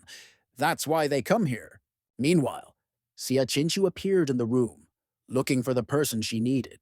After which she thanked Mr. Che, saying that he had already done a lot for her, so she would continue the search on her own. The man asked what happened. Maybe she was afraid of rumors. Don't worry about it. If anyone dares to open his mouth, he will order him killed. The girl replied that he could call her sister Xia. Xinqiu knows that he wants to help, and he also knows about his feelings. She wanted to say something else, but stopped abruptly and added that it didn't matter. Early tomorrow morning, she will leave the Tower of 1,000 Flowers. Thank him very much for his hospitality. The young man exclaimed that he needed to act faster since she was leaving. They will no longer have this opportunity. Xiaoyan said that, to be honest, he was also looking for someone in the Middle Lands. He doesn't know where she is, but he's definitely not here. The young man said that he would stop being boring. Then he blew himself up and started shouting for the girl to wait a little. Mr. Che immediately stated that he was the heir to the fierce god sect. Has he really descended into human affairs? Van replied, no. It's just that his friend is very similar to the person they are looking for. Perhaps he will help him find the love of his life. And if not, she will still ask the beauty to come down and cheer up her friend. Today, he survived 9 lightning strikes and reached the divine ocean. Everyone present was surprised how this was possible. Was it really because of him that there was an earthquake in the city? Actually, even in the 5 great holy lands, there would not be such a person. Our hero began to get angry and exclaimed that if his companion was not going to go, then he would do it on his own. The sister immediately recognized his voice and screamed so that Gu Xiaoyan would not even dare to take a step now. The young man asked in surprise what the girl was doing here and how she managed to find him. Van was surprised that his companion really turned out to be the one this beauty was looking for, after which he exclaimed that not only could he not communicate with her, but he also gave her into the hands of this guy. Saya approached our hero and said that she wanted to ask him why he came to this place. Xiaoyan asked, what if he said that his new friend brought him here to drink, and that he didn't know what this place was? Would she believe it? His sister grabbed him by the ear and began to drag him along. The guy shouted that he was in pain. Take it easy. His new friend didn't know what to do, so he began to introduce himself and say that he was the same one who brought him here. His name is Van Yu, and he is from the Fierce God sect. The girl hissed, which means he is seducing her younger brother. After which she told Gu not to communicate with such people. He immediately began to lead a dissolute life. Meanwhile, the subordinate asked Mr. Che if he should intervene in this. The man replied that it was not necessary yet. Let him find out how this person is related to the heir of the Fierce God sect. The young man made excuses that he really didn't know what this place was. He had just arrived in the Thunder City. Saya replied that she was aware and asked if he had found her. The guy replied that not yet.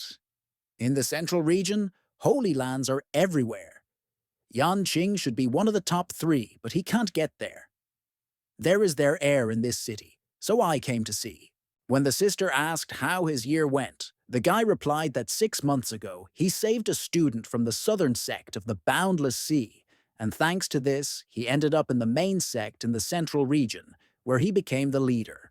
The girl asked whether he planned to return back, that is, to the Green Cloud sect. Xiaoyan replied that how can he return when the gods of the Heavenly Palace rule the south? How can he return when they have turned the Valley of the Heavenly Wind into their puppet, and they do not care about the ruler? However, if they attack the Green Cloud clan, then he will have to intervene. Let him wait until the young man reaches the king's stage and thank the sect. It's not difficult. If she came to bring him back, then there is no need to strain. Let him not use the princess as a reason. The Green Cloud sect itself has nothing to teach him. Saya asked where he was staying. The guy replied that he was at the Clouds Hotel, in the southern part of the city. Why does she ask if she's really not going to tell him off? The sister replied that why should she reprimand him, because he said everything correctly. She's just completely alone in this place, standing as if surrounded by predators. Plus, she had a fight with Mr. Che today, and now she has absolutely nowhere to go. Gu asked what happened that made him angry with her. Why did she even come to the central region? The girl got angry and exclaimed that there were too many questions. Let him know that from today, wherever he goes, she will always be there. He doesn't want his sister to return to the Tower of 1,000 Flowers. She barely found a leader at the Divine Ocean stage as a protector. Sometime later, Van overheard what the guys in the room were talking about, but our hero suddenly opened the doors, so he lost his balance and began to fall. When the young man asked what he had forgotten there, the friend replied that he wanted to know if he needed anything. He is a frequent guest here, so he knows the owner well. The young man replied that he was on time. Sister needs a room to sleep over, so Gu is counting on him. The heir of the Fierce God sect waved to the girl and said that it was not difficult for him at all, so he would be happy to help. After which he told Mrs. Saya that he would come to them one of these days, and went to complete the assigned task. The girl noted that he was so frivolous and did not at all look like an heir. Even Mr. Che will be better. The young man replied that it is better to be the one who has everything written on his face than the one whose thoughts are hidden. Let her be careful with that person. He definitely won't give up that easily. The sister asked what she should be afraid of. She'll just ask him to deal with it. By the way, don't forget that Saya is quite popular in this place. The young man asked when the martial arts tea meeting would start. Since you replied that there were 10 days left, Shoyan said that the Thundering Hell Saint sect is just one of the strongest holy lands, and Tu Renshin is a respected person in this city. Therefore, a young man can come after his soul if our hero does not do it first. The sister muttered what to do now. Maybe go back to the Boundless Sea sect and wait it out. This city is his territory. Does he really want to fight him? Gu replied that in martial arts there is no covenant of retreat. Besides, it is he who will come to settle scores with him, and not vice versa. Why is she belittling his fighting spirit? The girl replied that in the south, even when faced with the heavenly palace, she does not worry so much, since the Green Cloud sect is nearby. But when she comes to the central region, she has no one to rely on, so she must be very careful. The guy exclaimed that he had decided everything. Initially, he just wanted to take revenge on the heir, but now he must defeat everyone at the tea meeting. He wants his sister to see that he can now be relied upon even more than the Green Cloud sect. Meanwhile, in one of the taverns, it was discussed that this time the martial arts meeting was going to be interesting. Prominent personalities will take part in it. For example, Lin Schumann from the Jade Pond sect, Xian Taichun, who received the king's body. The interlocutor asked that they weren't busy cultivating. Will everyone really gather here for this meeting? The young man replied that it was all because the fateful day was approaching. This is what made these martial arts giants move.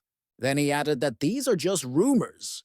If he had known what would happen, would he really have been sitting here with him? Our hero asked that the Promised Land would really appear here soon. What is it that attracts every holy sect to participate? A friend asked if Shoyan had ever heard of what the mythical beasts of fate were. The guys unanimously answered that they were not aware of this. Let him tell you in more detail. Van replied that they both came from the south, so it's not surprising that they don't know. Beasts can only appear in one of the strongest holy sects. The holy sects are nicknamed saints because they possess enormous amounts of spiritual energy. She takes the form of a spirit animal. Simply put, at the stage of formation of the core, the parts that make up it are divided into lower, middle, and higher. Having reached the divine ocean, a person begins to understand his map of destiny. These are mythical beasts. The four great mythical animals are the green dragon, white tiger, red bird, and black warrior. They belong to the highest card of fate. The white lion, unicorn, and other animals belong to the middle fate card. Even lower are other animals in which the holy sects are not interested. However, even an ordinary divine ocean cultivator might not be able to meet them in his entire life. Holy sects are located in places with better circulation of spiritual energy, so it is often easier for them to obtain mythical animals.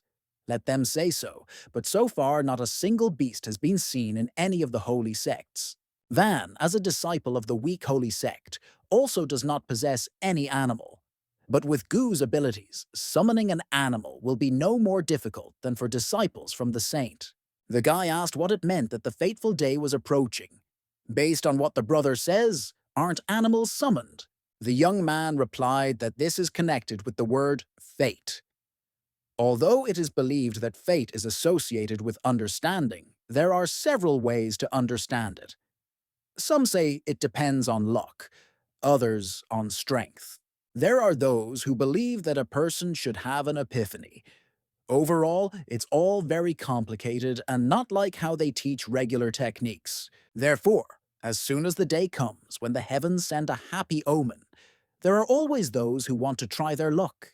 Once someone realizes their fate, there are followers who are willing to come and fight. He is also one of them. He came here after everyone else. The girl asked if this isn't what they call luck. The heirs of the holy sects also believe in this. Gu replied that the Holy Lands only had better cultivation area than theirs. The Holy Land is considered a place that has overcome many troubles and obstacles on the way to the Great Tao. It does not immediately become holy. Tu Renshin suddenly appeared and asked why this loser had not died yet. Meanwhile, Mr. Che asked his assistant if he had done what he told him. The man replied yes. Just now, Tu went to look for Gu Xiaoyan. The young man said that he thought that he was some kind of big shot since he dared to take his woman away. but it turns out that he was just a disciple from a small southern sect. The subordinate replied that it was better to keep a low profile for now. Now, people from all parts of the country are flocking to the Thunderstorm City. They, as a clan engaged in trade, better be careful. The gentleman replied that if their clan had not been at stake, he would have dealt with it himself. But this was even better. Not only will the guy not see how this garbage ends, but he will also help Renshen. In the tavern, the young man stated that this girl was very nice. No wonder everyone is talking about her. The girl wanted to be indignant, but Van interrupted her and asked if he was going to declare war on the sect of the fierce god. The guy replied that enough chatting already. So be it. He can turn a blind eye to the fact that Yue interfered with his plans. If he wants to live, then let him sit quietly. But this garbage, which came from nowhere, and decided to resist the Thunderhell sect, as it is generally called. The young man replied that he believed that it was better for him not to know. He wanted to leave this until the tea meeting, but since he was already here, he would sort it out right away. The young man laughed and asked if he always talks like that. This is the central region after all. How did he even survive to this point? When Thunder Swords appeared around him, our hero asked what he would tell him now. Two noted that this is quite good. But can this toy really kill anyone? At the same instant, the sword came down sharply and cut the young man's finger. He screamed loudly in surprise and pain. The subordinates immediately began to prepare for the attack, saying that this was their heir. How could he even dare to behave like that with him? Xiaoyan asked how Ren Shen now thinks whether this toy can kill him. People began to run out of the tavern and shout that his life was really not worth it, since he decided to attack them. Looking at the young man who flew out of the window, they noted that he was a disciple of the Thundering Hell Saint sect. How could this even happen? After which they shouted, who dared to oppose them? Because the Thunder City is their territory. Meanwhile, Van was thinking that he didn't expect Gu to dare to attack them. The Thundering Hell Saint sect is one of the strongest. Even he hardly dared to wage open hostility with them. The guy, of course, is good, and Tu perceives him as empty space. He had reached the divine ocean stage by relying on his thunder attribute. But how could he expect to defeat an entire sect? Even other clans do not dare to get involved in this conflict. Did the guy do the right thing by standing next to him? Renshen hissed that since they decided to attack the Thunderstorm Hell, now they will test the worth of their sect. It is very interesting whether the young man's abilities will help him stay alive. The guys started to panic because they realized that this guy managed to get the king's body, after which the heir immediately attacked our hero, but he managed to deftly dodge the blow. Then I looked around and realized that the guys had decided to simply run away and not engage in battle. On the way, Van said that Tu had reached the king stage, so they were no longer rivals. But it turned out that Shoyan simply led them to a safe place and, shouting for his friend to protect his sister, rushed back. The opponent noted that he was quite brave, since he was the first who decided to fight him openly. Having stopped our hero's attack, the enemy noted that he also possessed a thunderstorm attribute. It's a shame that Gu is not in his sect. The guy replied that he was not interested in the holy sects, but the Ren lightning technique fed him. The young man stated that, having received the body of the king, he could use lightning techniques without harm to himself. Now they will watch Xiaoyan run away. A moment later, the young man was attacked by a powerful energy flow. The guy turned out to be safe and sound, after which he asked why he should run somewhere. Does Tu know that he received this thunderstorm body after being struck by 9 lightning bolts in the thunderstorm swamps? What kind of lightning is Shen even going to try to hurt him? The young man screamed, how is this even possible? Because no one could stand it. Our hero replied that even using it to feed his energy, this would not be enough for him. The heir immediately began to run away and think to himself that if Gu really withstood the strike of 9 lightning bolts, then his techniques were useless against him. Was the guy really pissing him off, just so he could attack? Xiaoyan has already asked where he is going. It's too late to run away. This cannot be done. The opponent thought to himself that the guy prevented him from getting the king's body, and now even his sword technique could barely be contained. Will he really be defeated? Suddenly, a bright ray of light appeared in the heavens, and Van noted that this was a happy omen from the heavens. The fateful day had arrived. While the young man was distracted, two decided that this was the perfect moment to escape. The sister noticed that the enemy was trying to get away as quickly as possible, but did not have time to do anything.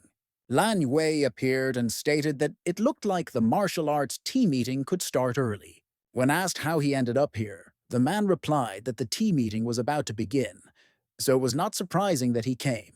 And this must be the famous Gu Xiaoyan, the disciple of the Boundless Sea sect, who received 9 lightning strikes. Van began to explain that this was the gentleman from the White Jade Pavilion. He holds in his hands a wonderful mirror for observing the sky. They say that it can show everything that is happening in the world. More importantly, when the head of the sect senses the appearance of the mythical beast of fate, Lan Yue allows everyone to look into the mirror, so he is respected. The guy replied that he not only knew who he was, but knew everything. Gu is a former disciple of the Southern Green Cloud sect who joined the Vast Sea sect. Then he came to the central region too, but did not finish, and clarified whether he wanted to know where she was. Our hero was surprised how Lan knew that he was looking for someone. The guy only told his sister about this. No one else knows about it. After which he said that his reputation speaks for itself. He immediately understood what was happening. If so, then Gu asks for help. Suddenly, another man appeared, who stated that Mr. Lan was very fast, since he managed to arrive before him. Another guy noted that Chian Teichu's huckster nature makes itself felt. He tries to be the first everywhere. Then another girl showed up and said she was a little late. After which she greeted our hero. Che's voice was heard from below, exclaiming that the gentleman had arrived from afar. He should have thought about organizing a warm welcome, so he asks for forgiveness. Xiaoyan didn't understand why so many people had gathered here. Van replied that they were brought together by a happy omen from heaven. Dressed in a robe with fire, the heir of the holy sect of the fire heavens, Qin Zhuyan. The girl is Lin Schumann from the Jade Pond Holy Sect, rumored to be the next heiress. Dressed as a merchant, the heir of the Jian clan, named Chian Teichu. Well, Mr. Che Yan, he already knows. One of those present exclaimed that since everyone had already gathered, the tea meeting could be considered open. The gentleman asked why there was no heir to the holy, thundering hell sect, Tu Rei Shen. His clan is here, so he had to come before everyone else. Lan replied that he reached the Teishu in heaven with the very first one. Doesn't he know that? Our hero asked that wasn't it about a martial arts tea meeting, what kind of heaven? The young man replied that he was also participating for the first time. I've heard about it, but don't know exactly what it is. In general, the collection is divided into 2 types. The first is a martial arts competition, the second is a real tea meeting that he organizes, but it all depends on luck, because it is not always held. Only when the happy omen of heaven comes, the top 3 saint sects can enter the 9 heavens, where the martial arts tea meeting is held.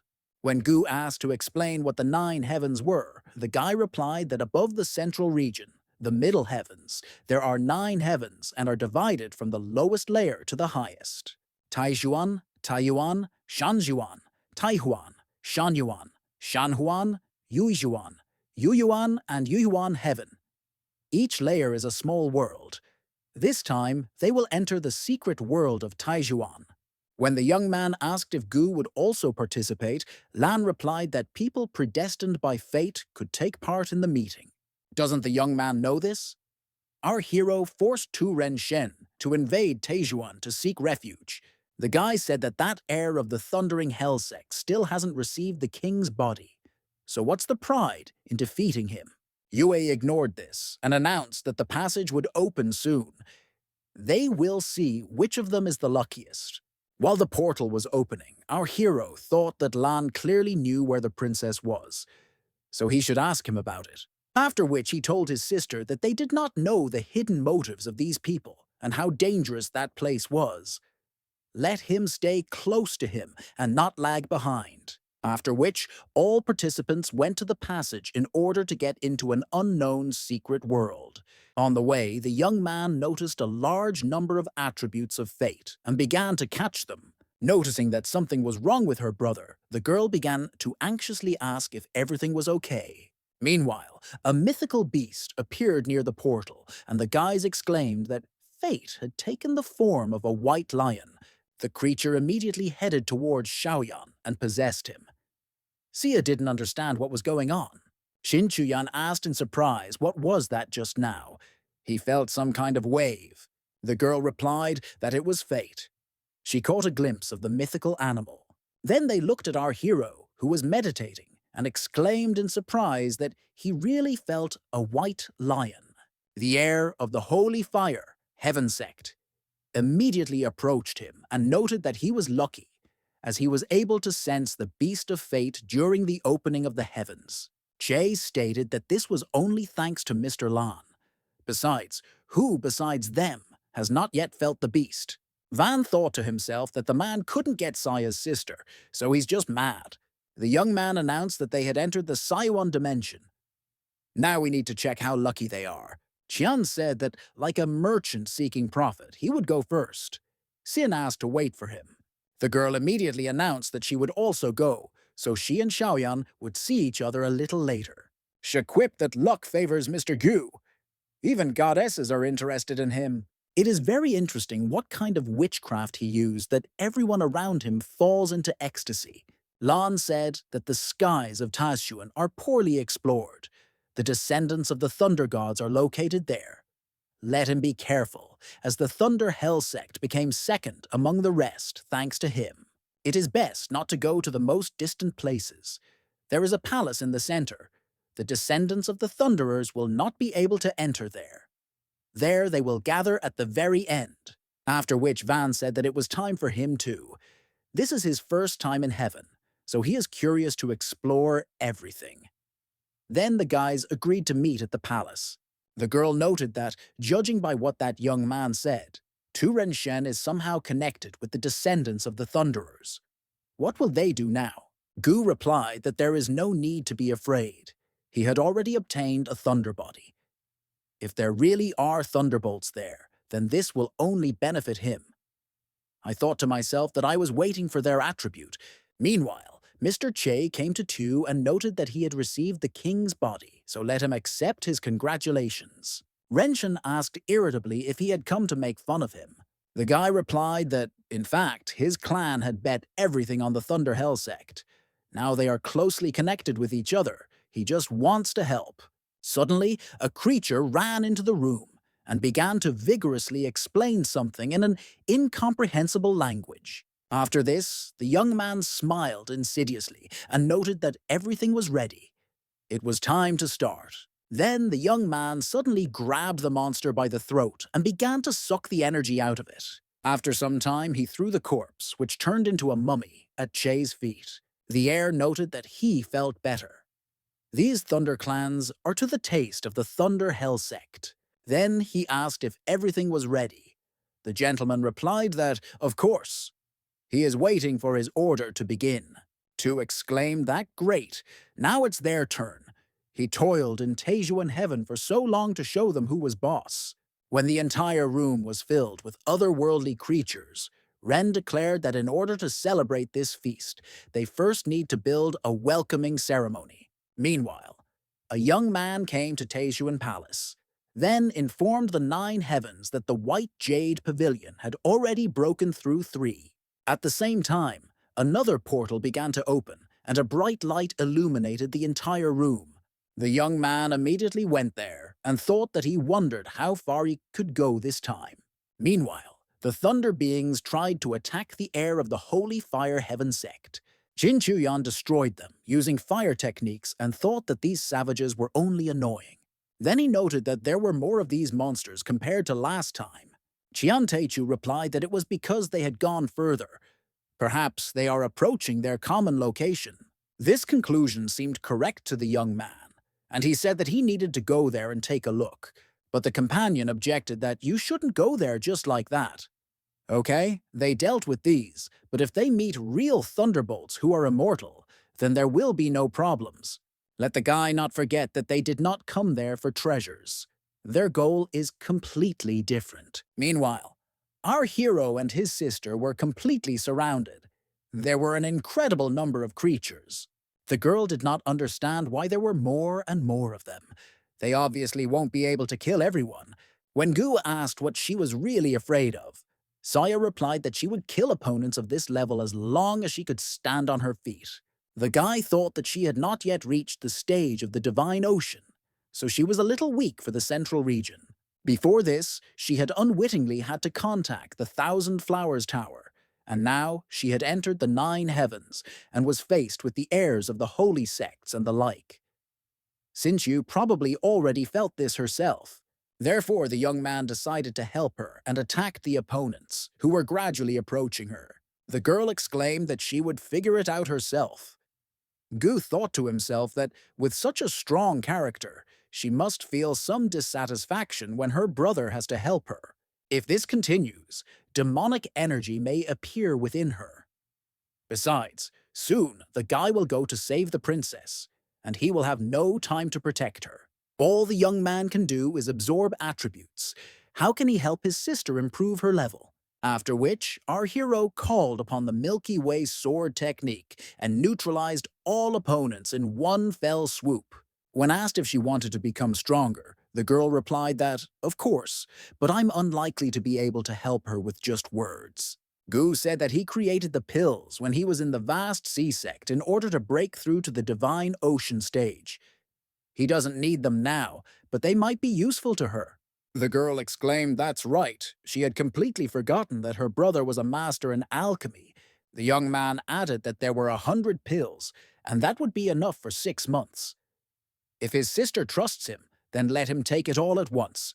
Saya was surprised and replied that even professional pill cultivators don't take so many at once. Gu said that he had already done this before to quickly accumulate pure qi. It won't hurt her. He can also promise that she will reach the divine ocean stage before they leave the Nine Heavens. Since you thought that she and Xiaoyan had reached the core formation stage at the same time. But after a year, the difference in their strength was simply colossal. Is it really all because of these pills? Then she decided to take a risk, because she could not allow the gap between them to grow larger, because this way she would no longer be able to accompany him. Suddenly, the girl felt that something was wrong. She cannot control the pure qi in her body. The guy told her to sit down and start cultivating. Let him absorb as many pills as he can. I thought to myself that taking so many pills would definitely cause a clash of pure qi. Now it is not controlled, and an anomaly has also arisen. This must be what drives her crazy. But if he uses his abilities and gets rid of harmful attributes, then this should help. Just like that time during the Green Cloud Sect exam, he absorbed the cursed Tanmin energy. The young man then noted that even the cursed energy had appeared. It must have been hard for her to control herself. Therefore, he patted her on the head, told her to calm down, and added that he would figure out everything else himself. Sometime later, the girl opened her eyes and noted that evening had already come. Then she headed towards our hero, who asked how she was feeling, if anything hurt. Saya replied that everything was fine.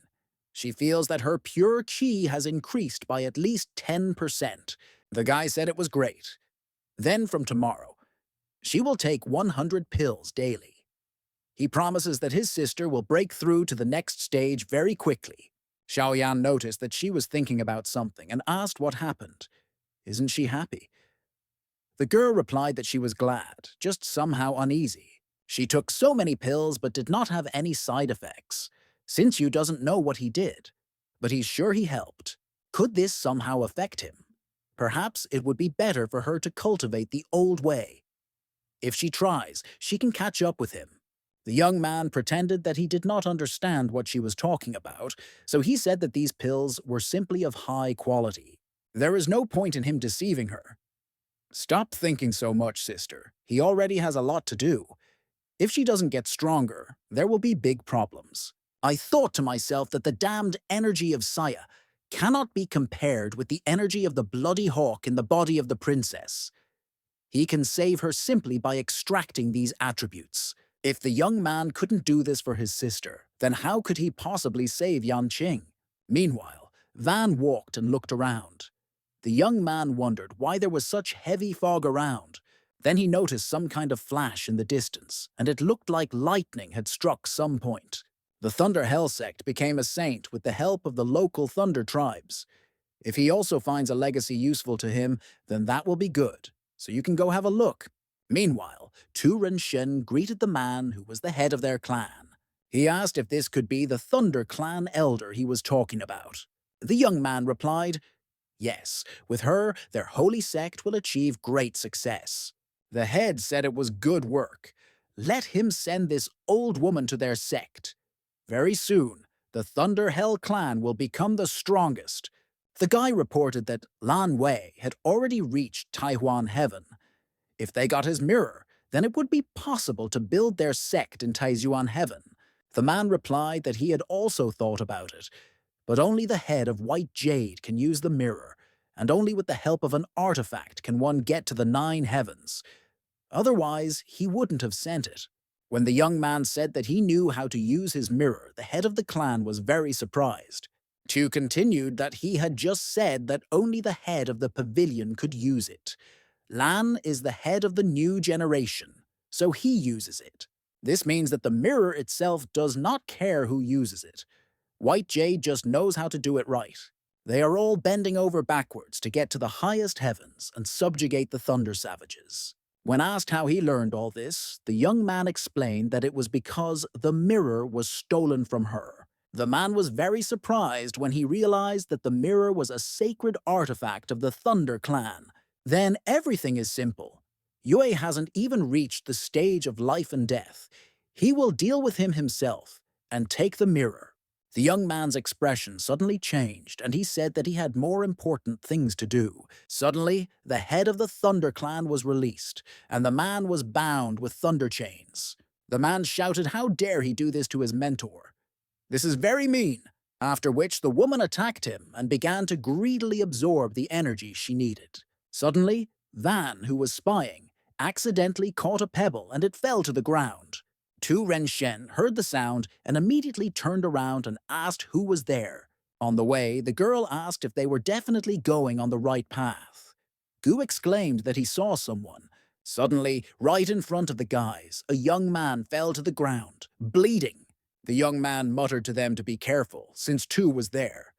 Let them run away as quickly as possible. Next came Mr. Che, who stated that trouble does not come alone. While Saya was asking if he had attacked him, Xiaoyan reported that Van had stopped breathing. The guy began to take out his sword, and at the same time said why she needed to come here. She knows what he likes. Why does it force you to make such a choice, since you didn't understand what he was talking about? The young man replied that if he did not kill her, then Ren Shen would kill him. It's a shame that we never managed to get it, and now we have to destroy it. He even regrets it a little. Our hero asked if he should first check if there was anyone else nearby before speaking. Does he really think that someone like him can kill him? Mr. Che said that where did he get the idea that the guy came alone? After that, a crowd of thunderbolts appeared around the guys.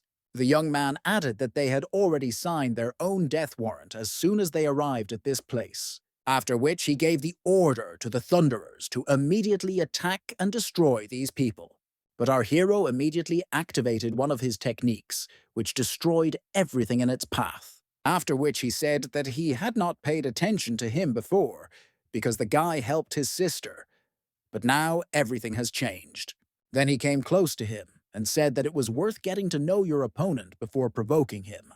The opponent immediately began to be struck by lightning bolts, with which he could not do anything. Our hero said that he would now demonstrate what kind of mouse fell into his mousetrap. After his words, powerful energy flows appeared that struck each of the tribe of savages. When Shoyan's victory became obvious, he asked if he now understood who he wanted to try to kill.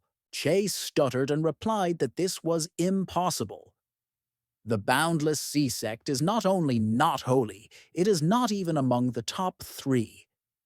Moreover, Gu is only at the divine ocean stage and is no match for him. When the sword was near his throat, the man shouted that he could not kill him because he had connections throughout the central region. If the young man did something to him, then the head of his sect would be in trouble, after which he began to beg Saya to do something, because he helped her. The gentleman did not want to kill Van, he was forced. The guy was just following orders. It's Tu Ren Shen's fault. Suddenly, the heir of the thundering hell sect appeared and launched an energy ball at Che. All the energy from the young man was instantly sucked out, and he turned into a mummy. Our hero exclaimed that he even kills his own people, therefore he is worse than an animal. The guy replied that this trash did not deserve a place in the Lightning Hell Saint sect. Meanwhile, the guys were finally able to get to the Taiyuan Palace in the second heaven. Qin Shuyan noted that judging by these tracks, Lan had already reached the third heaven. The heir of the Xian clan replied that then they would not hesitate and would follow him. Tu tried to attack our hero, who said that he had already explained to him that this technique was useless against him, after which the young man immediately rushed to attack his opponent. At the same time, he stated that something had changed in him. He had become stronger. Jumping back sharply, the heir of the Thunder Hell sect replied that he had also become stronger. He thought to himself that, compared to what he saw in the Thunder Swamps, his recent fight with Che proves that Gu is becoming stronger every time. There must be some kind of power-absorbing ability in his body. It was impossible for it to increase that much just because of his prowess in battle. Xiaoyan noted to himself that he seemed to understand his ability and was no longer attacking so actively. What will the opponent do now? Meanwhile, the guys reached the third heaven of Taiwan. Qin Chuyan asked why there was so much negative energy. It feels like he is in a grave. Qian Taichu replied that there was truth in his words. It seems they wandered into a tomb. The guy noted that Lan seemed to sense them immediately. He could have brought them there on purpose. 2268, when the eyes of the stone statues shone sharply and they began to move, the young man exclaimed that if he thought that he would stop them in this way, he was clearly underestimating. Suddenly, everything around shook. It seemed as if the tomb was collapsing before our eyes, but in fact, the doors were closing. All this was observed from afar by Yue, who clearly had a direct connection to this. In the first heaven, Tu Renshen stated that it seemed that our hero could not do anything with him. The young man replied that his lightning technique was also useless against him.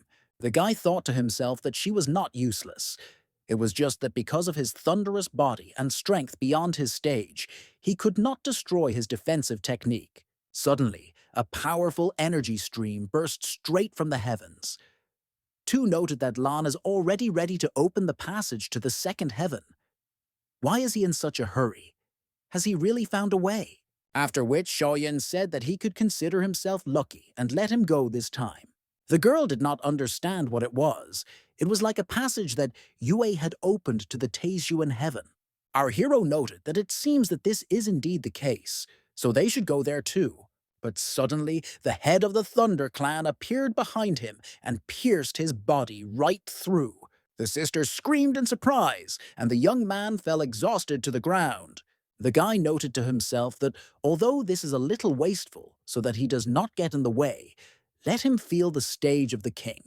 While Saya begged him to wake up, Tu thought to herself that he might think that he did not die in vain if he was attacked by a cultivator of such a level.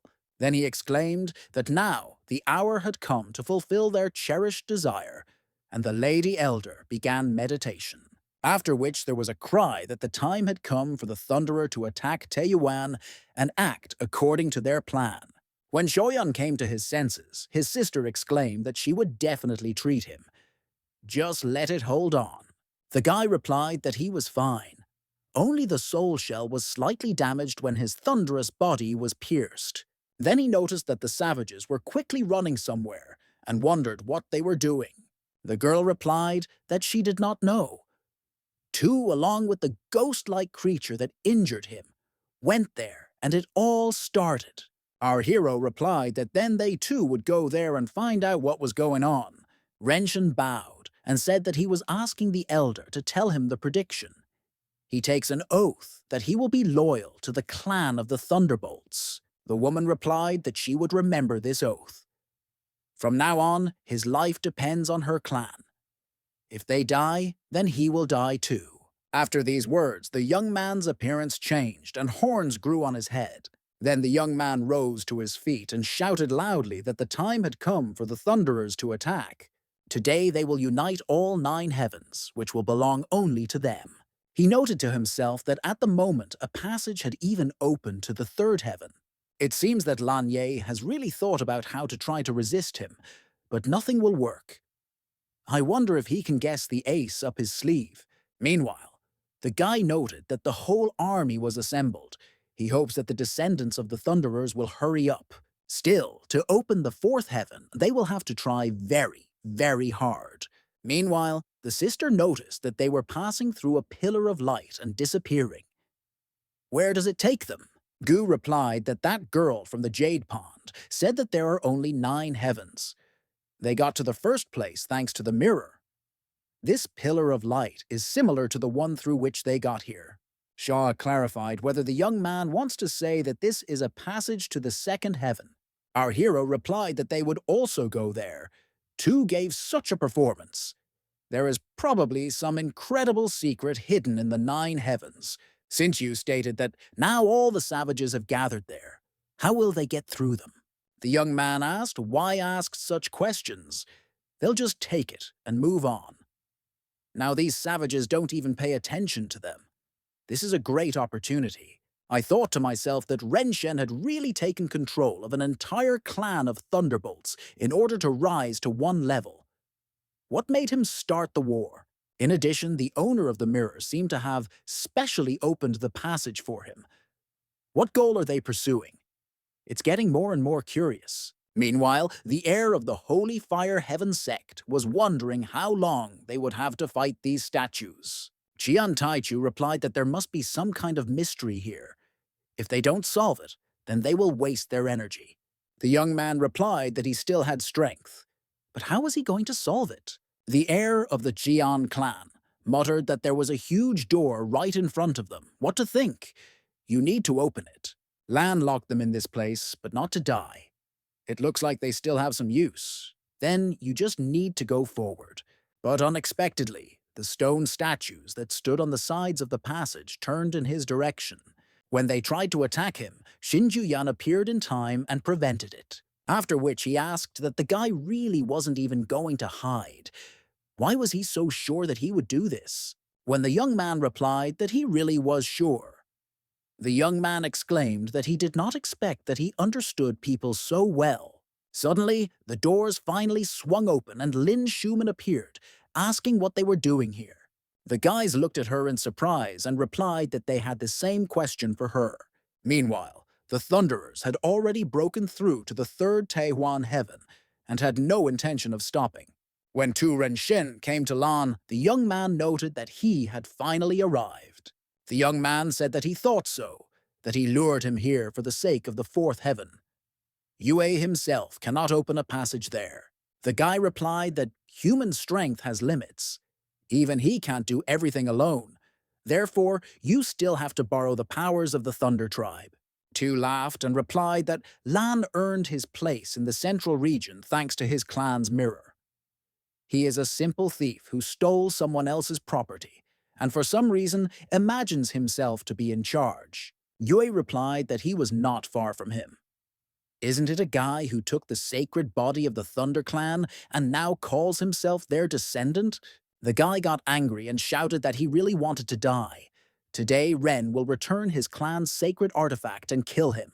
The young man stopped him and told him not to rush, to wave his hands, because someone had not arrived yet.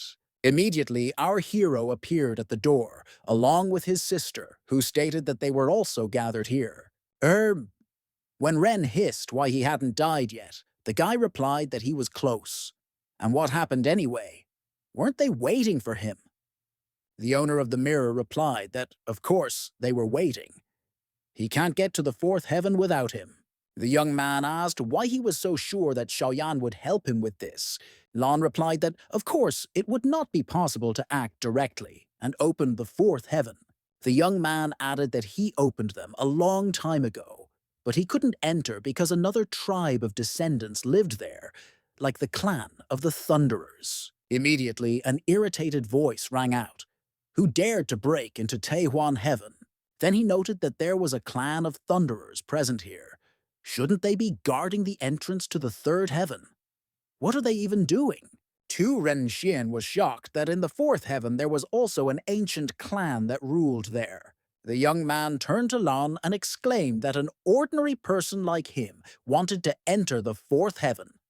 This is simply outrageous. After which he ordered his soldiers to immediately catch this man and bring him to him. Yue stated that since the doors of heaven are open, he leaves everything to Brother Tu. Then he added that it was Brother Xiaoyan's turn, so the formation was activated under him and his sister, and the guys began to disappear. The young man realized that he had been set up. Now you have to fight creatures whose strength is unknown. Our heroes were transported to the palace, and the guy asked if this place seemed familiar to her. The girl realized that this was the tomb of King Xuan. What is she even doing here? Gu replied that it looks like this is another of his graves, but he won't understand whether this place is real or not. I thought to myself that in the tomb of the king in the southern region, he mastered the sword of destruction and received a soul. If this place is real, then there is a possibility that the guy can find some powerful sword technique. Saya said that there were signs of a struggle around. It looks like someone has already been there. The young man replied that there was no need to pay attention to it.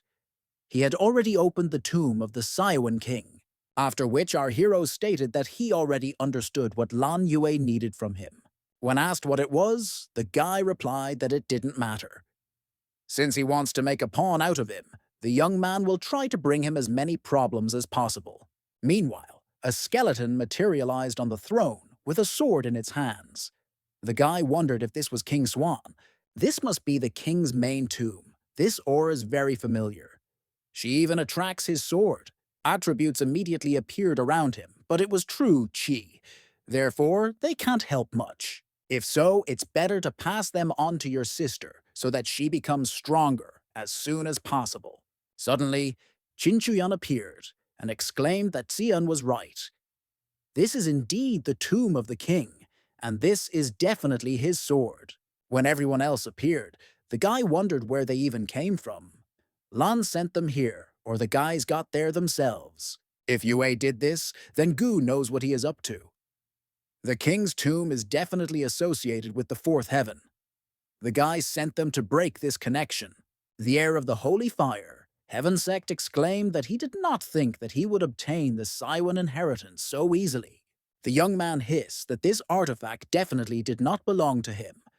Let him remove his hands. The young man asked, so what? His fight with Tu surprised everyone, but he doesn't think that he can compete with the Holy Sect. Our hero replied that he just wanted to say that this sword already had an owner, shouting that now they would see if he was suitable for him. The young man rushed to attack Xiaoyan, who immediately put up a defense. Chuyan stated that this is just a divine ocean stage protective body. Let him not think that he has become invincible. But suddenly, the tormented soul of King Swan emerged from the sword and attacked Sin. Our hero thought to himself that in order to receive an inheritance, he must first deal with the soul.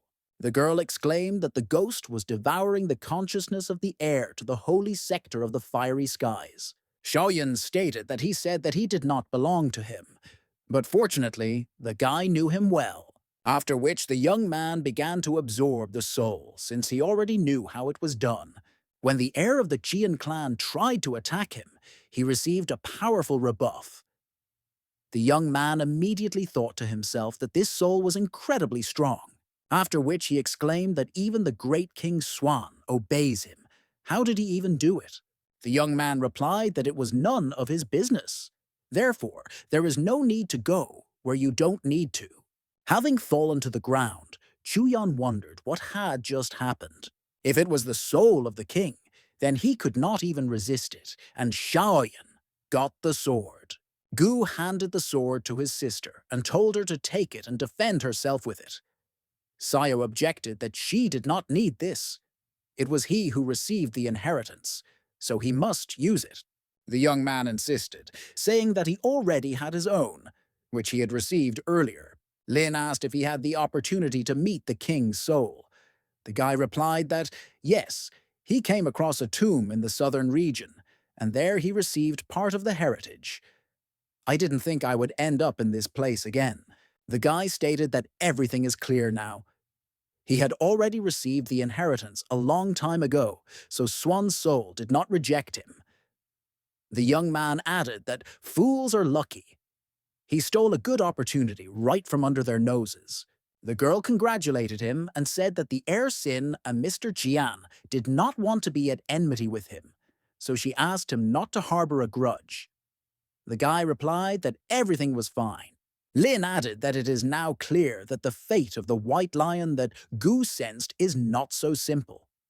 It may not have anything to do with battles, but for cultivators it is also considered a kind of strength. The heiress of the Jade Pond Holy Sect said that now all that remains is to figure out how they can get out of there. The young man wondered if it had all ended so simply. It turns out that Lan specifically gave them the inheritance. Then it dawned on him that he and Tu had allowed the inheritance to be taken over. This means that in order to get to the fourth heaven, you need the legacy of the Thunderers and King Swan. After some time, the guys managed to escape through the activated formation. Shin saw a huge crowd of thunderbolts running towards the building and wondered what was going on. Gu explained that Lan had opened the passage to the fourth heaven. Ren Shen, who received the legacy of the Thunder Clan, followed him and fought with the monsters of the fourth heaven. The girl was surprised where such creatures came from. They look like people with wings. They resemble tribes inhabiting lands outside the state. Several thousand years ago, foreigners invaded the central region. A lot of people died. After that battle, the clan of the Thunderers began to be considered almost extinct. Suddenly, an energy stream rushed past them, which they barely managed to dodge. Chuyan was indignant at how Renshin even dares to attack him. Isn't life so sweet? The young man's answer to this question is whether he really believes that Tu cannot kill him. Then he asked where Lan Yue was. The guy wants to kill him for deceiving him. Our hero replied that they didn't know, as soon as they got out, and didn't even see him. Suddenly, there was a loud laugh, and the youth declared that, of course, only Shaoyan could receive the inheritance of King Swan. And these two got there much earlier than him, but never achieved anything. Just useless trash. When the heir of the Holy Fire Heaven sect rushed to attack him, a being from the fourth heaven came to his defense. The young man flew back at great speed, and on the way knocked his partner off his feet.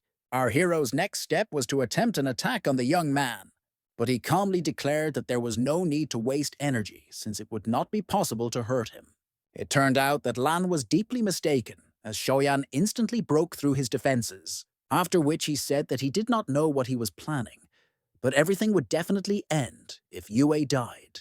The enemy screamed at him to stop if he wanted his sister to live. Our hero immediately turned back and saw that the girl had been grabbed by two creatures from another world. Then he exclaimed, "How dare he threaten him?" The guy replied that enough chatting already. If he wants to get Saya, then let him go to the fourth heaven. It is very interesting whether the young man will be able to break through there and survive. Lin said that she understands that he likes to save everyone, but they can't handle them now. She advises returning to the sect and thinking things over carefully. Our hero irritably replied that he did not ask for her help, since he absolutely did not need it. After which, without thinking twice, he set out on his own to save his sister from the clutches of winged creatures. Tu immediately went after him and said that he did not expect his enemy to open his eyes. It was a pity that such a brave man would ultimately die by his hand. The guys looked at each other in surprise, and the heir of the Fire Heaven sect asked what they should do next. The friend replied that those who don't take risks don't drink champagne. The land plains are associated with the fourth heaven. After which everyone decided to follow them, and if you die, then die. What can you do? Once there, the guys noted that they could not even think that they looked like a city. The young man noted that there was no one around. It looks like it has been abandoned for quite some time. Suddenly, the voice of Tu was heard, who said that let them wait until he kills all the foreigners, and then this will become the place of the holy sect of the Thunderers. The young man will definitely make this place safe for his descendants. Meanwhile, the head of the clan was thinking that these were really the two king stage bodies promised by the stranger. It's a pity that both of them only received the royal soul inheritance. But okay, it's still impossible to bring the king's real body here using it. A little refreshment wouldn't hurt him either. He has the opportunity to get out of this prison. This spirit was familiar to him. This is his old friend. He did not think that, having destroyed them once, the descendants would come to him themselves. Meanwhile, the guys noticed that the sky suddenly turned red, after which these winged, otherworldly creatures began to appear right above them. As they began to prepare to attack, Ren Shen gave the order for the thunderbolts to engage. I thought to myself that if he wants to get to the fourth heaven, then he needs to deal with them. Suddenly, the voice of the clan leader was heard, saying that the stray dogs from the Thunder sect dared to come here, the so-called home of this clan. The first heaven, after the defeat in the war, became considered a shelter for stray dogs in the 9 heavens. And this is their useless heritage. Does the guy really think that it is really valuable? The young man exclaimed that he too was just from a dying clan locked here. Where did so much pride come from? Actually, back then, it was his clan of the Thunderbolts who defeated them, and not the other way around. The man stated that he even knows this. Apparently, this old woman even gave him her spirit. After which they clashed in an equal confrontation. They were not going to give in to each other. Meanwhile, 3 winged, otherworldly creatures were approaching our hero. Gu thought to himself that he had no intention of fighting them. He came because he was invited. Xiaoyan is grateful, even though he was used. But the big mistake was using his sister to try to threaten him. Then he said that the last time the one who threatened him with her died. But the monsters did not listen to him and still rushed to attack. The winged monsters clearly underestimated him, so they paid for it with their lives. Having destroyed them in one fell swoop, the guy said that he had warned that if you even laid a finger on his sister, you would be ready to die. Lan suddenly appeared and said that he was very interesting. Let him not think that he will achieve everything thanks to the blood of a hawk.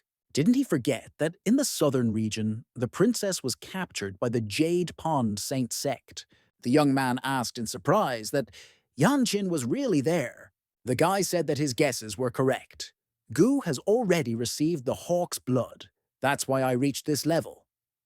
The former loser from the Southern Guild turned into a god of cultivation. It's a shame that the Jade Pond plan failed because some brat was faster. Without pure essence, the hawk blood elixir will not work. The young man replied that he was wondering how the reincarnation of hawk blood could choose him, the scum, as a companion. Plus, you also have to spend your essence to improve his abilities. After which our hero began to become completely furious and say that he was talking too much about nothing. The enemy asked that he was really going to kill him. What about his sister? I don't care about her life or something. The girl tried to get out of the sphere and screamed for Xiaoyan to help her, since she could not do anything on her own. The guy explained that he built this prison specifically for Saya. If he had listened to him, Yue would not only have let her go, but also helped him in the Jade Pond Saint sect. Our hero exclaimed that he was already tired of listening to empty chatter, after which he cut off the enemy's hand, with which he was holding the sphere with his sister. The magical prison was immediately destroyed, and the girl was successfully saved. The young man did not expect such a turn of events, so he was in a stupor and silently looked at his hand, which was lying on the ground. Xiaoyan said that no one dares to set conditions on him, much less threaten him with the help of Saya. After which he thanked him for telling him where the princess was currently. But today he would die. Stuttering, Van muttered that this was simply impossible. He could not pierce the body of a king at the divine ocean stage with one blow. Then he shouted that the winged king could kill him anyway, and began to run away, shouting for him to save him. The young man shouted that he would not be able to leave so easily, since he had to die today. When he saw our hero, the head of the clan noted that this was very interesting. He has the strength of a king in his body. After which the man began to fight off our hero's attack in order to save Lan. While he was muttering that a dog should obey its owner, two appeared behind him. The young man dealt him a powerful blow to the face and declared that it was better not to be distracted by anything during the fight with him. The man replied that Renshin himself asked for what would happen next, so now he will pay for everything. Then he used his powerful technique and attacked his opponent, who was thrown aside. Qian Taichu noted that the accumulated pure qi power formed a ball, and it was too dangerous. The Winged King stated that now Tu must understand that he has no chance in front of him. But our hero said that he should try to attack him. Then they will find out who is stronger. The man noted that he was quite brave for deciding to do something like this, and immediately attacked him in response. The girl shouted that it was necessary to attack together. When these two finish, it will be their turn. The young man asked that she didn't see that it was useless. This is not their level. He's already at the king stage. Shoyan thought to himself that he was able to reduce pure qi to a ball attack. Yes, he just laughs at him. Gu can directly absorb beret qi attacks from his body. We need to make him attack a few more times. Then he asked if this was all he was capable of. The guy thought the king's stage was more impressive. The winged king hissed that now he would see everything in full. Then he launched the energy ball at him again. Our hero managed to jump to the side in time, and in the place where he stood, a huge hole appeared in the ground. The young man exclaimed that this was all. Strength and accuracy are nothing at all. The heir of the Holy Fire Heaven sect muttered that he was completely crazy and was provoking the king stage. After this, many spheres appeared around the winged creature, and the guy stated that now they were definitely finished. The head of the clan said that he should now try to escape. He'll see how far he can make it. On the way, the guy shouted that Shoyan had gone completely crazy. Why did you even need to make him angry? Meanwhile, the young man was watching all these things and muttering to him to kill him as soon as possible. How suddenly the voice of our hero was heard, who asked that he really thought that the king could kill him. After which he raised his hand and asked the question that maybe it would be better for him to die first. Lan made a huge mistake when he used him as bait, but suddenly the winged creature covered him with his hand and said that this guy could not die by his hands. After which he turned to Lan and said that although Gu had already cut off his limb, he was still important to him. Then he began to suck the energy out of him and said that his life would end today in this place. It's a shame because the creature planned to feed this guy to his new body, but he damaged it. However, Xiaoyan is stronger than him. The young man is the ideal body that he has been looking for so long. Gu replied that before this he could not understand why Lan was so eager to get to the 9th heaven. It looks like he came to the 4th for him. The Winged King replied that he himself chose this path. There is no point in blaming others. 2 people were the first to discover the 9 heavens. This is Lan Yue and the Thundering Hell sect guy. The young man received the inheritance of the Thunderer tribe from the first heavens and made his sect holy. Tu became a descendant of this tribe. This means that he also needs such a person. And when will the 9 heavens be discovered again? Lan was quite smart, so he gave him the wonderful mirror of the Thunder clan and allowed him to unravel the secret of the 9 heavens step by step. He broke the seal of the Winged clan. The young man asked how the Winged King communicated with him from the 4th heaven. He replied that he let him know about his existence, then confused him through the mirror. Therefore, he was obsessed with revealing the secret of the 9 heavens. Besides, Gu himself saw what Tu achieved in the 1st heaven. What does he think? Does the guy want to get another legacy? Shoyan realized that Yue did everything according to his instructions. There is no destiny. It's all another person's plan. After which he said that his opponent was telling him all this, but he couldn't calculate it. The creature replied that he did not need this. The four gates of heaven are completely open. Winged tribe now belongs to the middle heavens. Or rather, now all five heavens belong only to them and no one else. The clan became the most powerful of all. The guy said that more than a year ago, when he was at the core formation stage for the sake of his loved one, he passed on the sword to the king stage. Then he disappeared without a trace. The winged king replied that, being at the divine ocean stage, the guy is 2 levels weaker than him. If he were in the life and death stage, maybe he would have had a chance. Our hero objected that this level was a piece of cake for him, but the opponent at the king stage is just worthy of fighting them. The winged king attacked him and exclaimed that it was enough to throw loud words to the wind. Let the young man cope with this first, and then it will be possible to say something. Our hero dispelled the fiery sphere and with a mocking voice asked for forgiveness for the fact that he managed to cope. The creature was surprised that it absorbed his attack. How does the guy even know such techniques? For the first time, he sees someone who can deal with them right away. The young man thought to himself that he had not yet realized that his attacks consisted of pure Kree, and this was what he needed. He answered out loud that he still couldn't understand it. Now it is the turn of the Winged King. They will see how he can cope with his sword. The monster easily repelled his attack, so much so that the young man flew some distance back, after which he stated that the way he absorbs his attacks is, of course, very interesting, but the divine ocean stage cannot hurt him. If we don't give our hero time to absorb, then his defense will be useless. Now, let him give his body to him. But two suddenly appeared and told him not to rush. He should be his opponent. The Winged King hissed, "Why is the brat from the Thundering Hell sect still alive?" Renshin replied that his contract had not yet been fulfilled, so he could not die yet. After which he turned to our hero and said that they would resolve their dispute a little later. The creature noted that he was wondering how the old woman of the Thunder Clan could die so easily. It turns out that she has already chosen him. The young man replied that he came here for this moment. It's time to end this. As the new leader of the Thunder Clan, he will carry out the will of the Elder and do everything as she said. The war that began 1,000 years ago will end here. His clan will destroy the Winged Sect.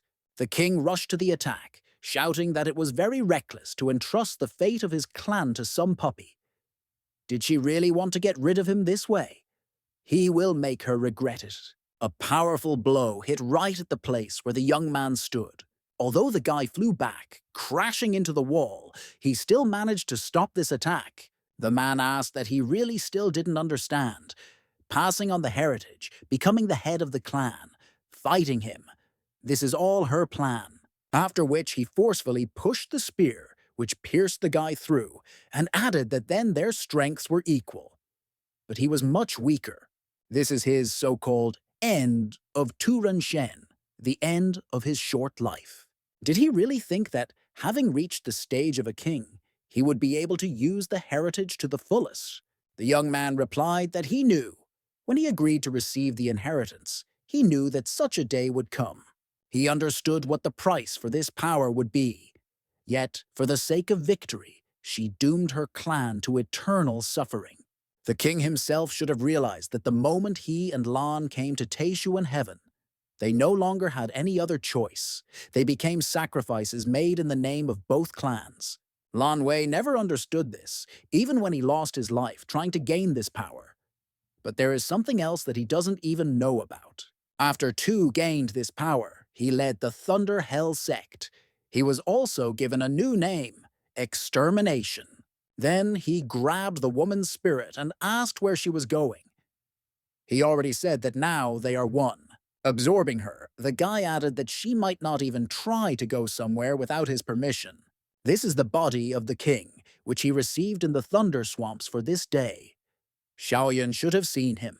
It dawned on our hero why the young man then put the Buddha seal and used the blood pool. Tu Renshin abruptly grabbed the Winged King by the face and threw him to the ground, while saying that today, they would both die. But suddenly, he noticed that there was a through-hole in the center of his body. The thought of what was actually happening flashed through his mind. Then he fell dead. The Winged King noted that he was a fool. It was a pity that he did not die at his hands. The spirit of an old woman immediately appeared from his body, who said that she did not think that, after several thousand years, she would appear before him in this form. The woman will put an end to the war between their clans. The man noted that she had not changed at all. Thousands of years have passed since then, and much has changed. She was greatly weakened in that battle. It's good that you have to fight with her. Does the head of the Thunderbolts really think that he can win in this state? A body in which she was already dead. The woman replied that it was just one thing. There are many others here, so you can choose. She needs to thank him for that guy's death. Now their contract with him has been terminated, because she just found another perfect body. The Winged King replied that this was a very interesting coincidence. Isn't she talking about Xiaoyan by chance? Our hero exclaimed why they were even staring at him. They're talking about his body or something. The old woman stated that the 9 heavens are actually a seal, and the one who guards it is chosen by it. Let him consider it an honor. The young man replied that at the moment she was only making him angry and nothing more. Suddenly, the heads of the clans rushed in his direction, simultaneously arguing about who should get it. The woman turned out to be more agile, so she approached faster and immediately possessed him. The creature noted that he deliberately forced her to inhabit himself. The hag doesn't know that the guy can absorb the power of others. Therefore, the Winged King decided to act slowly and see how events would develop further. He would wait until they decided who would ultimately control the body. It doesn't matter who takes it, both will be at their most vulnerable at that moment. Then he will strike and receive both the body and the strength of the old woman. When the sister wanted to rush towards Gu, the girl stopped her and said that this spirit had entered his mind. They shouldn't bother a guy at such an important moment. When asked what to do now, Lin replied that it was nothing. The one whose consciousness is stronger will win. One must hope that heaven is on Gu's side. If he wins, he will receive the legacy. Or rather, not a legacy. The young man will receive the fortitude of the king's stage. All that remains is to observe. Meanwhile, the woman noted that it was simply incredible.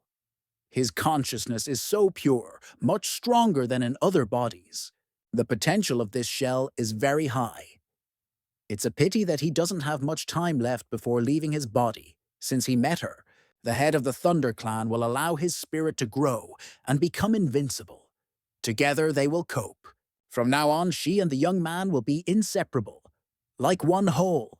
But suddenly, a huge ancient bell from our hero's clan began to ring loudly. The young man immediately came to his senses, and the old woman wondered what that sound was, because it was able to dispel her spirit. Suddenly, the bell began to fall directly on her so that she would fall into a trap. The woman was flying inside him and screaming what kind of thing this was in his mind, how to get out of it. Did the young man really decide to catch her and hold her? Let him out immediately. He explained that this was the ancient bell of the Boundless Sea sect, which he had cultivated in his mind just for such a day. The old woman said to release her, and she would give him the clan's inheritance. The hag ensures that with it, he will reach the king stage in less than 100 years. Our hero asked why make it so complicated. He will simply absorb her power, and that will be all. A woman can relax. He is not like two. The young man will quickly consume her completely, so that she will no longer exist in this world. Meanwhile, the Winged King decided to check who really owned his body, Gu or the old woman. His sister immediately rushed to hug him and shouted that Xiaoyan had finally come to his senses. The girl was very scared and thought that she would never see him again, so she was very glad that everything was okay with him. The guy noted that she felt it was him. Let him not be afraid. No one can subdue him. The man shouted that it seemed that the old woman had lost and rushed to attack our hero. But the young man immediately put up a defense in front of himself, which his blow could not penetrate. The creature immediately noted that the young man managed to absorb her power. Gu replied that it was not just her, after which Shoyan forcefully pushed him away from him, so much so that the winged king flew back sharply. Then he stated that he had just had a great chance to kill him, but he decided to wait to see which of them would win. Now the man is not an opponent for him. The head of the clan replied that he knew that the guy could absorb power, but to use it fully, he needed time. If they use it right away, he will go crazy in less than a quarter of an hour, and then his body will belong to him. The young man offered to bet whether he would even last these 15 minutes, after which, at the speed of light, he found himself near his opponent and punched him in the jaw, saying at the same time what Tu Ren Shen was for him. Although they hated each other, it was our hero who had to kill him. The enemy pierced his body right through. Then he will do the same to him. After a series of blows, the representative of the winged clan became completely furious and declared that he would kill Gu Shaoyan, after which some fireballs began to fall from the sky.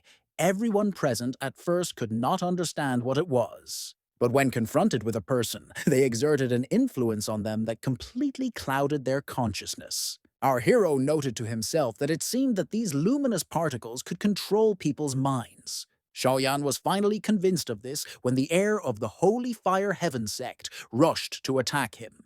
My sister also came under this influence. The young man tried to shout to her, but she did not react at all. All his friends turned into zombies and wanted to deal with him as soon as possible. The Winged King noted that if he does not want to attack, then let him then prepare for his death. The guy shouted that this was very mean. One way or another, he is at the king stage and uses such dirty tricks against him at the divine ocean stage. It's just disgusting. The creature stated that he could, in fact, stand up to them all. He only needs to kill them. Then his technique will not affect him in any way. When the guys, with their minds clouded, tried to attack him, our hero threw them aside and shouted that they should not get in the way. Suddenly, Saya came very close and stabbed him with her sword. The guy looked into her eyes and said that this was her brother. The head of the clan noted that he accidentally found his weak point. The guy would rather die at her hands than kill him. If he wants to reach the king stage, he better get rid of such obvious vulnerabilities. He then placed his hand on her head and noted that the amount of qi had increased. Did he really give her some of it? Perhaps she thinks that in this way she can get out of hypnosis. It's no use. The girl has already reached the limit of the core formation stage, but due to her abilities, she is unable to break through to the divine ocean stage. So, he will only kill her. Is it worth it at all to be sad about a woman when you have reached the stage of a king? She only gets in his way. When Shaoyan hissed that stop talking nonsense, lightning bolts appeared in the sky. The winged one stated that his qi only made her worse. Soon she will die in his arms. What a wonderful picture will be before his eyes. The lightning at the divine ocean stage even stood up to the king stage, but he decided to give it all up for the sake of the girl. I've never met anyone like him. For safety's sake, the man will give him something else. Now they will see how the young man can withstand this powerful attack. But when confronted with the goo energy, the energy ball simply disappeared. The king muttered that this should have caused the lightning to go out of control. This is impossible. It seems that the young man simply absorbed the power of lightning. He can't let him do this. But our hero attacked him first and shouted to him to taste his lightning. Grabbing him by the throat, the guy hissed that it was so difficult to lure him that he had to let his sister pierce him with a sword. In fact, he absorbed this toy as soon as he touched the girl, and then grabbed the sword to draw blood. It's good that the king believed that his technique worked. When the winged muttered how he managed to absorb even lightning, the guy replied that this was the third time he'd done something like this, so it was a mere trifle. Then he asked how it felt to be constantly attacked by lightning energy. The winged king felt his energy leaving him, so he could only whisper that how was this possible. Then the young man turned to his sister and asked if she had finally broken through. Suddenly the sky cleared, and all the people gradually began to return to their previous forms. Our hero looked up and noted that the sun had come out. It must be over by now. The sister muttered that she didn't think she would break through to the divine ocean in this way. Although she had already reached the stage of core formation, she was still very far from a breakthrough. But Gu was able to absorb the lightning in her body, and he was completely confident of success, as if he was ready in advance. Then she approached him and thanked him. From the southern lands to the 9 heavens, he had saved her many times already. And today he helped me break through to the divine ocean. Although she has always acted as his eldest, she knows that the difference between them is becoming greater. Let him forgive her, because he didn't want to be a burden to him. From now on, the guy will face even greater dangers. If Saya stays with him, she will only delay him. The girl decided that she would return to the southern region and cultivate. When her strength catches up with him, she will definitely find her brother. Meanwhile, the king sat muttering that he did not think that there was a person in the world capable of absorbing the power of lightning. It's all about his ignorance. That's why he lost. Then he realized that someone came up and started getting angry, who even dared to do this. Then I realized that this was the heavenly guardian of the country. The girl stated that the Green Emperor allowed him to be the patron of growth, but he made such a fuss due to personal enmity with the Thunder Clan that he could not even protect the fourth heaven. Because of him, Lin Shuman will now have problems when she reports the temperature about everything. Now, the patron of growth will have to answer for all the stupid things he has done. The Winged King shouted that there was no need to do this, but the girl removed the artifact from his body, after which the man screamed even louder and went to the next world. Lin stated that she was very sorry for his clan. Suddenly, all of his subordinates began to lose their strength and fall straight from the sky to the ground. The heir of the holy sect in the fiery skies exclaimed that he was not breathing. They're all dead. The young man saw that the Winged King was dead and some kind of poison was emanating from his body. Then he asked what happened. How did he even die? Because the guy didn't kill him. The girl replied that she did not know. She wanted to come up and check if he was alive, but he was no longer breathing. While the girl was making up a story on the go, the young man saw that the same attribute was coming out of her body as from the king. After which the young man pointed his finger at her and exclaimed that it was she who poisoned him. Chinchuyan said that she is even weaker than him. How could this girl kill that creature? Shaoyun stated that he could not be wrong. The death of the entire winged clan is also connected with her. Lin laughed and said that she had long heard that he was special, but this incident really opened her eyes. When asked who she was, the girl asked if he remembered the deity he killed in the southern region. While everyone was surprised and did not understand what deity they were talking about, it dawned on Saya that she was from the heavenly palace. Our hero rushed to attack her, shouting that this deceiver should taste his sword. But the girl suddenly jumped onto the roof and told him not to be so nervous. She didn't come to fight. Doesn't he really want to know how the princess is doing? Gu hissed that he would definitely go to the Jade Pond. If even a hair falls from her head, he will bury everyone. Shuman noted to herself that he was already in the know, which means he only saved her time. Then she said that since the Winged Clan died, then she had nothing more to do here. So see you soon. Xiaoyan asked if anyone knew how the Heavenly Palace was connected to the Jade Pond. The guy replied that the palace is shrouded in mystery in this region. It is said that the strong sect of 10,000 origins earned their position thanks to him. But he was surprised that Lin revealed herself, because usually no one shouts about it.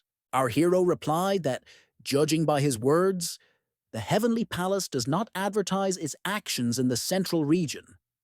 Why then did the girl reveal herself? Sin asked why they should hide if the plan was a success. They don't know what they're up to, so they need to get out of here.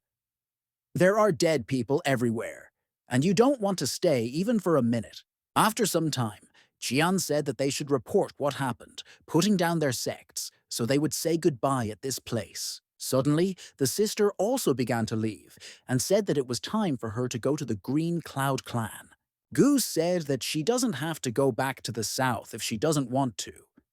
He has his own personal mountain peak in the vast sea sect. No one will bother her there. Excellent place for cultivation. But the girl smiled and replied that she was not needed. She has already made her decision, and it will be better this way. Xia knows he still has a lot to do in the central region, since you cannot help him in any way. On the contrary, he will only get in the way. If the girl returns to the southern region, she can become an elder in their sect. And in general, they don't say goodbye forever. She will just return home. When he finishes all his business, let him find her, hugging him. The sister said that she knew that now it was very difficult for him to decide, or that he did not want to make a choice. She doesn't force him to choose. Seer is ready to wait until he saves the princess and can make a final decision. Then she unexpectedly and deeply kissed the young man. Then she added that she would wait for him in the southern region and walked away. Meanwhile, the young man pointed his sword at the elder of the Boundless Sea sect and exclaimed that this was really all he could do. How could such a rabble rob them in the Siohan kingdom? The man answered the fifth heir that he did not understand anything. They are shameless people who plan to endanger all three of their sects. The head of the clan asked why they were better than them. The three of them conspired to rob their sect, but the plan failed. Now they decided to collude with the sect of 10,000 Beginnings in order to steal again. The guy replied that his clan could raze them to the ground in an instant. Why should they conspire with anyone? However, at the moment, these three clans all belong to the 10,000 Origins Saint sect, so their affairs directly concern them. Shaoyun suddenly appeared and greeted the head and second elder. After which, he said that today something was noisy, so he would return to the peak of the heavenly waves. But suddenly, a voice rang out and ordered him to stop. The question was then asked whether he was the leader of the vast sea sect. When the sword sharply headed towards him, our hero stopped it with one hand and declared that these were not toys at all. Then he realized that he had never seen this young man before, and asked in surprise who he even was. The man explained that this is Diu Shun, who is the heir of the 10,000 Origin Saint sect, and the first heir of the central region. Gu asked if this was the same sect that Qian Taichu said was connected to the heavenly palace. The old man sarcastically asked if he was scared. This sect is one of the strongest in the central region. The young man was tired of listening to all this chatter, so he silently pulled the weapon out of the heir's hands, after which he pointed it at the young man and said that he would stop waving at them indiscriminately. He just hates having a sword pointed at him, the guy exclaimed, which means he first stole his weapon while Dew was distracted, and now he's challenging him to a duel. Our hero had already encountered this many times, so he stuck a sword near his feet and told him to attack. But the man stopped him and told him to do it first. He feels that Gu is doing this on purpose. Maybe he can avoid the situation. On the street, a guy asked how Gu managed to become even stronger than before. Did she see how he took the sword? The girl replied that they were at different levels. This little trick doesn't mean anything. Our hero asked that since this was a duel, what would they even fight for? The enemy replied that if he lost, then everything that happened after the Xiaohan kingdom was none of their business. When asked what if he loses, Shun laughed loudly and replied that he really didn't read what to listen to and win. Even the head of their sect would not dare to say such a thing. Gu clarified that it turns out that he will not argue about anything. The young man replied that if he loses, then the guy can do whatever he wants. A young man could deal with a weakling like him with just a sword, after which a huge snake suddenly appeared and rushed to attack our hero. But Xiaoyan instantly dealt with her using one of his techniques. The young man exclaimed in surprise that he dodged his signature move of the bloodthirsty python. Meanwhile, the enemy approached Xiaoyan from behind and struck sharply, but he seemed to fall into the ground. After which he materialized behind his opponent's back and declared that he could do that too. Gu managed to strike him, after which the guy wondered how it was possible. Could he really be able to teleport? The young man pointed the sword at him and asked if they would continue. He already went to meet him halfway. The man exclaimed what kind of devilish technique the guy just used. The young man replied that as soon as they encounter something they have never seen, they immediately consider it a devilish technique. Maybe it's worth going out in public at least occasionally. The fifth heir declared that he was admitting defeat. There's no point in fighting further. I thought to myself that his bloodthirsty python was completely suppressed by his strength. He wanted to defeat him in close combat. He even used a deadly move, but he used a similar one against him.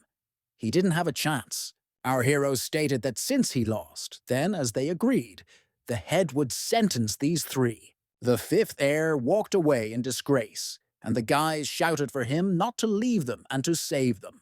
But suddenly, Xiaoyan stopped him and asked if he allowed him to leave. Diu said that Gu can do whatever he wants. After some time, the clan leader said that if he had not returned on time, the sect would have been in trouble. Then he asked how his trip to the Thunder Swamps went. The young man replied that something happened, but, in general, everything went quite well. The elder said that he heard that several heirs were killed in the city, and a new abode of immortals appeared. Now all the central sects are going to explore this place. The guy replied that during the martial arts tea ceremony, the fourth heaven was reached and the whole path was opened.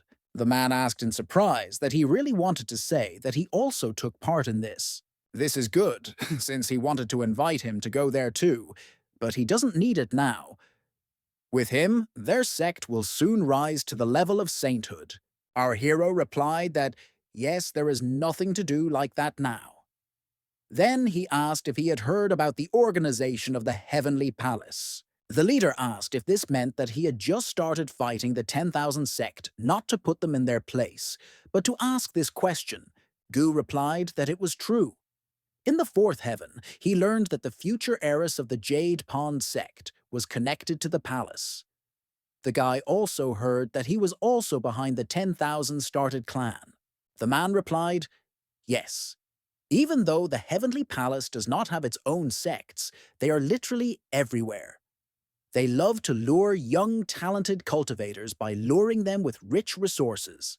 But none of the strangers knows what they do. Very few people saw them, so gradually, everyone just started pretending they didn't exist. He also heard that there are 5 emperors there: white, red, black, yellow, and white head of the East. Each of them has 4 heavenly lords and 12 generals, as well as countless warriors. Behind many holy sects is a heavenly palace, but third-rate sects like them don't know what's really going on there. Our hero thought to himself that the fifth heir said the same thing. Then, in the southern lands, they were in the tomb of King Swan. If we consider that hawk blood is also a resource, then the princess in the Jade Pond clan is also the work of the Heavenly Palace. Then why did Lin speak as if she was afraid that he would not come there?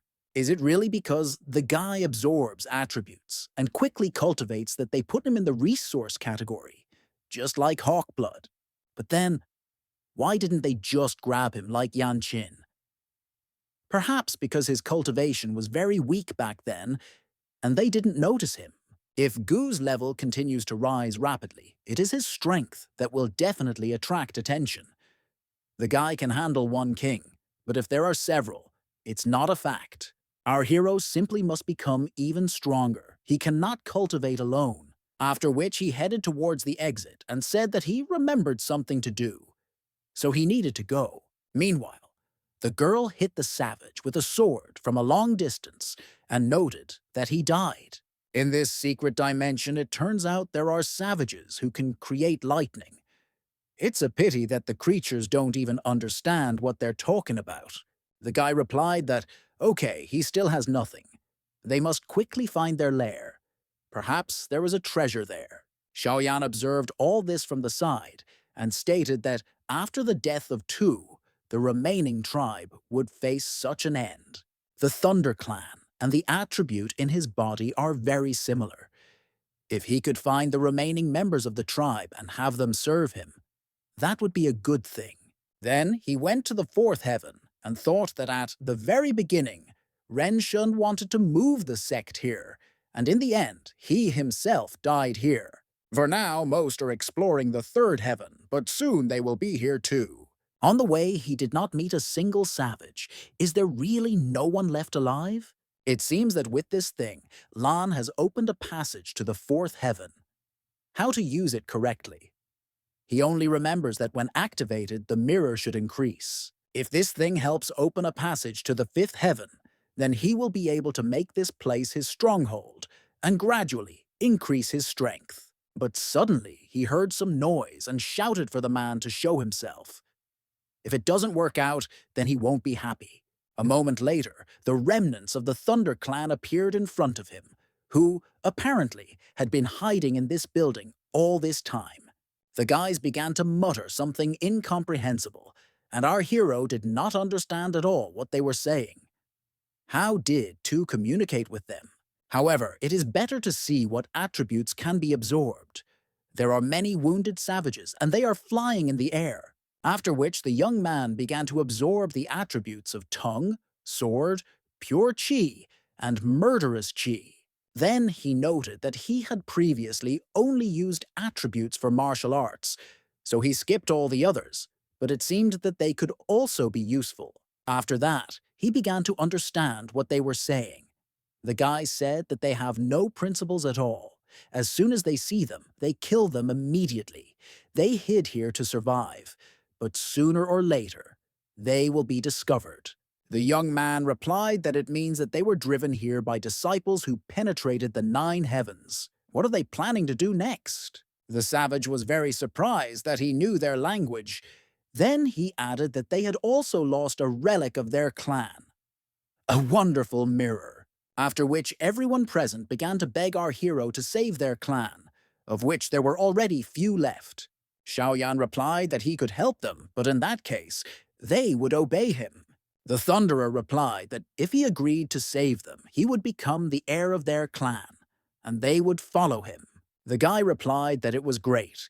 Now let them listen to the plan of action. Those above the divine ocean stage will guard the entrance to the fourth heaven. They will make this place their stronghold. Right now, all the sects here are roaming around in small groups, so they will only encounter a small number of opponents. The Thunderer objected that when they completely cleared the third heaven, they would definitely attack the fourth heaven together. Gu replied that this is why they should close the passage here, but the Jaya clan and the Fire Heaven sect used another method to get to the third. They will still get here. Therefore, their goal is not to entrench themselves in the fourth heaven, but to protect them until they get to the fifth. Everyone knows that the passage is open all the way to the fourth heaven. If they closed the entrance to the fifth after they got there, they would be relatively safe. Their goal is to start from the fifth and gradually move towards the final point, the ninth heaven. The guy said that even the fourth heaven was guarded by a being with the king stage. He may have reached it recently, but will everything be okay with them? He replied that there was no need to worry about it. There are too few kings in the world for them not to worry for their lives. Let them wait until he reaches the stage of life and death. Then he can fight the king too. But first, he must understand how the mirror works. Otherwise, it is all empty talk. The guy said his name was Aotoba. He was once in charge of their clan's heirloom, so he knows how it works. If the heir wishes, he will tell him everything. The young man replied that he would be very grateful, since this is the last chance for the Thunder clan. I thought to myself that I had spent half a day on these conversations. As soon as he understands the functionality of the mirror, he will be able to make the next move.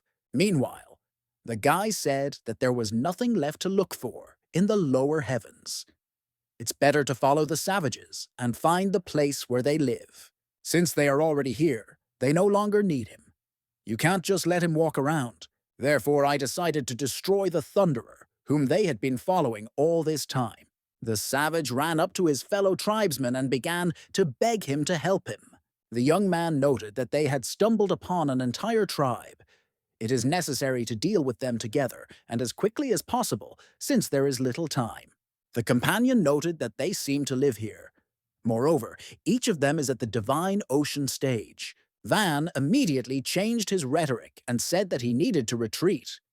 Since they already know how to get here, they will return with help and together destroy these parts. But suddenly the young man shouted that the passage began to gradually disappear. They won't have time to do anything. The Thunderer stated that the air had closed the passage, which meant that these two could be killed. After which a crowd of his subordinates rushed to attack, and the guys begged to let them go. Going down the stairs, our hero noted that there was a secret room under the palace of the Winged King.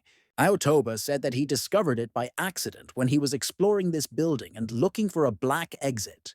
This is the treasure of the Winged King. Almost all of the valuable items of the fourth heaven are collected in this place. Gu noted that this is not bad. He had just closed the ship to the fourth heaven. Now you can use all this to become stronger. The guy asked in surprise that he really wanted to say that he would give this to the clan. Xiaoyan replied that, of course. There are many valuable medicinal herbs and alchemical tracks here. During these few days, the guy will make the pills. Let him distribute this to others and go to the fifth heaven. The Thunderer fell to his knees and exclaimed that he was very glad that such an heir had appeared in their tribe. Gu found King Swan's sword technique, all 18 styles.